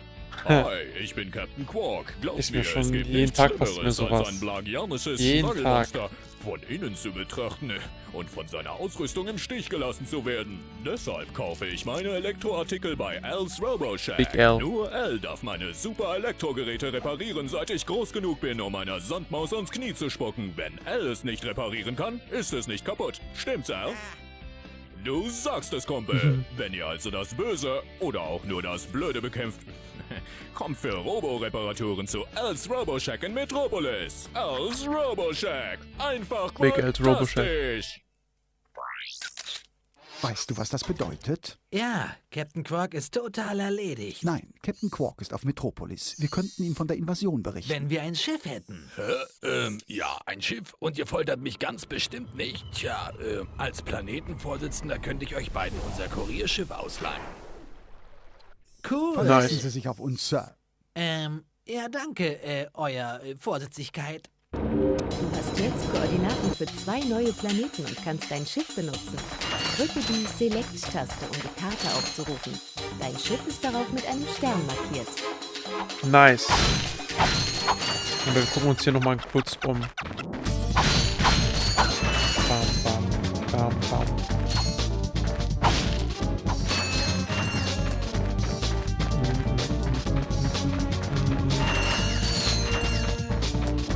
Ja, Marvel Dance kannst du auf jeden Fall laut sagen. Captain Quark ist ja noch nie so. Jetzt soll man hier was machen, Digga, anstatt Promo für sich zu machen. Das ist halt so dieser typische Rich, ne? Richie Rich. 0815 Rich. Guck mal hier noch unter Wasser. Gibt's hier noch irgendwas? Nö.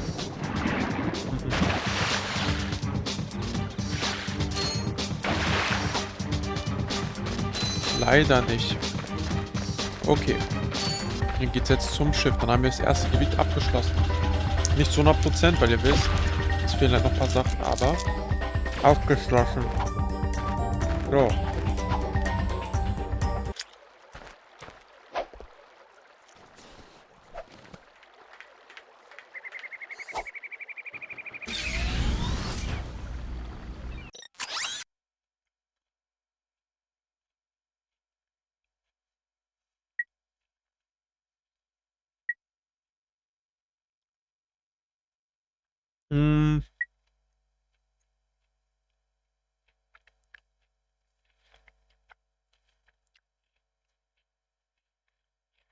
Sollen wir erstmal nach Aridia oder erstmal nach Metropolis? Erstmal zu Skippy Ski, dem Hoverboardmeister, oder zu Captain Quark?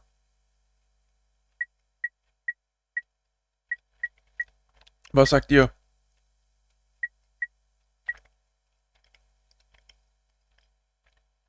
Drei, zwei, eins.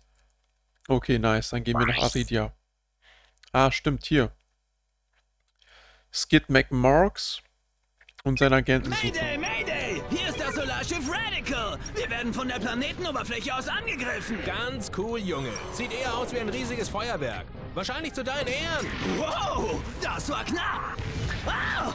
Sei ruhig, ich muss mich konzentrieren. Wir wurden getroffen. Ah, ein kleiner Umweg. Wenn wir gelandet sind, werde ich eine Vorstellung für dich organisieren. So lange werden wir nicht leben. Junge. Lass uns abhauen. Oh mein Gott. So. Guck, haben wir alle. Alle Missionen abgeschlossen, aber es gibt halt noch 3 von diesen Gold-Teilen, aber die bekommen wir, glaube ich, noch nicht. Hier gibt es 4 Stück. Dann gibt es auch 3 Stück. Komm. Wir gehen zu Skip McMahon. Und dann können wir, glaube ich, mit Hoverboards und so fahren.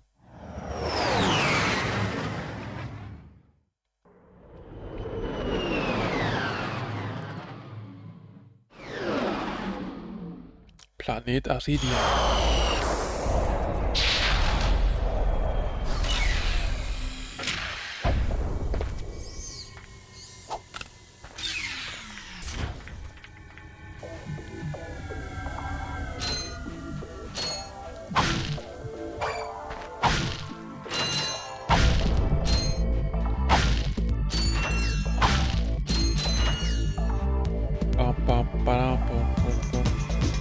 Was gibt's denn hier am Gadgetron? Ich habe heute ein paar tolle Sonderangebote. Danke dir, Bre. Wir brauchen aber nichts. Auch wenn du Sonderangebote hast, wir sind full, wir sparen einfach. Boah, stimmt, das ist ja dieser Schleim. Schleimlein. Skip McMart! Hey, das ist Git McMarks. Der Mann aus dem Infobot. Höchstpersönlich, Kumpel. Habt ihr beiden meine fette Raumschlacht vorhin gesehen? Deine Hilfeschreie haben wir gehört. Das war eine Art Schlachtruf. Mein Agent und ich wurden auf dem Weg zum Hoverboard-Training überfallen. Hat er den Absturz überlebt, Sir? Ach, der ist okay. Aber ich habe Probleme zum Schiff zurückzukommen, weil ich mir den Knöchel verstaucht habe. Ja, klar. Wenn ihr alle Sandhaie erledigt, könnte ich euch vielleicht ein Hoverboard schenken. Wir würden ja gern helfen, Mr. McMarks, aber wir suchen Captain... Eins deiner Boards. Ich wollte schon immer ein gutes Hoverboard. Tja, na gut. Und du hältst am besten deinen Fuß hoch. So macht man das. Ratchet weiß halt Bescheid, Digga. Ratchet weiß Bescheid. Erstmal ein bisschen leise sein. Und danach, bam, okay. Bang. Arschlöcher. Hier, kommt alle her. Komm her. Bang. Hoppala. Bang. Oh, was geht hier ab? Der fängt ja viel. Probieren wir mal, die hier abzufangen gleich. Ah, hier hätten wir, brauchen eine extreme Bombe. Das können wir mit den kleinen Billo-Bomben leider nicht machen.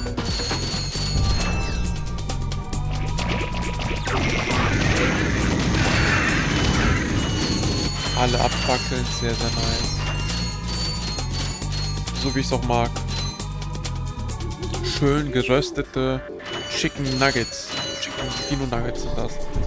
Hier auf Planet Aridia, hier standen auch die Chicken, ich meine natürlich die Dino Nuggets her, falls ihr es noch nicht wusstet. Offiziell. Das ist nicht ausgedacht für mich, das stimmt wirklich. Könnt ihr mal auf den Verpackungen lesen für die Dino Nuggets. Da steht Planet Aridia. Weil die Dinos kommen auch eigentlich her. Aus Planet Aridia.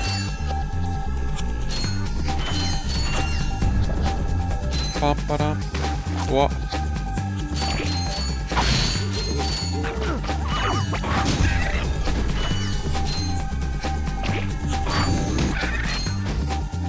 Bim, bidim, bim, bidim. So, einmal kurz hier abgefackelt. Kann man sie auch schön snacken. So richtig, wisst ihr, so richtig snacken kann man die. Richtig geil, normal. Boah. Let's Play mit Kev. Ey, falls jemand von euch noch Let's Play mit Kev kennt. Der hat ja aufgehört leider, ne? Let's Play mit Kev hat aufgehört. Vor 1-2 Wochen oder so. Hab ich gesehen. Schade, ne? Aber so ist das halt, ne? Der ist jetzt, glaube ich, 32, 33. Und bei ihm lief halt nicht mehr so krass. Also schon, aber halt, ne? Also es ist bei ihm halt mal stetig runtergegangen, weil er halt immer dasselbe gemacht hat, so ein paar Minecraft-Sachen, was ihm noch selber Spaß gemacht hat, aber es kommt halt nicht mehr auf YouTube an, er ist halt einer von den wenigen Start-Stopp-Typen, ne? Von diesen Start-Stopp-Let's-Playern. Und das geht ja richtig krass hier verloren, ne? In Livestreams kann man das halt noch so machen, Start-Stopp, weil was... Klar, du kannst auch in Livestreams halt editieren, aber ich glaube, diese Meta, sowas, das ist extrem schwierig, hier auf Twitch zu verlangen, so sowas. So viele Effekten und so, da musst du schon so richtig großen Streamer gucken, um sowas halt leisten zu können, ne? Aber sonst, die Meta ist immer noch Start-Stopp. Ich laber ja auch nur hier so rum, ne? Und editiere wenig rein. Man kann zwar den Screen und so ein bisschen abändern, aber das war's auch, ne? Also, dass man halt Einblendung hat oder so, aber sonst. Das jetzt hier ist Cut-Sätze. Oh. Was verlangt man hier? WTF, dann kann ich ja gleich ein Video abspielen. Hier, Kumpel, fang! Geiles Teil. Ein brandneues Z3000. Die gibt's noch gar nicht zu kaufen. Okay, ich muss los. Wir sehen uns bei den Hoverboard-Rennen. Du hast ein Gadgetron Z3000 Hoverboard erhalten. Setze das Hoverboard auf der Rennstrecke in Blackwater City auf dem Planeten Rilga ein. Rilga, wissen wir schon mal Bescheid. Auf Rilga. Also was ist das? Das sieht hier sehr...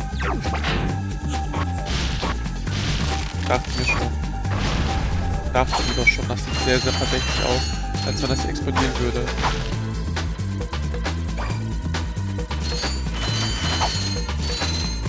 So, müssen wir jetzt halt nur noch seinen Agenten finden. Skippy. Ich habe leider seinen Namen vergessen. Skillet.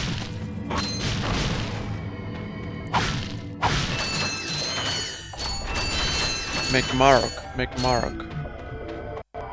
Skip McMarks. Agent. Das hat auch so dieser Vibe, ne? So.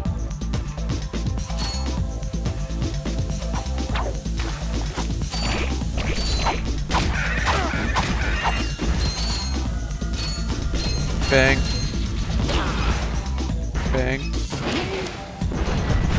Okay, 2 brauchen wir. Okay, die sind schon ein bisschen tankiger direkt, ne? Brauchen direkt 2 Stück.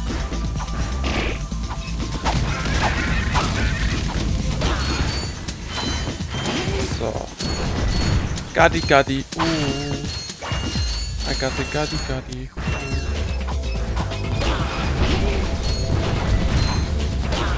Direkt 2 Material. 1, 2.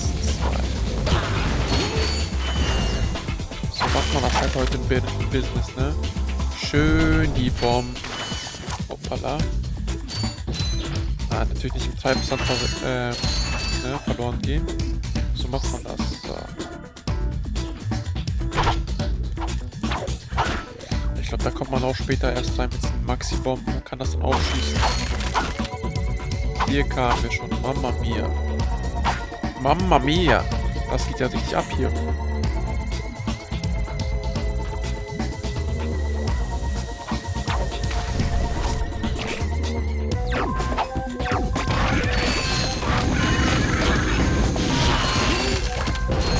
So, 2 Sekunden und der wird auch zu Roastbeef. Bisschen Hühnchen, Roastbeef, ein Hühnchen, eine Pizza und heute Morgen. Bisschen Roastbeef, ein Hühnchen, eine Pizza. Natürlich, ne? So muss es halt auch. Patrick weiß halt auch, wie das Leben läuft. Bisschen Roastbeef, ein Hühnchen, eine Pizza. Yes, sir. Patrick.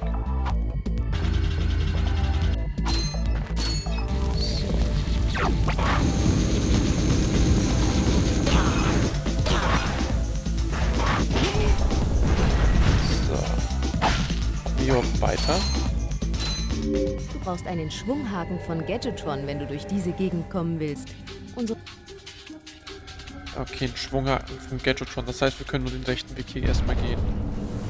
Ohne Schwunghaken von Gadgetron. Bam, bam.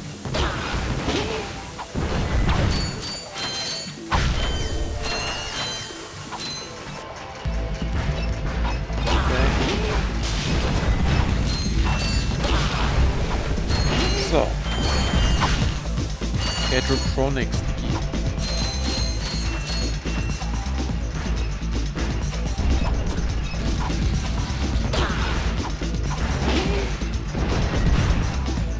Okay, bang. Ha, nice. Oh, erstmal zum Crashen bringen. Fühle ich.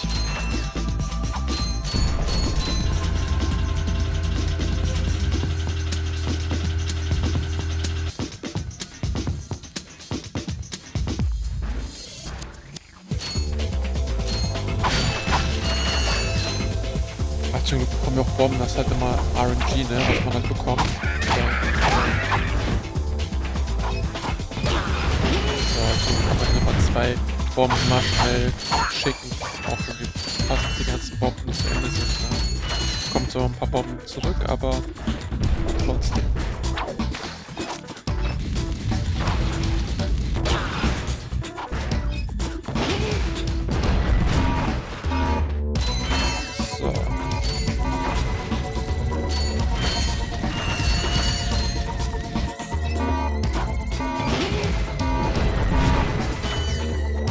Geiler Scheiß, er ist bei einem Crash entführt worden, ohnmächtig geworden.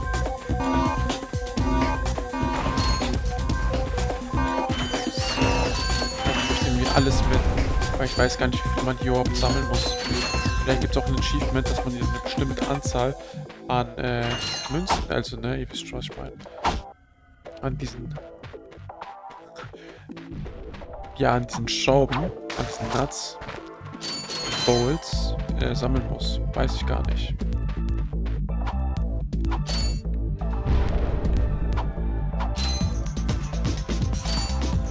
Bang.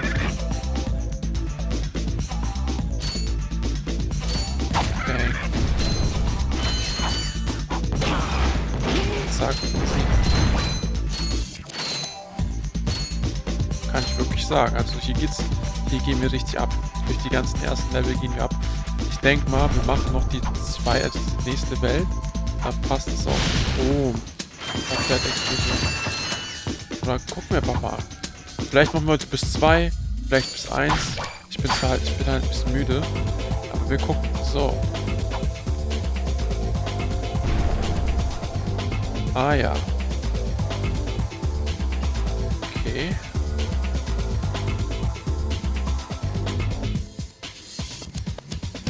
Ich glaube, hier kann man auch schon zu einem Goldteil kommen.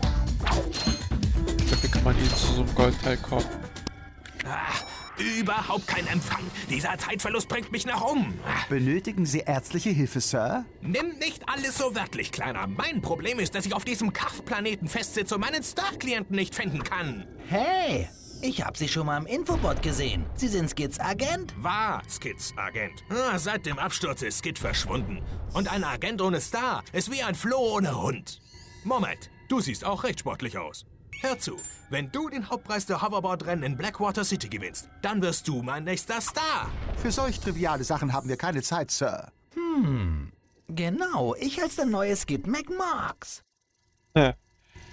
Ratchet. Wegen dem Preis des Hoverboards rennen. Ich glaube, jetzt gibt es hier eine neue Mission, ne? Mission? Ja.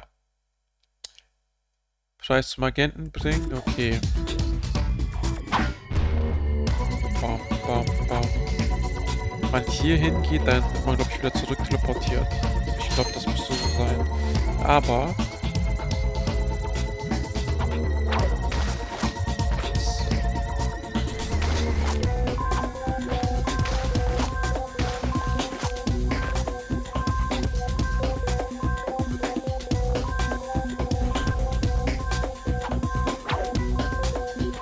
Shit. Damn it. Jetzt muss man hier wieder den Weg nach oben gehen. Irgendwie konnte man... Oder vielleicht ist es mit dem Schwungteil. Ich glaube mit dem Schwungteil. Oder man halt mit Ratchet fliegen kann. Scheiße. Ich bin so ein Dummkopf. Ja, ich glaube, das holen wir uns alles später. Wir holen uns das alles einfach später. Wir müssen halt eher einmal nochmal komplett durch diese ganzen Welten backtracken. Dann passt es ja. Dann passt es. So. Tack, tack, tack, tack.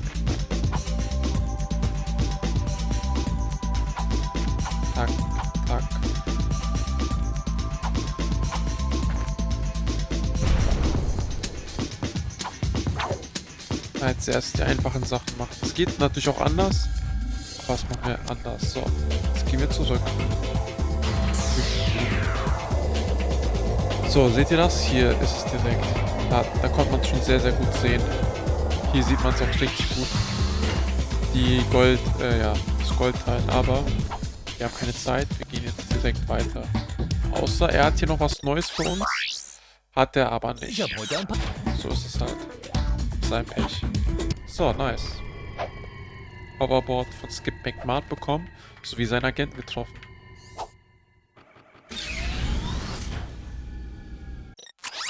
So, dann geht's ab nach Metropolis und wir finden dann hoffentlich Captain Quark.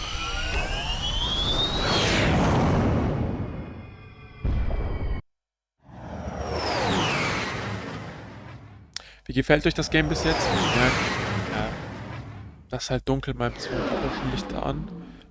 Planet Care. Metropolis ist halt ziemlich wieder hell.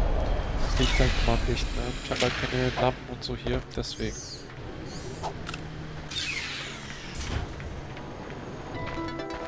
So. Ich finde irgendwie immer, wenn man auf einen neuen Planeten kommt, wirkt das hier richtig gruselig. Hier guck mal, viele Pflanzen und so. Halt so richtig auf das unbewohnt, aber da hier fliegen halt richtig viele moderne Autos. Also stelle ich mir trotzdem immer noch die Zukunft vor, mit den fliegenden Autos. Wobei, ja, ob man überhaupt so Autos braucht, vielleicht kann man sich dann auch teleportieren oder so, wisst ihr, ich meine? Kein Plan. So, was gibt's hier? Oh, yes, den Blaster.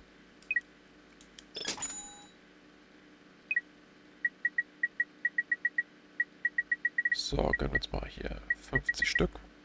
30. Den Blaster, let's go. Einer der geilsten Waffen. Pep, pep, pep. Mit den Hitmarker-Sounds.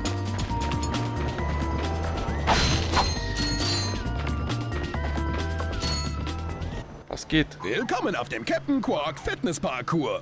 Wenn ihr stark, schnell und schlau genug seid, diese Strecke zu meistern, erhaltet ihr von meinem Trainingsleiter einen Preis. Um zu bestehen, müsst ihr die 3. Insel erreichen.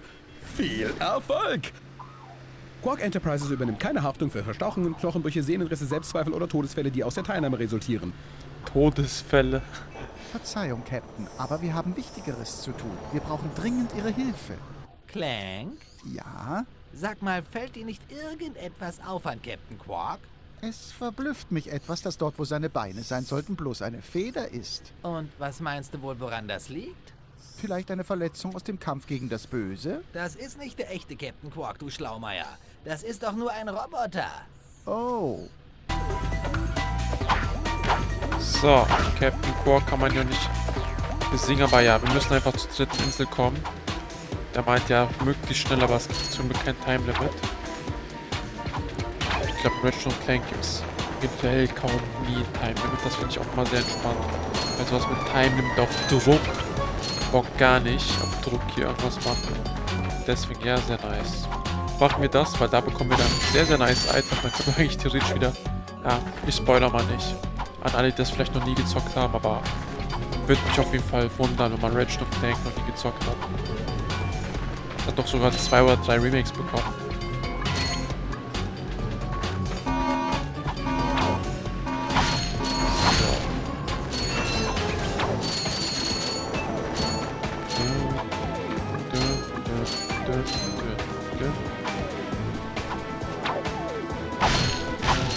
So.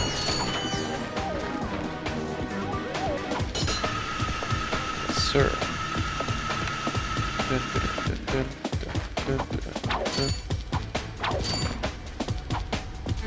So. Guck mal hier. Ich gucke mich hier immer unten rum, weil vielleicht gibt es mal irgendwas Verstecktes. Oder halt hier ein paar einzelne Schrauben, die wir halt auch mal gut benutzen können. So, ja. Keine Ahnung, wo die herkam. Es war einfach irgendwo drin im Glitch.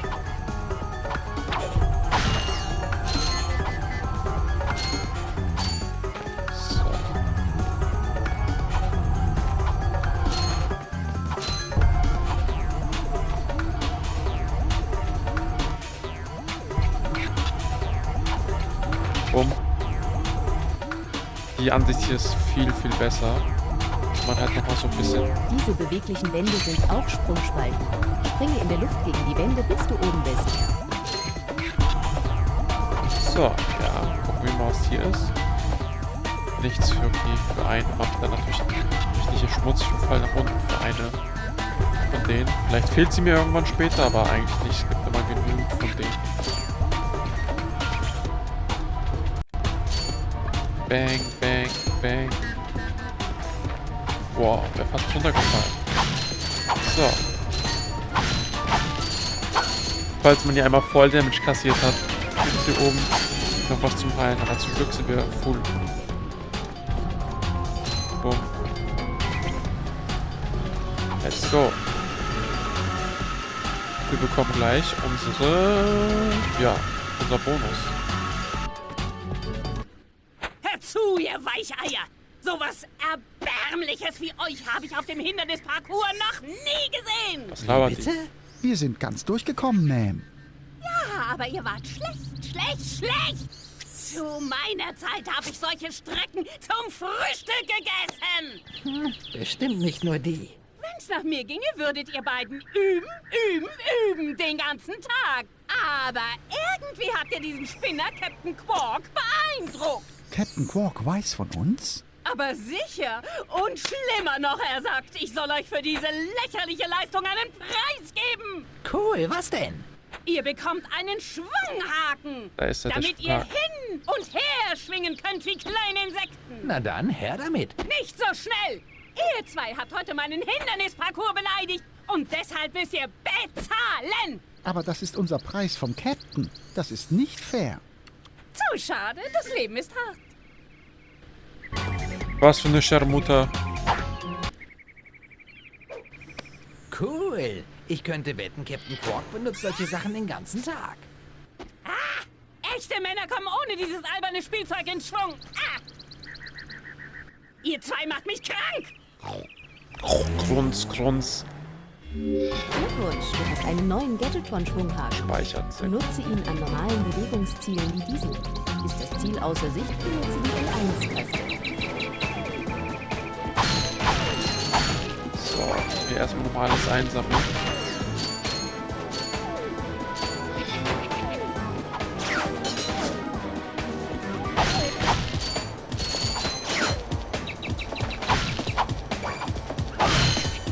So.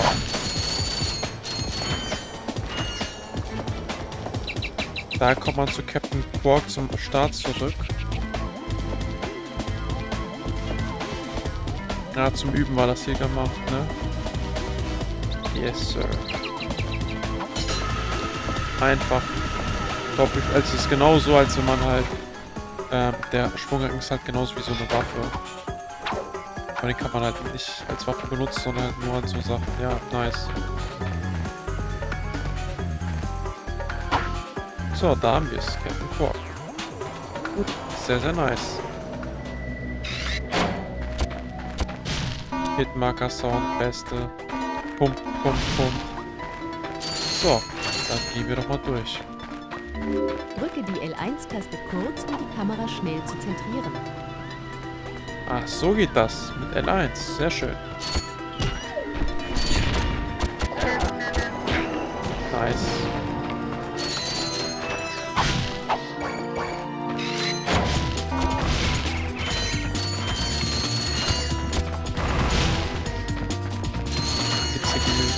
So nice. Ey, imagine, man hätte nicht 1000 Stück. Das kann natürlich Leuten passieren, dass man da nicht 1000 hat. Dann ist man einfach am Arsch. Weil die dumme Kuh versucht hat, einen zu scammen. Oder was heißt sie versucht? Sie hat einen gescammt. Pam, pam, pam, pam, pam. Pam, pam, pam, pam, pam, pam, pam, pam, pam, pam, pam, pam. Blaster so nice. Die Doggos, Digga. Aber das sind noch gefährliche Biester, ne? Pam, pam, pam, pam, pam, pam, pam. Der Arsch rennt halt nach hinten.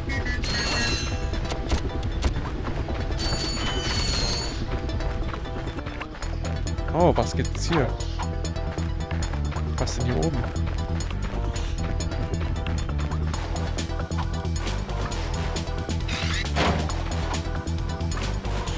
Ja, da kommt man Safe Call auch irgendwie hin.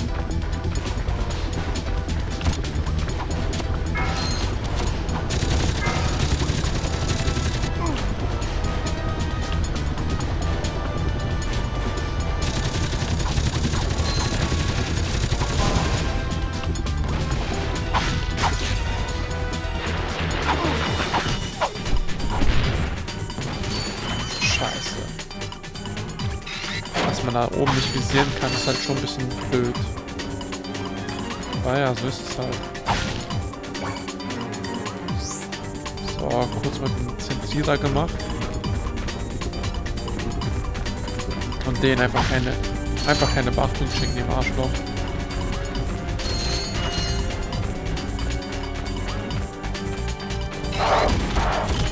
Boah.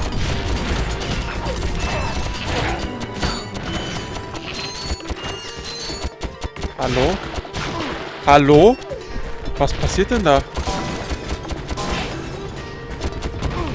What the fuck? Was ist da passiert?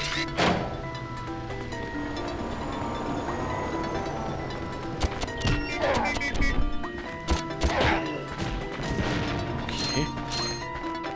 So, was denn da passiert gerade eben?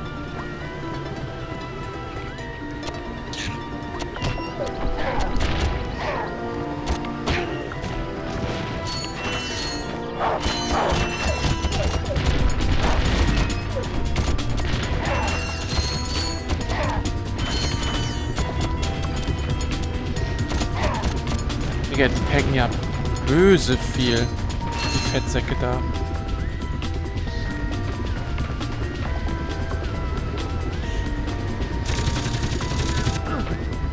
So ein Pendejo.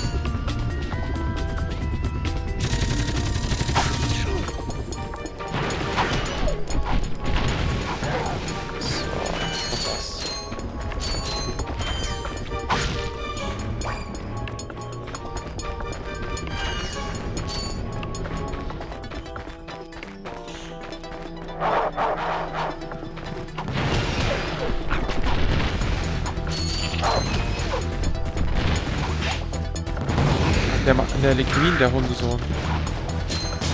Kein Wunder, wenn er die ganze Zeit Minen legt, dass ich dann da reingefallen bin und das nicht gecheckt habe.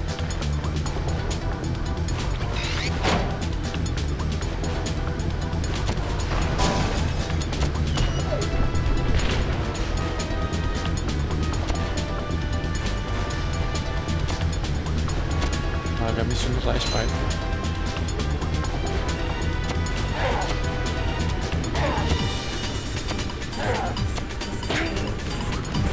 So.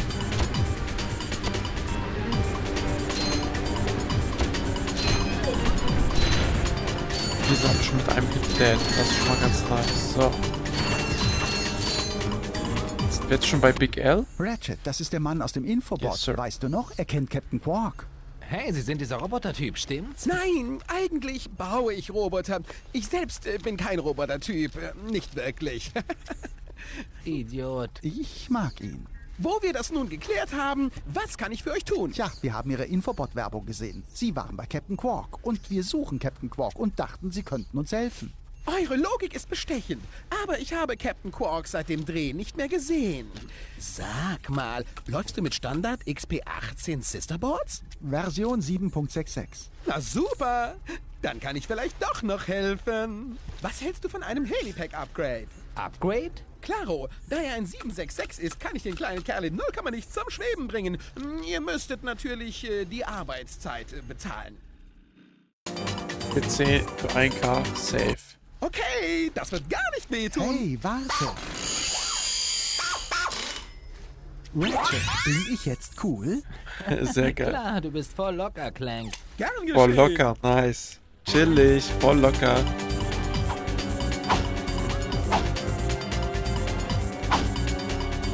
Ist zwar asozial, aber immer gucken, ob man hier irgendwas kaputt machen kann. So. Jetzt kommt das Tutorial. Versuche diese Kisten mit dem Turbosprung deines Helipacks zu erklimmen. Drücke die R1-Taste, um dich zu ducken und springe aus der Hocke. Nice. Den High Jump gibt es jetzt halt auch alles. So, ja, Ratchet Clank ist richtig nice.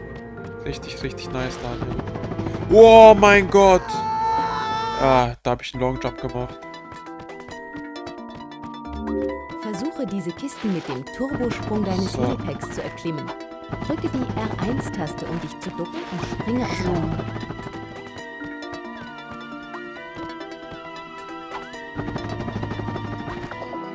Lolo. Daniel, hast du das auch schon mal gezockt? Oder was? Ratchet Clank? Wenn ja, welchen Teil? Wahrscheinlich für die PlayStation 3, ne? Um diesen Abgrund zu überqueren, musst du die Weitsprungfunktion deines neuen Helipacks benutzen. Gehe beim Anlaufen mit der R1-Taste in die Hocke und springe ab.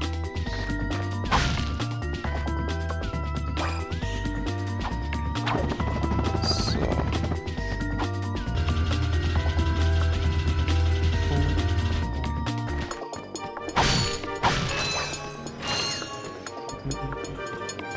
Was? Probiere mal die Gleitflugfunktion deines neuen Helipacks. Spring hoch, drücke die X-Taste nochmal und halte sie gedrückt, während du in der Luft bist, um zu gleiten. Hast du eigentlich die PS3-Teile gezockt da? Ich denke nicht, oder? Boah, Arschlöcher. Hallo! Die sterben nicht.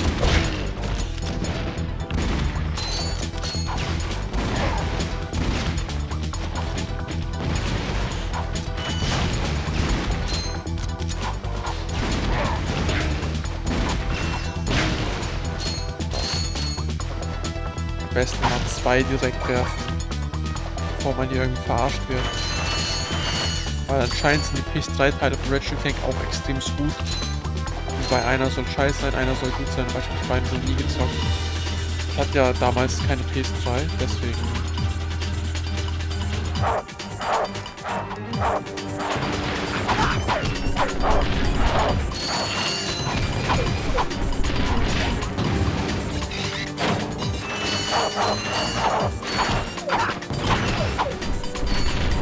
Hundi, Hundi, Bau, Bau. Hundi, Bau, Bau. Hundi, Hundi, Bau, Bau. So. Ey, ich finde das auch eigentlich, dass jetzt immer nur ein Projekt erstmal zocken.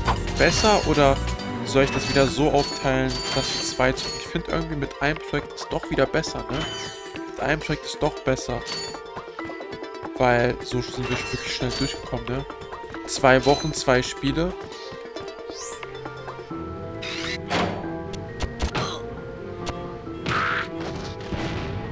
Finde ich doch sehr, sehr gut. So kommt man, glaube ich, wirklich am schnellsten durch die Games, wenn ich mich wirklich auf eins erstmal konzentriere. Durchzocken, durchzocken, durchzocken auf chillig. Ja, und dann mit dem nächsten direkt starten. Oh.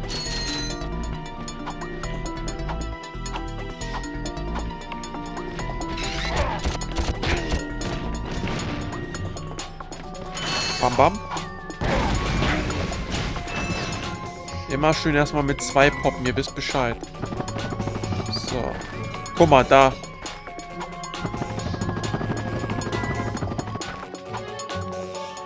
Das erste Gold, die erste goldene, die wir hier haben.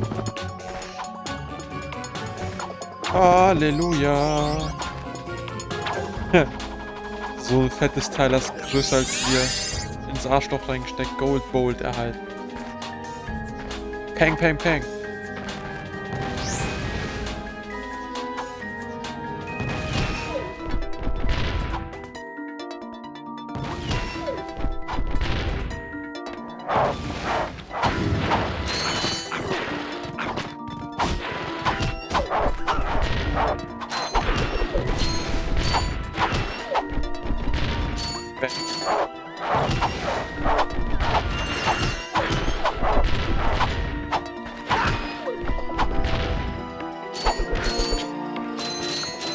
Nice.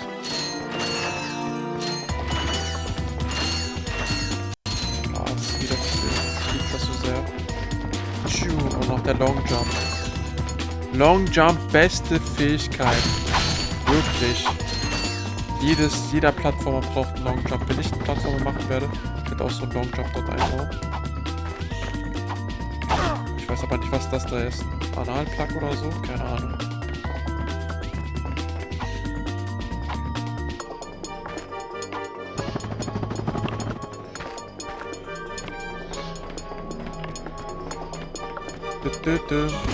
Oh mein Gott. Oh mein Gott.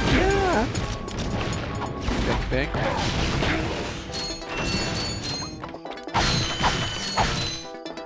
So, ist ja auch irgendwas versteckt.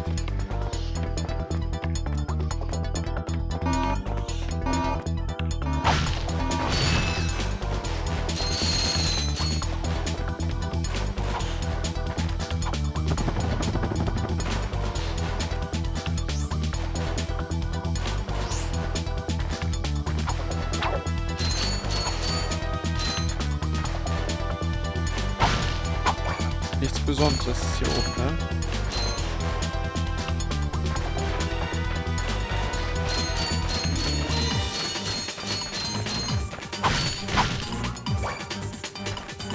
Hier ist eigentlich wirklich nichts Besonderes am Start. Das heißt... Peng! Yes! Richtig viele von denen. Nice. Bam, bam, bam, bang. Zack, zack, zack. 4000 am wieder. Naja, nicht ganz, aber passt schon.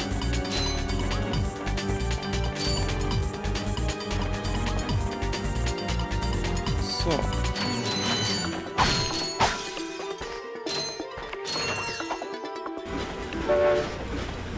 Jetzt fahren wir mit dem Zug. Auf ganz chillig. Oh, ich kann mich erinnern, das war, glaube ich, mies scheiße. Das war, glaube ich, mies scheiße.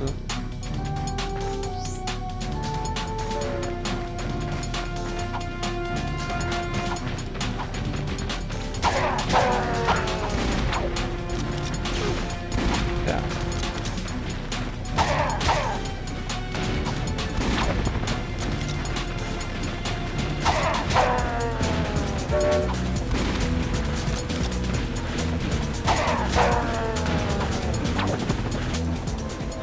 Okay, wir haben es aber.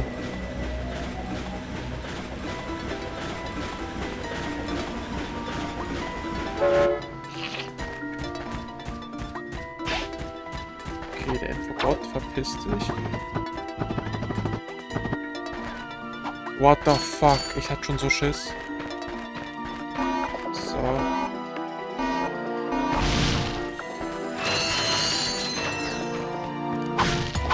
Kleiner Restore Point mit 2 Leben und so. Nice, nice, nice. So, gucken wir wieder. Snipen wir ihn von hier. Geht leider nicht. Und hier. Peng, peng.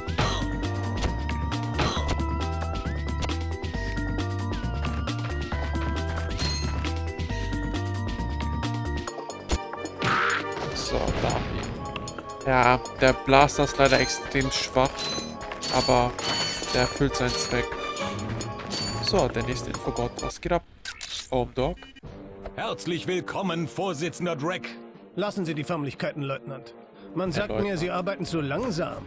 Sie müssen diesen Planeten zur Ausbeutung für unsere neue Welt vorbereiten. Ja, Sir. Wie Sie sehen, schreitet hier alles planmäßig voran. Ich zähle auf Sie, Leutnant. Und Ihr ehemaliger Kommandant kann Ihnen bestätigen, dass ich nicht gern enttäuscht werde. Ja, Sir. Ich enttäusche Sie nicht. Drake zerstört einen weiteren Planeten. Ja, aber wenn er immer diese Art von Hilfe bekommt, dann haben wir überhaupt nichts zu befürchten. Du solltest den Vorsitzenden Drake nicht unterschätzen. Er ist gefährlich. Natürlich. Wir müssen Captain Quark finden. Hey, dieser Lieutenant sieht gar nicht so hart aus. Den packen wir doch alleine. Vielleicht können wir ihn wirklich überzeugen, uns zu sagen, wo Drake ist. Haha, so gefällst du mir. Infobot für Planet Eudara. Ja, Planet Eudara. So, wir sind schon... Warte mal. Ja, ich habe das Secret gesehen. Ich hoffe, ihr habt es auch gesehen. Ich hoffe, ihr habt es auch gesehen hier.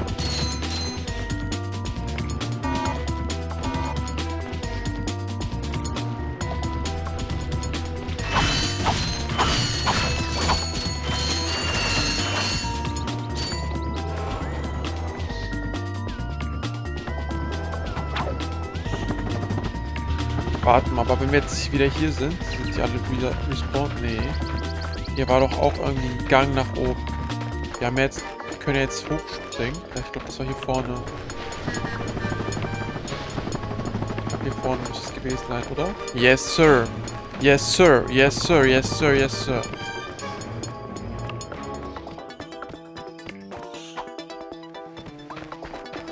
Ist hier kein... Was zum verfickten Teufel?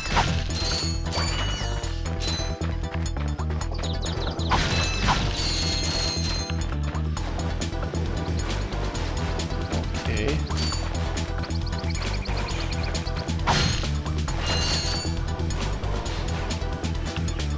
Extremst weird. Man hat hier so einen neuen Platz, aber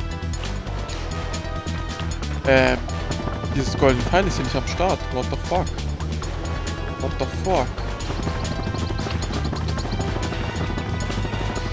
Das wäre so geil, wenn hier so ein goldenes Teil noch wäre. Ich habe keinen Plan, wo die sind. Das wäre für mich halt das Plausibelste, dass man dort was versteckt hätte. Okay. So, und jetzt hier entlang. Zu Big L's Robo-Shack. Lass mal zu Big L gehen. Vielleicht hat er was Neues von Big L.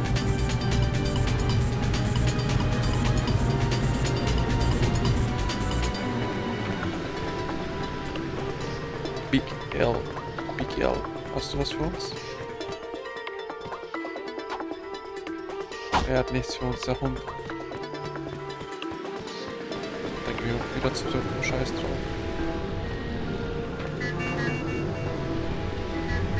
Aber die City ist noch so groß. Wir sind erst im ersten Gebiet hier von der City. City of Camp. City of Camp.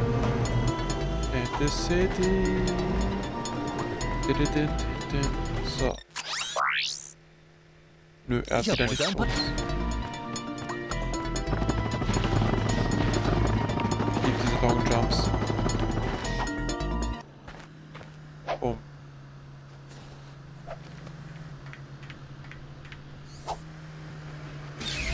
So, was wir jetzt machen könnten, wäre A, zurück und hier diese Goldteile holen, aber müssen wir jetzt nicht machen. Wir machen das später. Komm, wir machen das später, wenn wir hier noch später den Preis haben. Den Preis. Ich weiß aber nicht, auf welchem Planeten ist, deswegen gehen wir einfach direkt weiter, oder? Was? Hier? Natürlich, aber wir können aber noch nicht unter Wasser. Hier fehlen 2. Wir gehen erstmal hier hin. Robo-Leutnant ansprechen.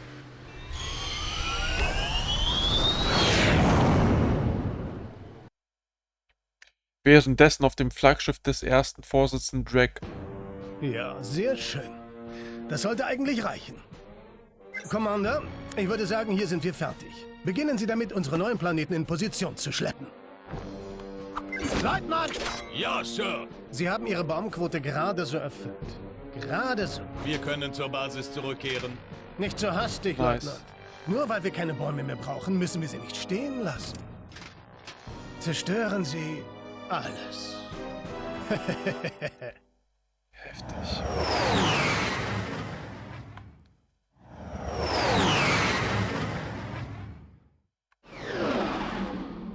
Planet Eudora.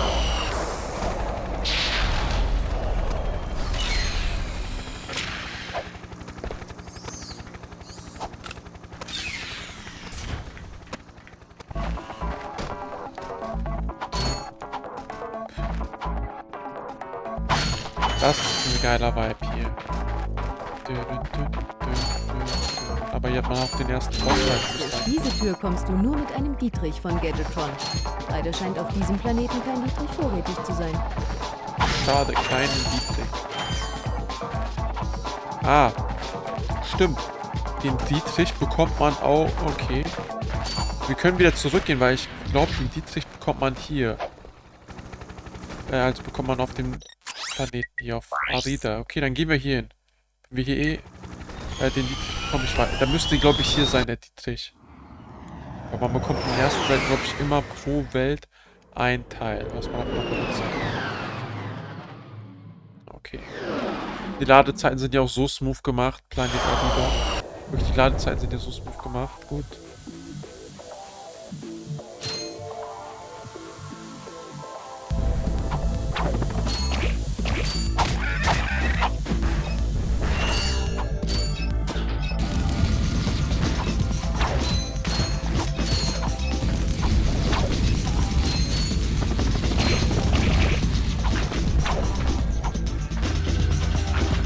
So.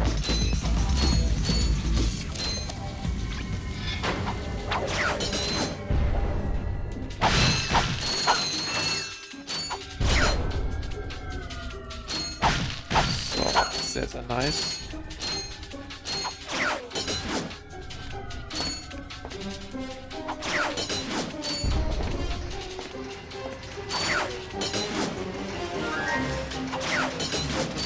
Kommt man halt richtig smooth durch, ne?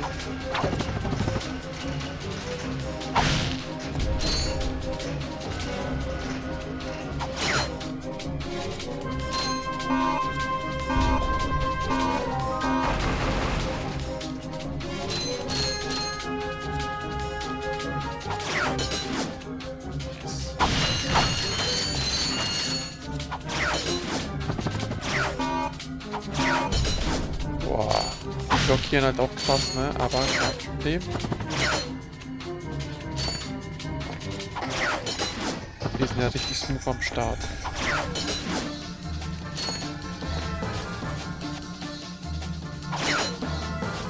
Ey. Ey. Und hier ist es.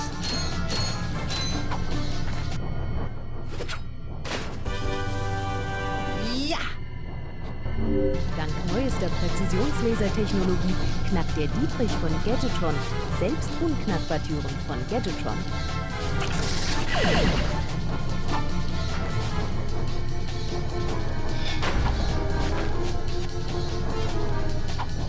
Knackbar Türen von Gadgetron. So, wir haben auch den hier. Zweite Goldmünze. Oder nee, die erste war das.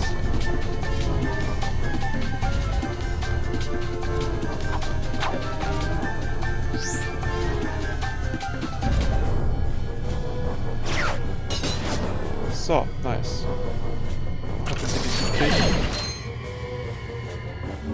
Jeder Ring eines unknackbar Schlosses ist mit Lasern versehen. Ziele mit den Lasern auf die Rezeptoren des äußeren Rings, bis sie grün leuchten. Alle Rezeptoren müssen grün sein, bevor das unknackbar Schloss geöffnet werden kann.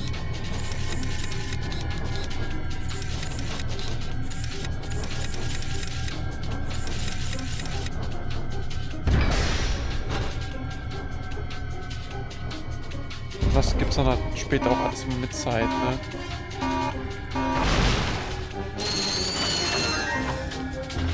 So.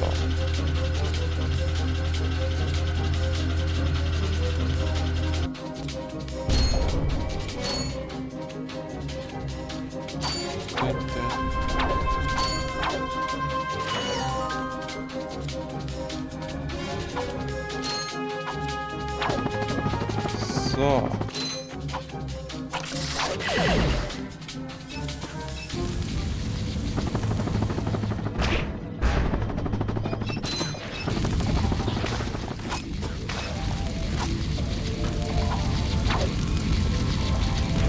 Zack, zack, zack.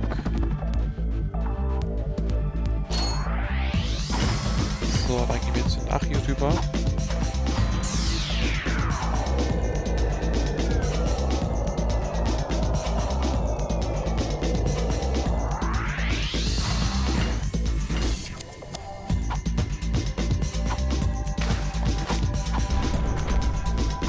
So. Kommen wir dort am besten hin? Ich würde sagen hier, ne?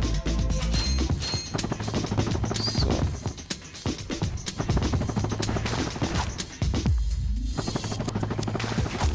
So, dann sind wir jetzt hier drüben. Dann haben wir auch schon das Goldteil am Start. Zack, haben schon 2 bekommen. Das letzte bekommen wir leider nur mit einem upgraded Bomb, also was anderem auf jeden Fall. Das ist schwer zu bekommen, das letzte, das weiß ich noch gar nicht. Man das bekommt. Jetzt auf Anhieb.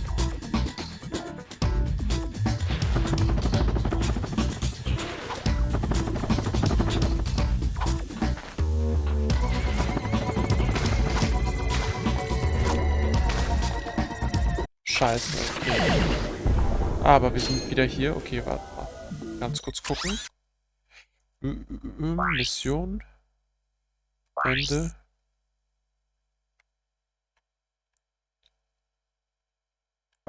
Ja.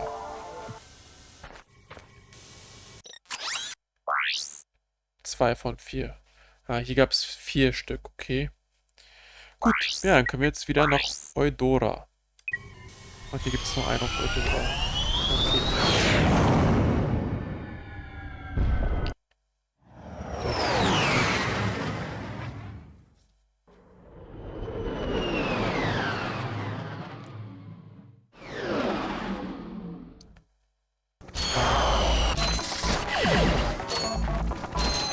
War das nicht direkt hier mit dem Dietrich? Yes, sir.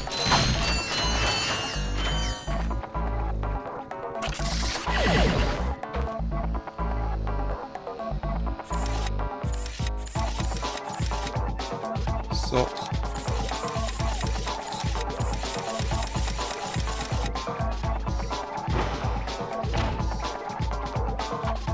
Sehr, sehr nice.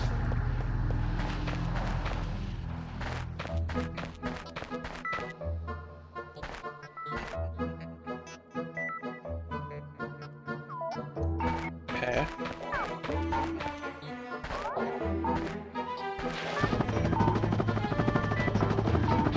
Okay, es war schon richtig, aber es hätten ja auch irgendwie besser markieren können. Ich sag, wie es ist.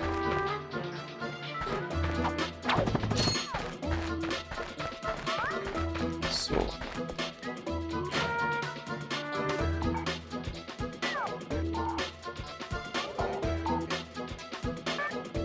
So.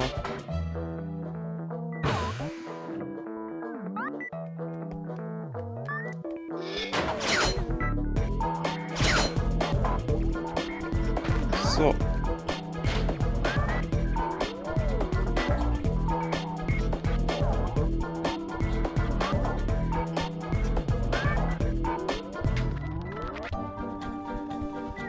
Ach, ich kann das einfach nur gedrückt halten.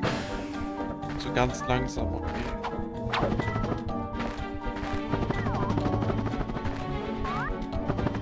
So.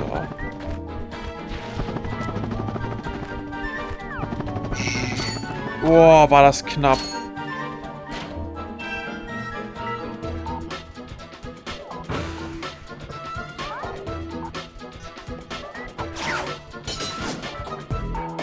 So. Drückst du die Dreiecktaste doppelt, kannst du schnell zwischen deinen beiden zuletzt benutzten Waffen oder Handgeräten wählen. Wie geil.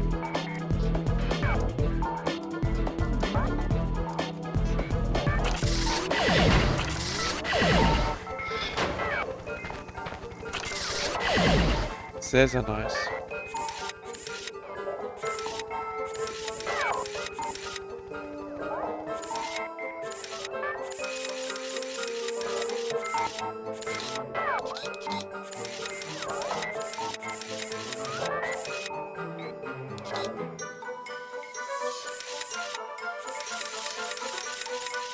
So, hab ich's.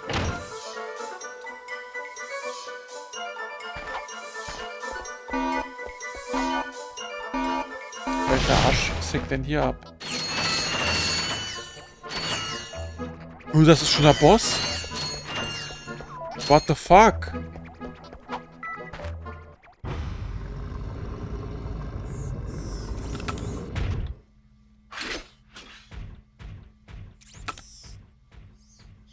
Na, dem hast du es aber gegeben.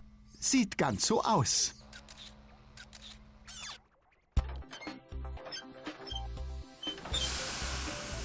Sind Sie mit Ihrer aktuellen Beschäftigung unzufrieden? Was geht? Dann kann die bei dir? TBS Ihnen helfen. Die taktische Blag-Forschungsstation. Hallo, ich bin der leitende Vorsitzende Drake. Und hier in der TBS suchen wir motivierte Mitarbeiter für absolut aufregende Arbeitsplätze. Rheinboots-Tester, Sprengkopfbautechniker, Mutantentierpfleger, Robotermechaniker, Saukanonentester und Verwaltungsassistenten. Kommen Sie zur TBS. Arbeiten Sie an unseren Waffen und an Ihrer Karriere. Marco, du bist dunkel. Ich ruf die TBS ja, heute noch an. weil das Video halt so dunkel ist, weißt du mal? Unglaublich.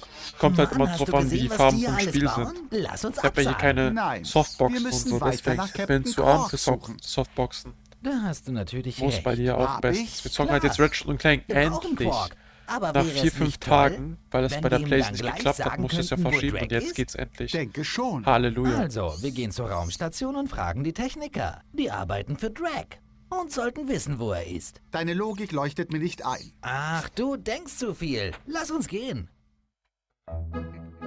So, Infobot für Blark-Station erhalten. Blark.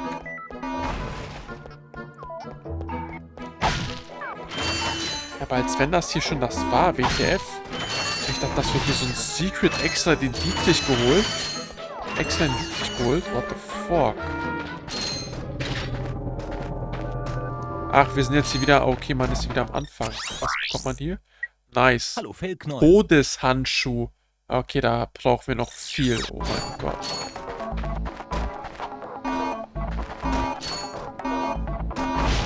Todeshandschuh, komm. Den fahren wir uns hier. Gescammt? Wie meinst du es gescammt? Was passiert, Habibi? Wie? Was für gescammt? Wurdest du gescammt? Von welchem Arschloch? What the fuck?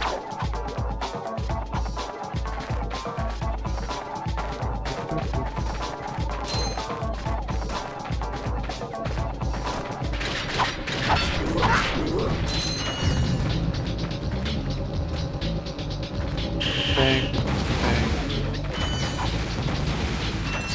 So. 7500 brauchen wir hier. Jesus Christus, Maria.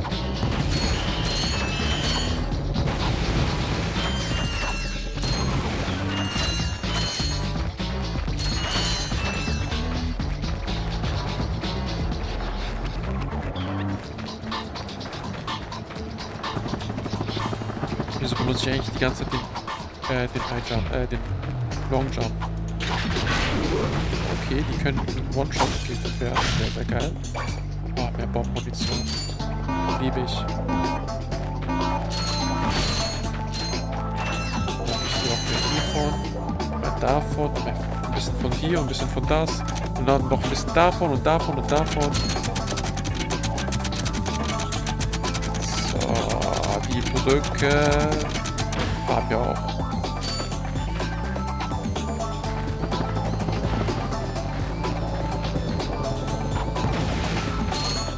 Die geben aber irgendwie nur Scheiße, diese Roboter. Die geben nur diese, wie heißt nochmal? Bronze-Teile, also verrostete Sachen hier. So ein Mist, ne?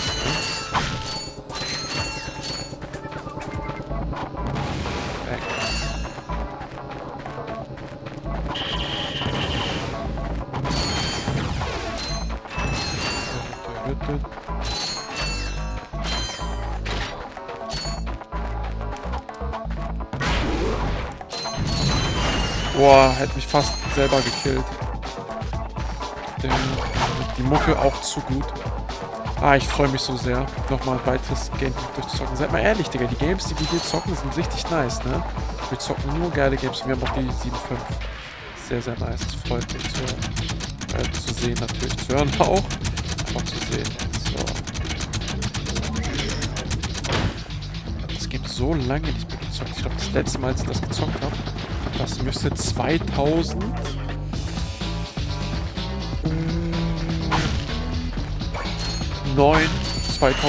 habe ich das, glaube ich, gezockt. Also halt, ne, auf der PS2 noch.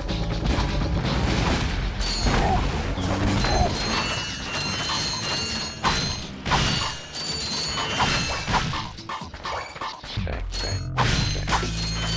Fast 8K, sehr, sehr gut. Ja, genau die 8K. Todeshandschuh, heftig. Was ein Name.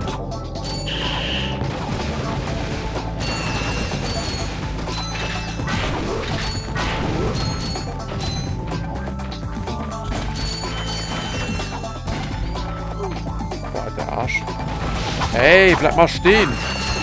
Er denkt erstmal, er kann davonkommen, indem er uns hier fast umbringt. Okay, ja, ein Viertel hier. Landet mehr ein Viertel. Aber ich finde, man braucht hier auf jeden Fall mehr Leben. Das kann man doch, ich glaube, wirklich auf 6 oder 8. Auf eins von beiden kann man das später noch upgraden. Das ist auch wichtig. Das ist auch wichtig, weil der Kampf gegen Captain Quark ist nicht so easy. Wow, Bruder. Ja, komm, hier. Arschloch. Was? Hier, Bang. Guck doch mal. Mit seinem perfekten Rapid Fire. Damn. Ja, vor dem muss man auch aufpassen. So.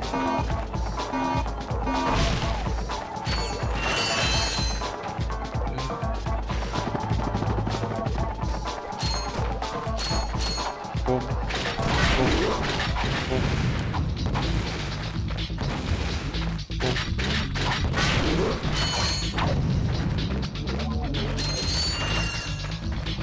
Bang. Bang. Wir cleanen erstmal das Gebiet. Erstmal das Gebiet clearen. Von den ganzen Gegnern, das ist wichtig.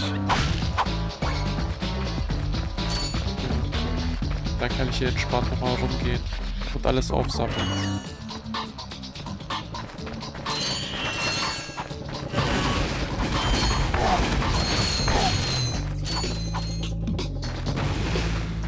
So muss das halt sein, ne? Jetzt kann ich halt ohne Bedenken hier einfach rumgehen und alles abfahren. Ihr wisst schon, was ich meine. Wieso fällt mir nicht das Wort ein, die Schrauben? Die ganze Zeit ist bei mir im Kopf Nuts and Bolts, ne? Das ist ja das englische Wort, Schrauben. Ich bin in einem Banjo-Game, das heißt auch so Banjo-Kazooie Nuts and Bolts. Aber das ist, glaube ich, ein richtiges Trash-Game.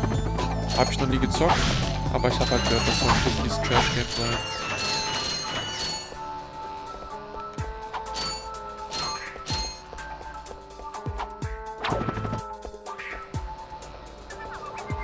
Na, zack.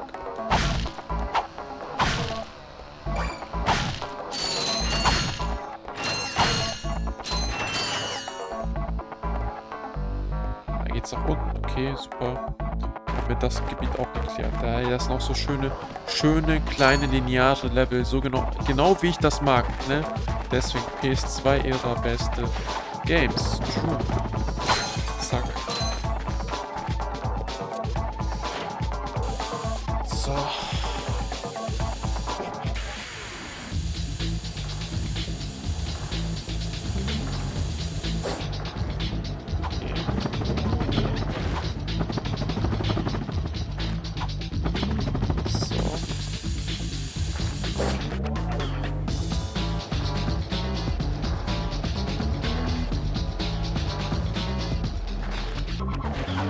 Oh mein Gott. Falschen Knopf gedrückt, ich Idiot. Und die sind wieder... Oh mein Gott, die sind ja wieder respawn. Digga, man ist einmal die respawn alle. Naja, nicht so schlimm. Kommt halt mehr hier schon, ne?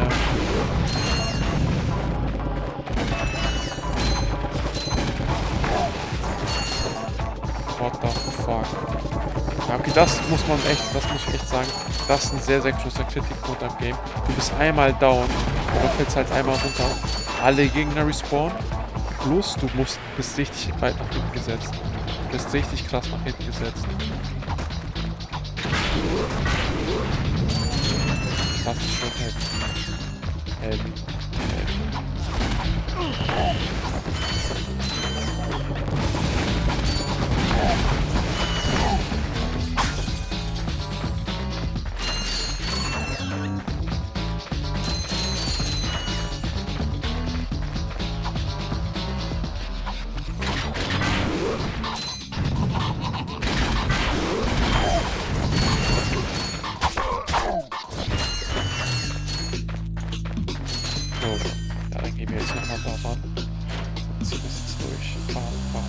Ich weiß gar nicht. Sollen wir jetzt heute bis 2 zocken oder nicht? Oder nur bis 1 und danach die Serie tippen? Was sagt ihr? Was sagt ihr? Bis 1 oder bis 2? Zack. Yes, Sir. Oh, wir haben es geschafft. Todeshandschuh-Munition. Guck mal. Wir haben den zwar noch nicht, weil wir ihn nicht gekauft haben. Aber wenn wir zurück sind, dann gönnen wir uns auch den Todeshandschuh.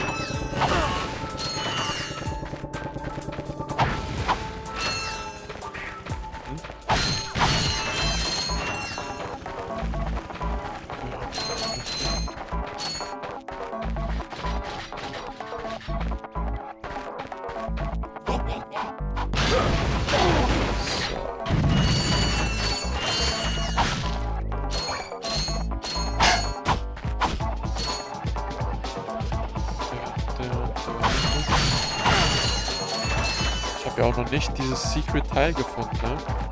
Secrets sind hier im Game extrem gut versteckt. Das muss man echt sagen.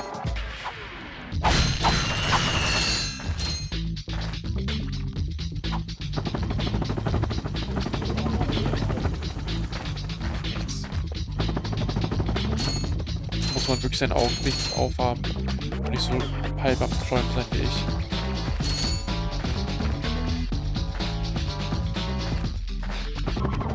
So.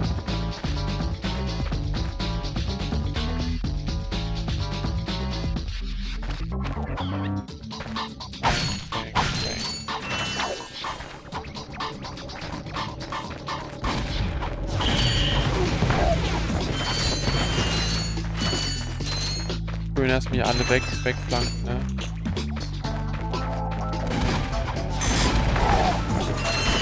Boah. 10.000 haben wir hier. Holy moly. Aber wir haben jetzt ja keine Bomben mehr. Shit. Und wir haben ja keine Bomben.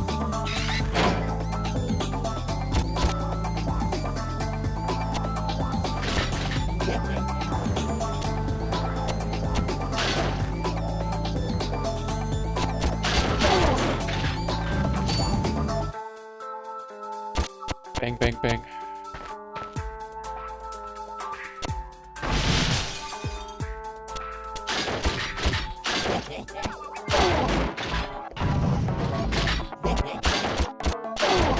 So, nice. Und ich glaube, das Level dürfte auch nicht mehr so lange sein, oder? Ich weiß nicht. Weiß ich gar nicht. Kann ich mir gar nicht mehr...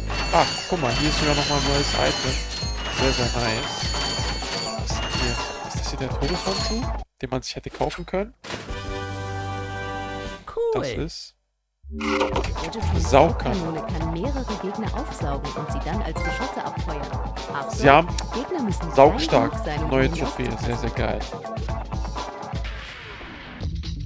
Die saugstarke Trophäe haben wir bekommen. Und das Laubgebläse. Laubgebläse.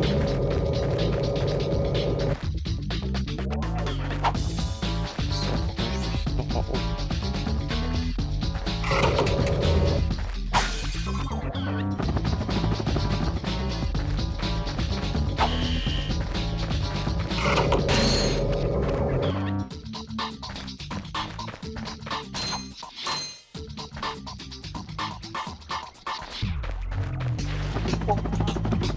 Guter Job.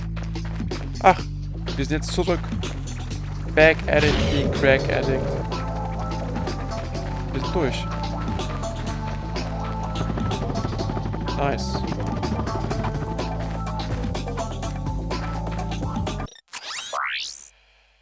Ich habe So. wieder ein paar tolle Sonderangebote. Bang, Kauf.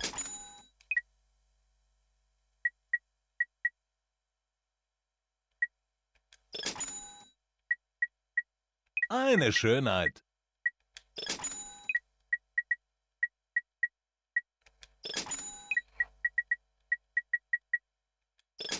So. Eine gute Wahl. Da haben wir den Todeshandschuh.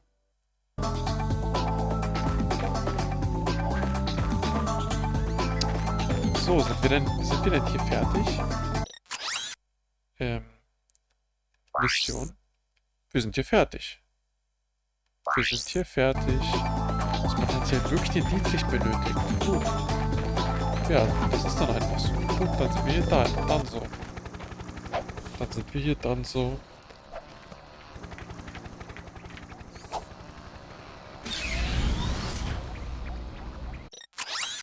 Dann geht's ab zur Blagstation. G34 Nebel. Erkunde die Raumstation.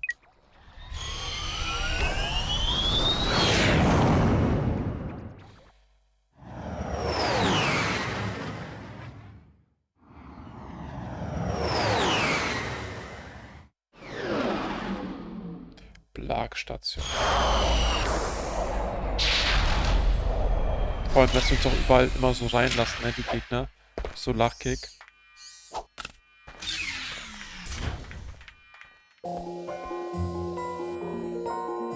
So, was macht denn nochmal der Todeshandschuh?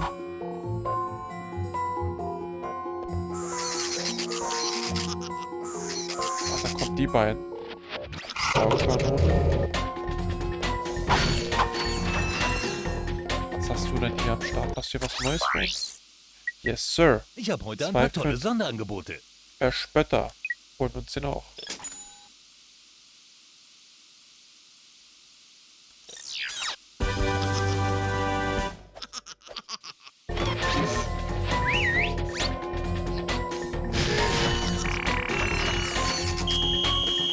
Lachkick.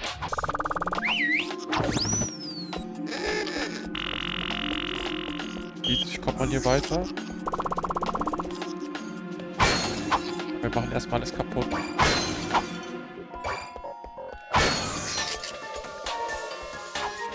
Okay.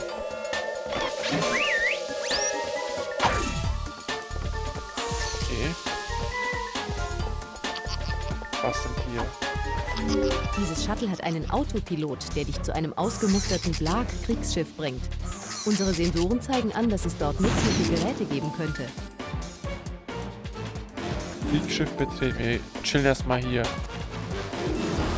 Das ist so groß, die Station. Wir erstmal das mit dem Dietrich öffnen. Ne, das mit dem Dietrich machen wir zum Schluss. Wobei, komm, wir machen erstmal das Kriegsschiff. Dann gehen wir den Gang, dann öffnen wir das mit.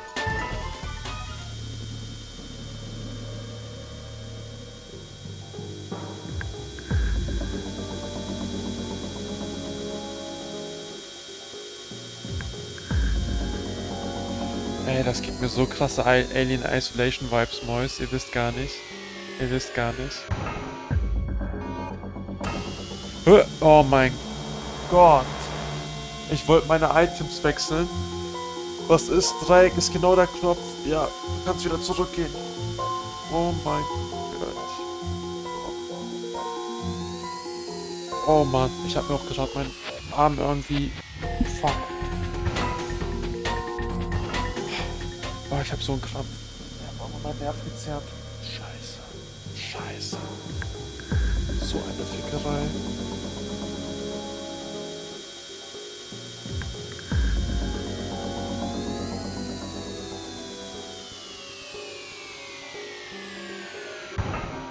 Fuck. Nerv gezerrt.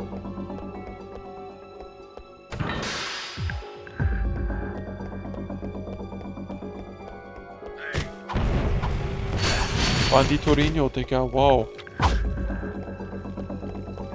Banditorino.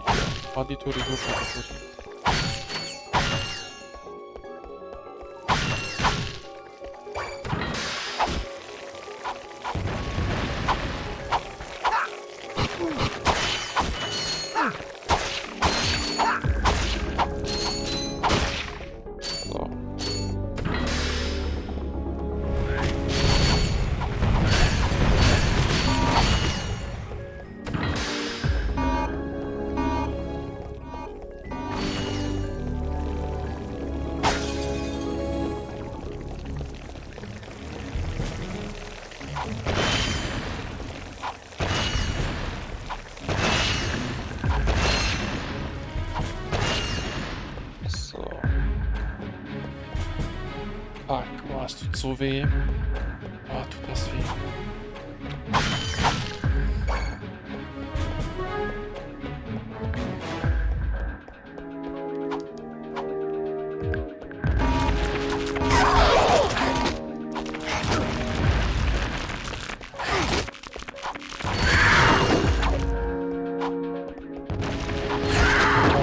Gott. Ein Leben noch.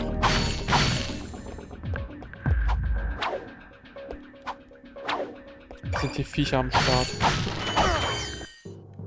Jetzt gleich ein Todeshandschuh wieder.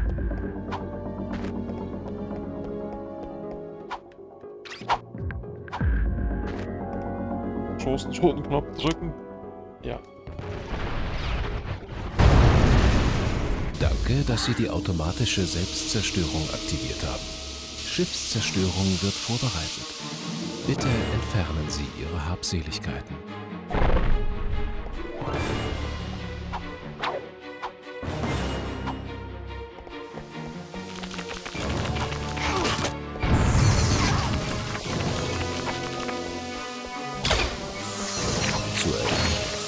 Dieses Schiff zerstört sich in 20 Sekunden. Fuck. Er hat mich in der Luft bekommen.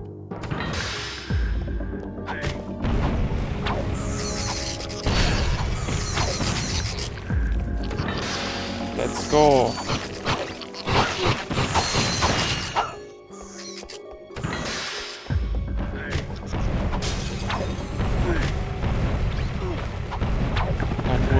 Die kleinen Hurensöhne.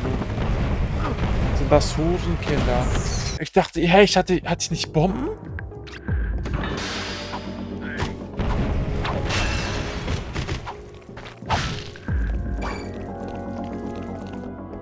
Was für Pendejos.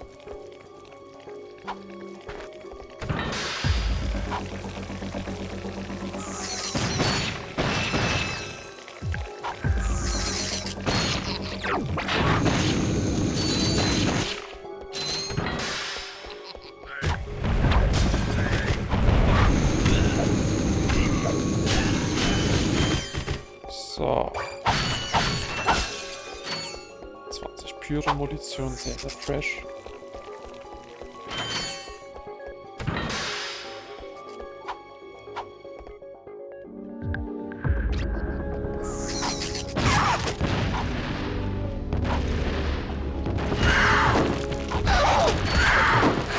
Hallo, Nachhoi. Nachhoi, was zum Fick?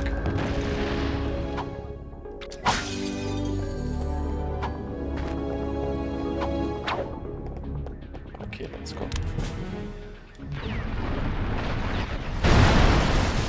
Danke, dass Sie die automatische Selbstzerstörung aktiviert haben. Schiffszerstörung wird vorbereitet. Bitte entfernen Sie Ihre Habseligkeiten.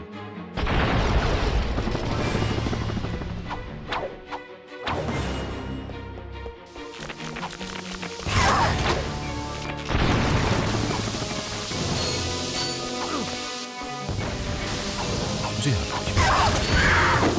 Dieses Schiff zerstört sich in wenigen Sekunden. Bitte evakuieren. Okay, we got this.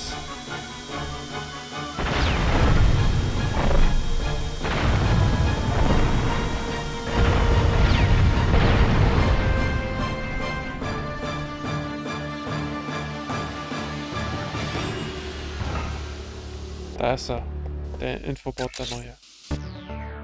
Special Report. Hier spricht Dala Gretsch live aus Blackwater City. Soeben wurde bekannt, dass bei den intergalaktischen Hoverboard-Meisterschaften, die in den nächsten Tagen hier stattfinden, Captain Quark dem Sieger den Hauptpreis überreichen wird. Darüber hinaus ist zu berichten, dass man hier in letzter Zeit an einem Befall durch merkwürdige Amöbenwesen leidet. Die hiesige Stadtverwaltung hat versichert, dass alles nur Erdenkliche getan wird, um die Plage zu beseitigen. Das war Dala Cratch für Kanal 2 News. Ja, sie wird einfach Hast aufgegessen. du das gesehen? Ja, hoffentlich geht es der armen Frau gut. Ach, bestimmt, glaub ich.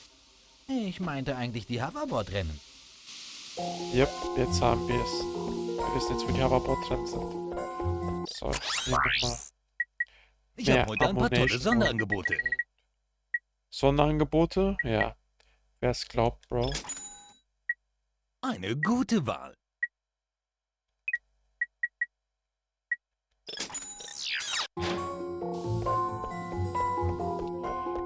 So. Erst Dietrich. Komm, wir gehen erstmal mit Dietrich, dann noch den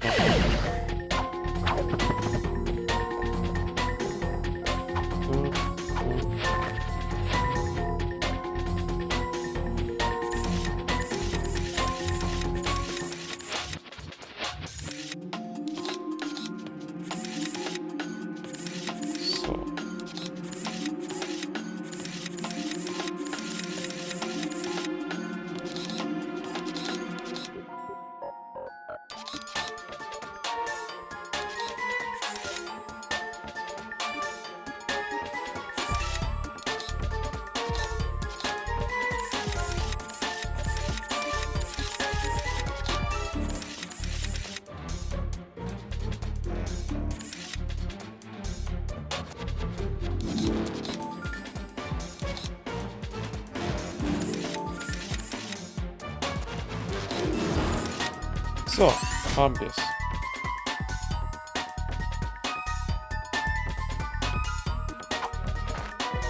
Ich dachte schon, was wollten wir... Was will Clank da von mir? Da oben geht Safe Call auch irgendwie hin. Gucken wir erstmal.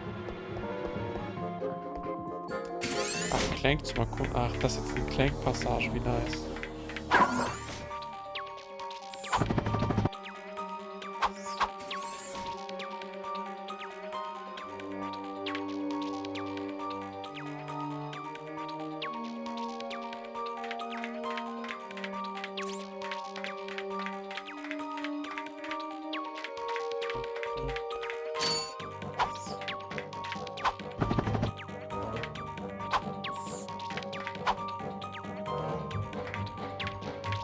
Oh, stimmt, es gibt ja auch später noch so, es gab ja so ein Spin-Off, das heißt Agent...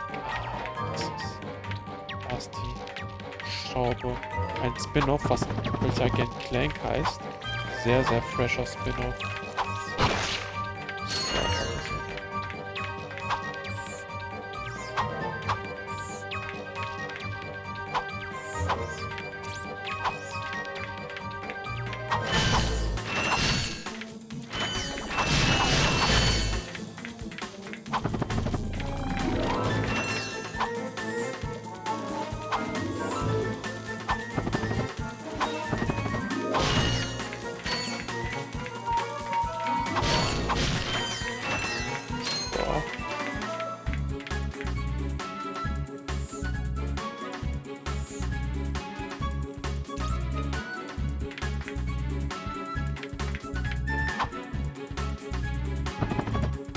So, okay.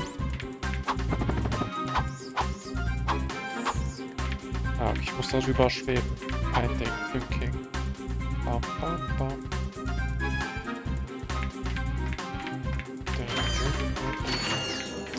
Ratchet und Clank Gold Game. So, bam. Nee, Gold Game nicht, aber auf jeden Fall ein sehr, sehr gutes Spiel.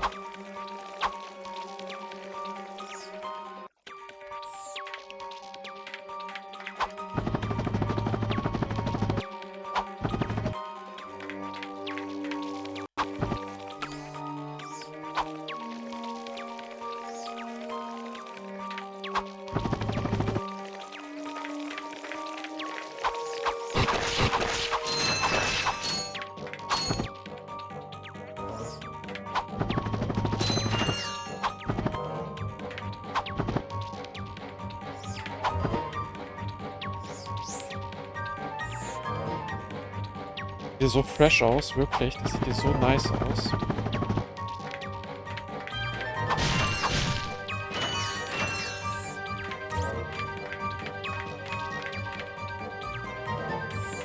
Ich weiß aber auch gar nicht, hier gibt es wirklich Stellen, wo man denkt, hier ist Safe Call irgendwas versteckt, hier muss irgendwas versteckt sein und hier ist aber gar nichts. Hier ist aber gar nichts. What the fuck, denke ich mir dann einfach nur.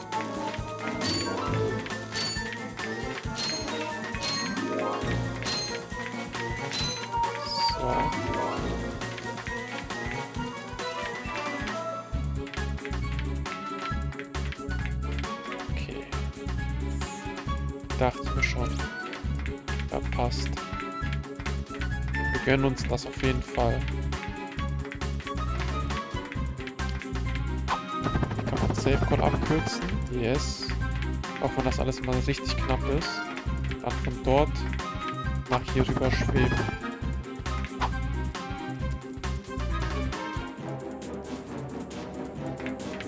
So.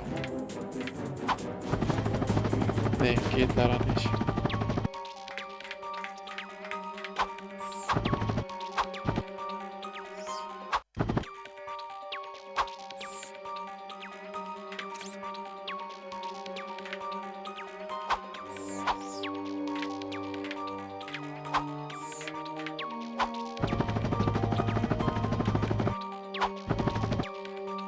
Kommt man da am besten nach oben. Da kommt man da später hin. Weiß es nicht. Man kann ja auch nichts verschieben, oder? Oder kann ich was verschieben? Nee. Ja, da habe ich da schon was kaputt kaputt gemacht? Ich habe keinen Plan. Erstmal den normalen Weg einfach gehen. Vielleicht kommt man da später nochmal hin. Weil bis jetzt habe ich keine Ahnung, wie ich da hinkommen soll. Weil Clank kann halt nur mit dem Propeller ein bisschen schweben.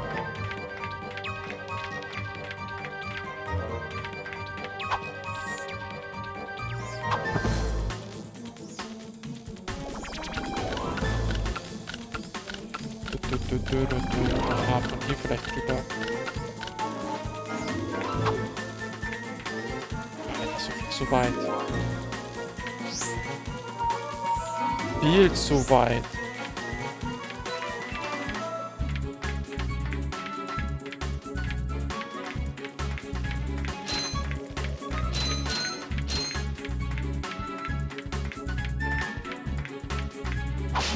Du hast soeben einen Gadget-Roboter aktiviert.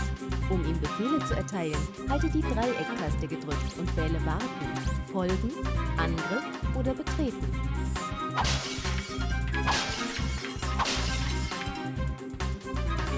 Folgen, warten.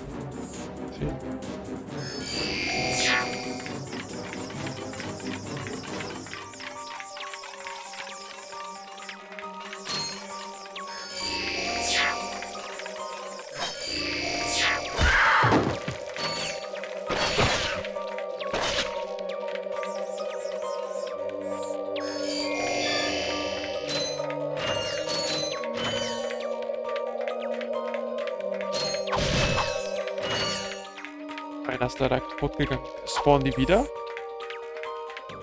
Das wäre cool, wenn die wieder spawnen würden.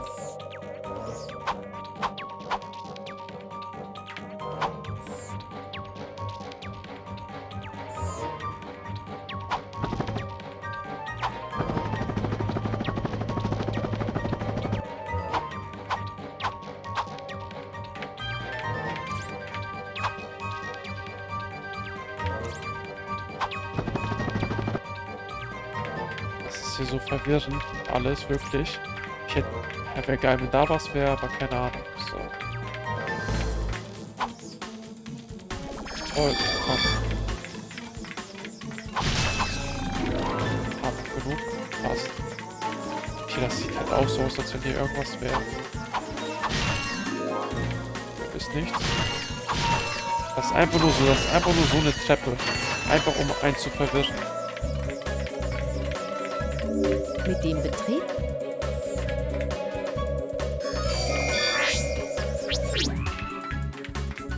super. Das ist neu. Ist das eine Fähigkeit für Clank?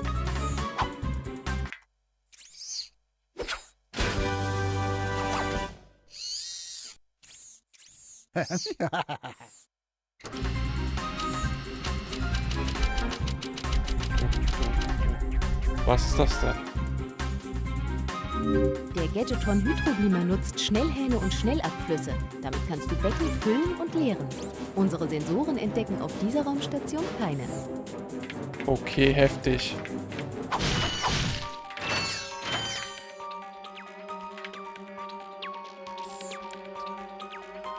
Das sieht schon so geil alles hier aus, ne? So, die bekommt man.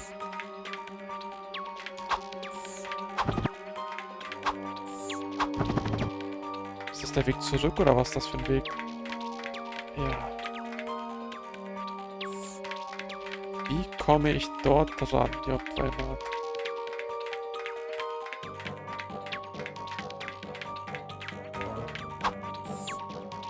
Wie kommt man da ran?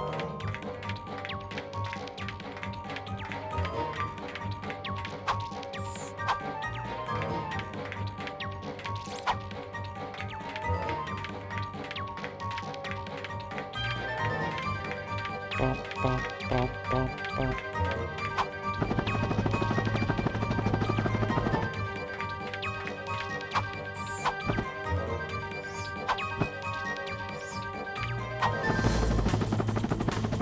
Nicht mal da kommen wir hin. Nicht mal dahin kommen wir. Jetzt bis dorthin schwer. So.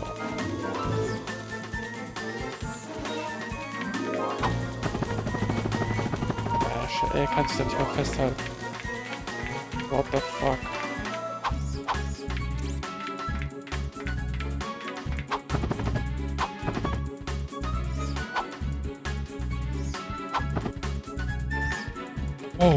Wie kommen wir da hin? An die Decke klettern? Er kann doch nicht klettern hier.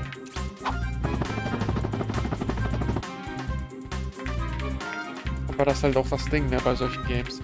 Entweder guckt man sich dann halt so eine Komplettlösung an, was ich meistens eigentlich immer bevorzuge. Oder man versucht es irgendwie selbst. Vielleicht ist es auch nur was für später. Weil vielleicht braucht man dafür irgendwas. Vielleicht kann Clank dann halt auch nochmal seinen Arm hier irgendwie abschießen oder so. Oh, scheiße. Dead.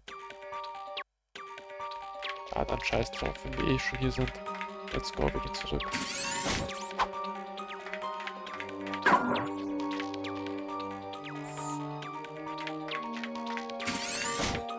Oder hier.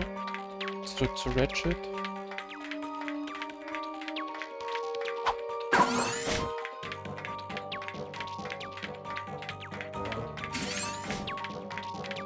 Ne, das sind halt nur die beiden.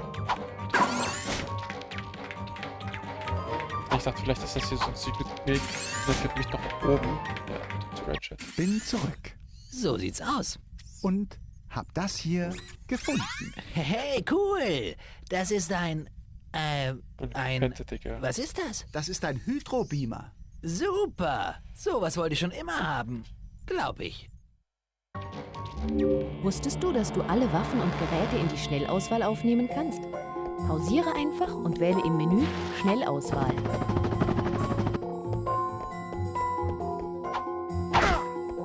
Bam, bam.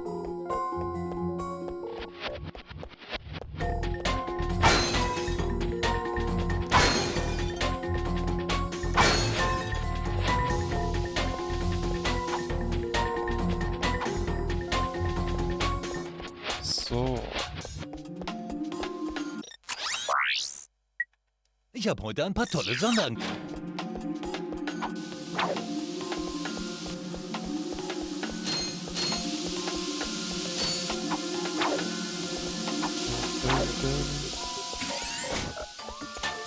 Wow, Bro. Was ist denn das da für ein Frosch?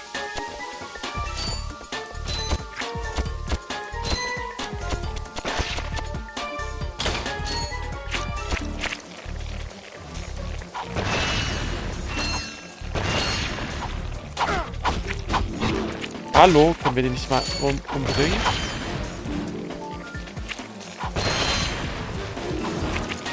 Frosch-Gang. Bang.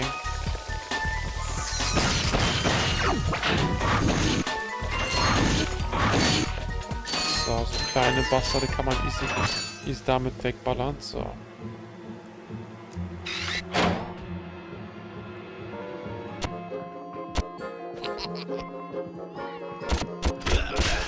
So, sehr, sehr nice. Brauchst du bei diesen Feinden Hilfe? Versuch's mal mit dem Gadgetron Verspötter.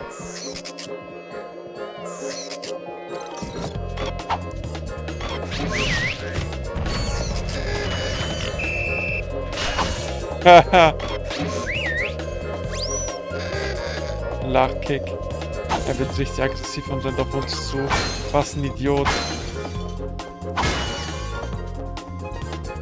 Ja, später kann man auch lustige Sachen machen.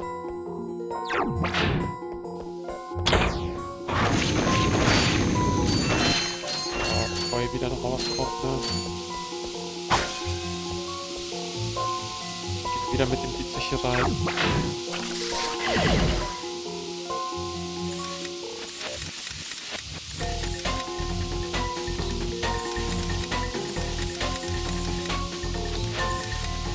So.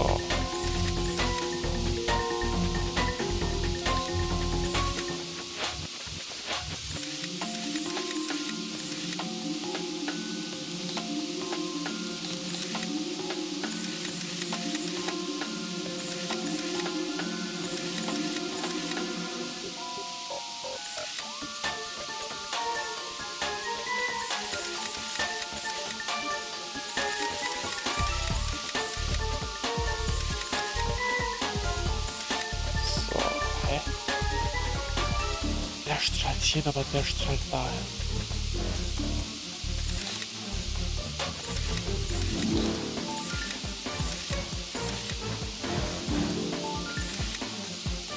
Okay, das ist das richtige Placement. Dann. Ach so, da gibt's gar nichts.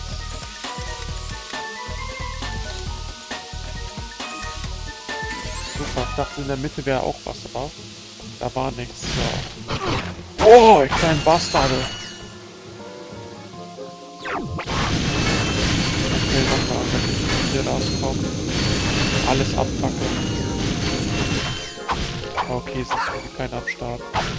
Richtig viel Munition. Leider ein Damage dafür gefressen. Ob das worth war? Ich würde sagen, ja. Kann man machen. Wisst ihr, was lustig wäre? Wenn jetzt genau in der Decke so ein Bolt wäre, ja, so eine goldene Schraube wäre.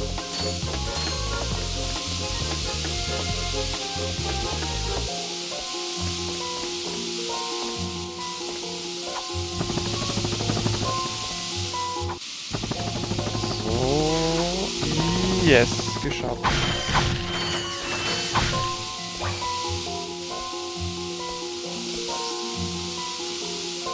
Was gibt's da unten?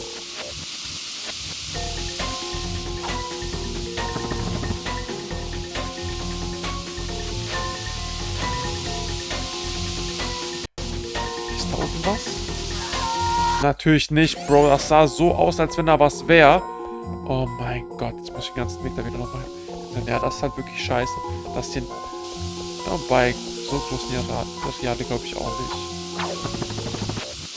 Scheiße. Wurde mir vergaßen.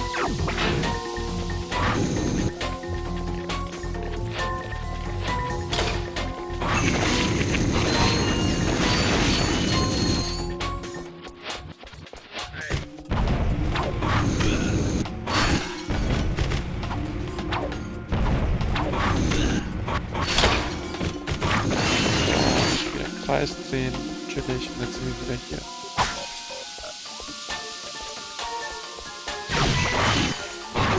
Arschloch. Ja gut, aber ich bin auch selber richtig dran schuld, so dumm wie ich hier war. Was gibt's denn hier? Wieso ist das hier? Oh mein Gott. Was zum Fick? Das war sowas von dumm, was ich gemacht habe. Ich dachte, da wäre irgendwas versteckt, aber da war gar nichts. Da war ein Haufen Scheiße war da. Wirklich ein Haufen Scheiße war da. Und verreckt, nice. Wow. Ich dachte, da wäre irgendwas krasses versteckt, aber da wirklich nur Scheiße. Nur Scheiße war da. Wow.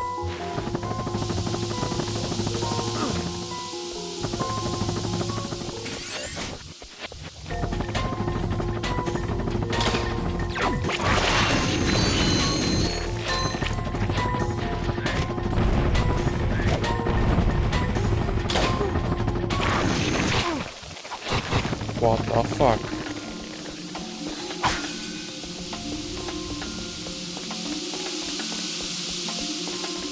Ah, die Gebiete sind schon relativ klein. Dann passt es ja. Man wieder hinten startet. Okay, man kann doch einfach so hoch. Ich Idiot. Ich benutze die ganze Zeit den Propeller.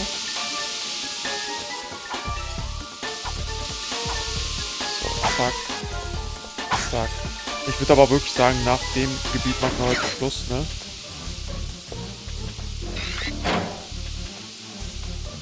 Bang, bang, bang. Zum Glück attackiert er nicht. Weil er einfach blind ist. Das ist einfach ein Blindfisch. Scheiß Bastardviecher. Never ever trust. Töten oder so?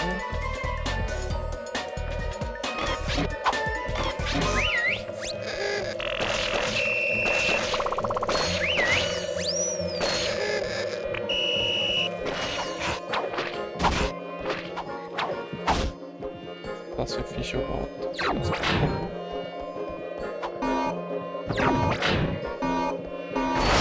Bang.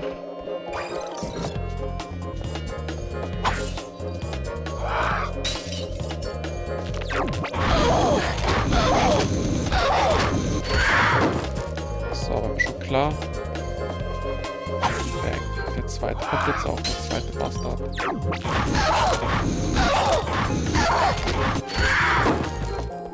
So, was für Idioten.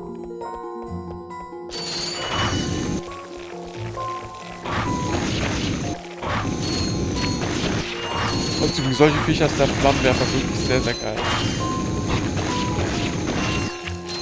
Gegen so kleine Massengegner.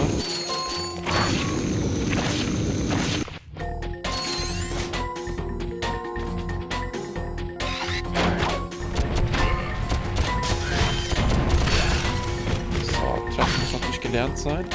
Was wir nicht gelernt haben, leider.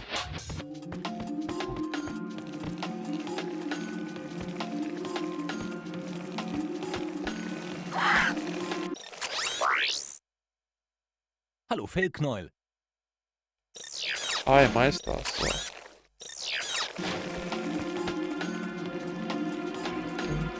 So. Lass mal die Saugkanone benutzen.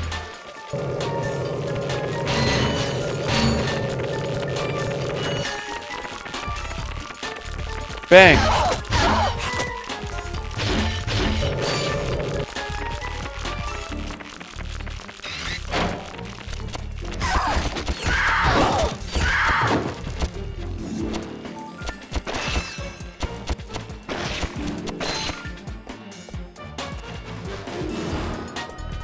Hier muss man aufpassen. Hier kann überall was. Hier ist safe voll eine Schraube versteckt.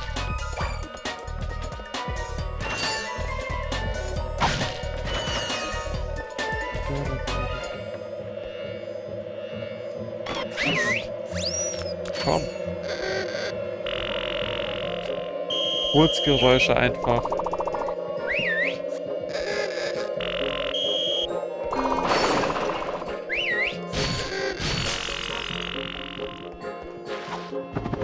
So, was hier oben?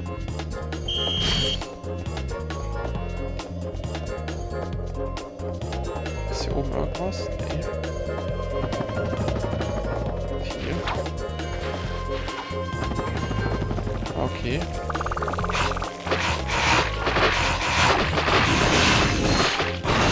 Yes! Hier haben wir wenigstens eins gefunden.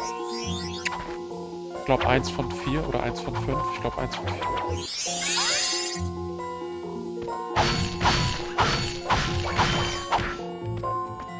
Und massig Munition wieder bekommen. Ja, diese Teile lohnen sich halt nur, also ne, was wollte ich schon mal sagen, die Schrauben lohnen sich eigentlich nur, um Sachen halt zu kaufen, aber sonst, man bekommt ja überall genügend Munition, vielleicht ganz selten, aber zweifle ich jetzt so, zack.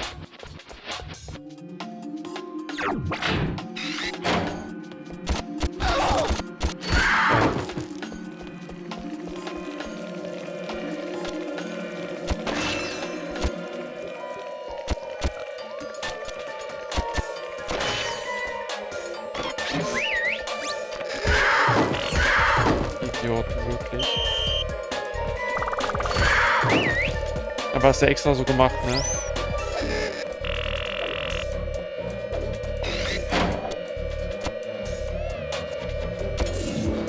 Oh.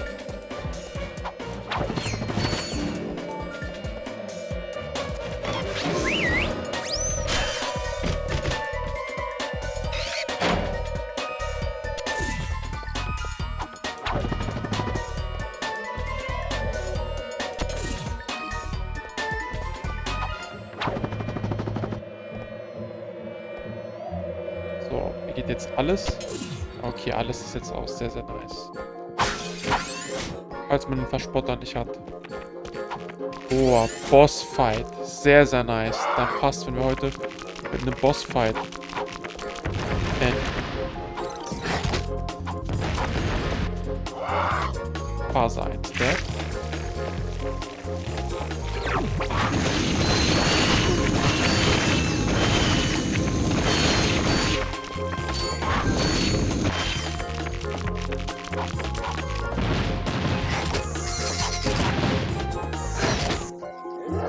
So, aufpasst, der.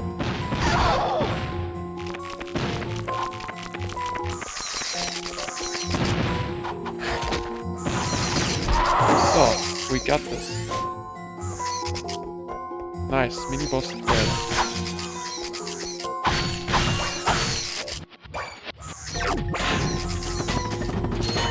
kleinen Sacker sind immer noch am Start. Solche Ehrenmänner. So. Ja, wieder fast 10k, sehr nice. Ich weiß gar nicht, ob man sich hier noch was holen kann. Stimmt noch ein paar Upgrades. Ich hab's komplett vergessen.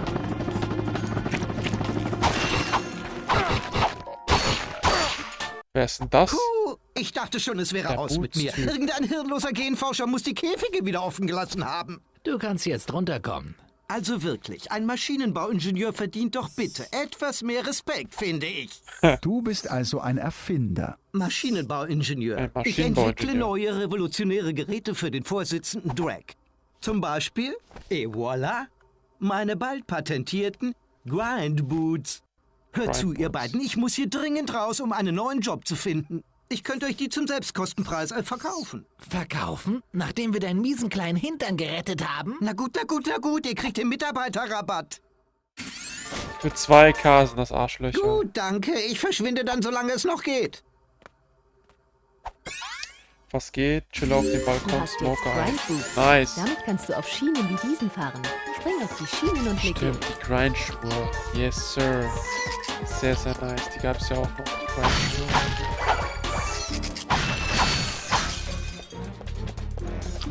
So.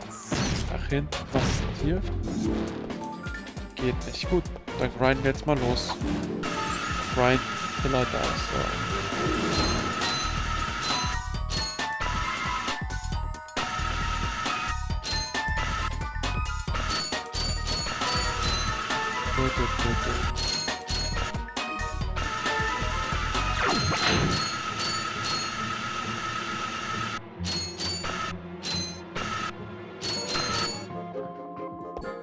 Ach, von oben, okay. Kein Wunder, von oben kommt man wieder raus. Ja, nice. Dann haben wir das ja auch geschafft. Das Level ist ultra nice. Machst alle, ja, wir machen 100% alle Achievements, also alle Trophies. Alles machen wir hier. So, jetzt nur die Frage, wo geht's hin? Ah doch, wir haben auch was Neues bekommen. Wir haben auch was Neues bekommen. So, aber ich würde sagen, für heute hören wir, glaube ich, auf, oder? Für heute hören wir auf. Meine alle Teile. Nicht alles hintereinander, aber ja, habe ich schon vor, alles hier im Stream durchzuzocken. Auch die PS3-Teile, die ich gar nicht kenne. Aber ich glaube, alle Teile, die es auf der PS3 gibt, werde ich mal hier zocken. Da gibt es ja sogar 2 Teile, die für die PS3 rausgekommen sind. So, Blackwater City. Dort geht's dann ab. Finde Siege im Rennen und finde Captain Quark. Was machen wir dann natürlich das nächste Mal? Fliegen wir trotzdem schon mal hin.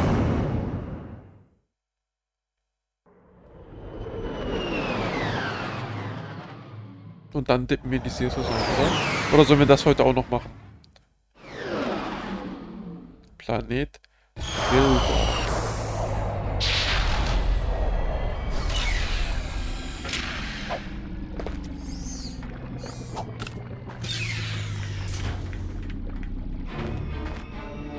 Gucken wir erstmal hier oben. Ah, nice, etwas Neues. Ich habe heute ein paar tolle Sonderangebote. Boah, Minenhandschuhe. Können wir uns gerade so kaufen.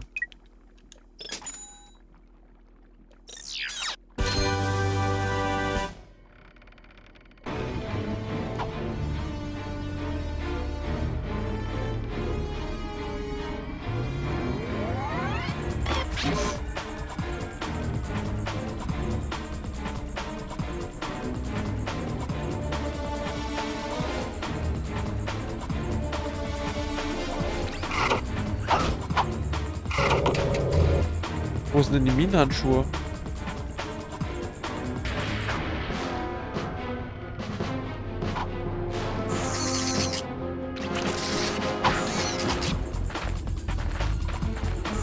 Muss ich die nochmal kaufen? Das kann doch gar nicht sein.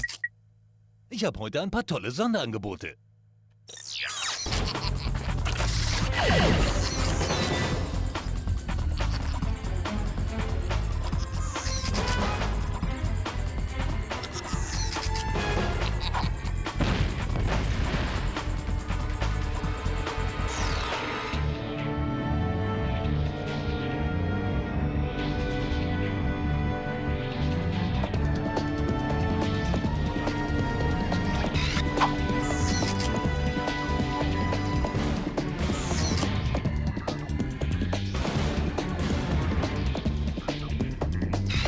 Wie komme ich an die Gegenstände? Aha, hier.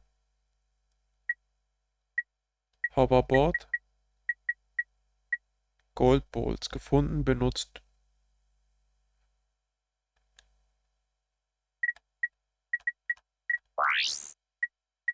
Geräte. Hier. Helipack. Grind. Dietrich. Hydrobeam. Schwungteile. Hydrobeam kann man ausrüsten. Waffen hier. Bombenhandschuh. Bam, bam. Todeshandschuh. Minenhandschuhe. Schnellauswahl. Ah, hier kann man das machen. Wollte schon sagen. So. Dann. Das ist auf jeden Fall richtig scheiße, der Verspotter. Da ballern wir die Minenhandschuhe rein. Ja. Der Saugkanone ist eigentlich auch Ass. Das passt schon erstmal so. So, was können die?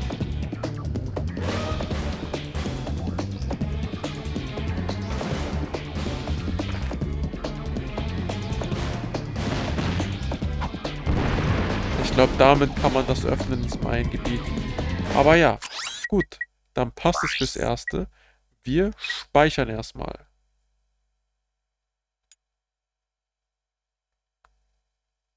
1:11 Uhr. Und das ist es. So. Ja.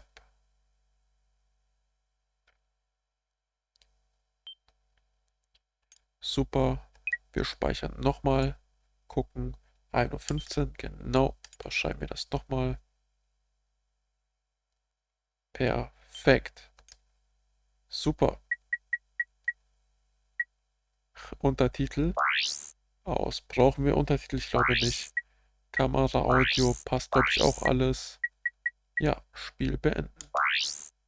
Ba, ba, ba, ba. Yes, sir.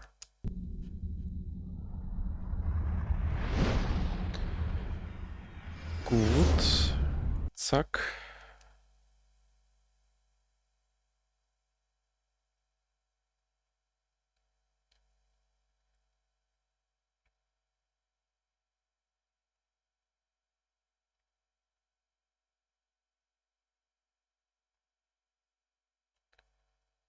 So, gucken wir mal in der Trophäensammlung.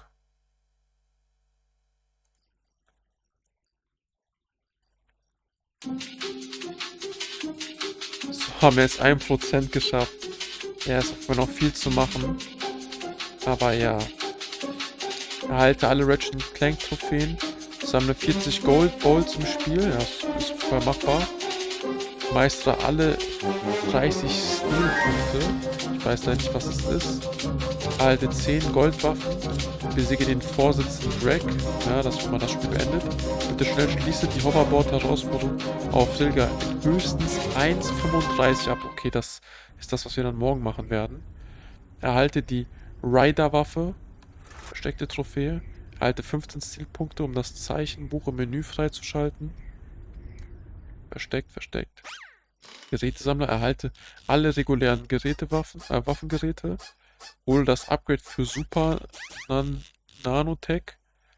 Sammle 1 Million Bowls. Scheiß mich doch an. Besiege das Schiff von Captain Quark. Oh shit, da wurde man jetzt ein bisschen gespoilert, aber ich denke, jeder von euch weiß Bescheid, was es ist. Versteckt. Halt die Magnetstiefel, haben wir. Ne, die haben wir nicht. Hol dir das Bonus Nanotech Upgrade. Hol dir den Überzeuger. Das ist das, was wir gemacht haben.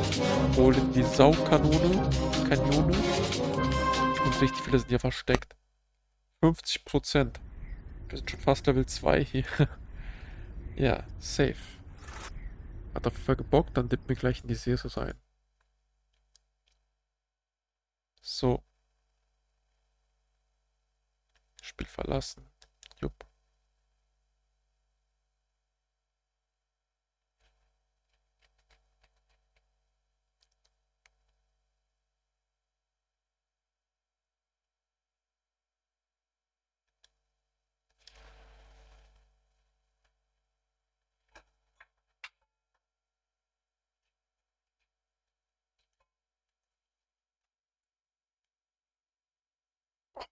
So. Tack.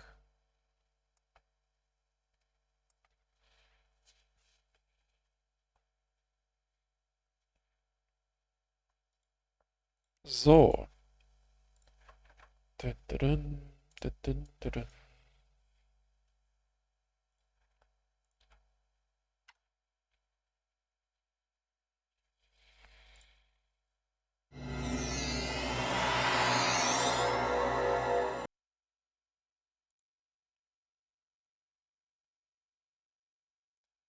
So, tippen wir direkt rein oder machen wir noch mal kurz Pause? Ich glaube, wir können. Set Game. Wobei, stimmt. Der Stream wird bald über 6 Stunden gehen. Ich mach mal kurz. Ich starte den Stream ganz kurz neu. Wir sehen uns gleich. Bis gleich. Peace out.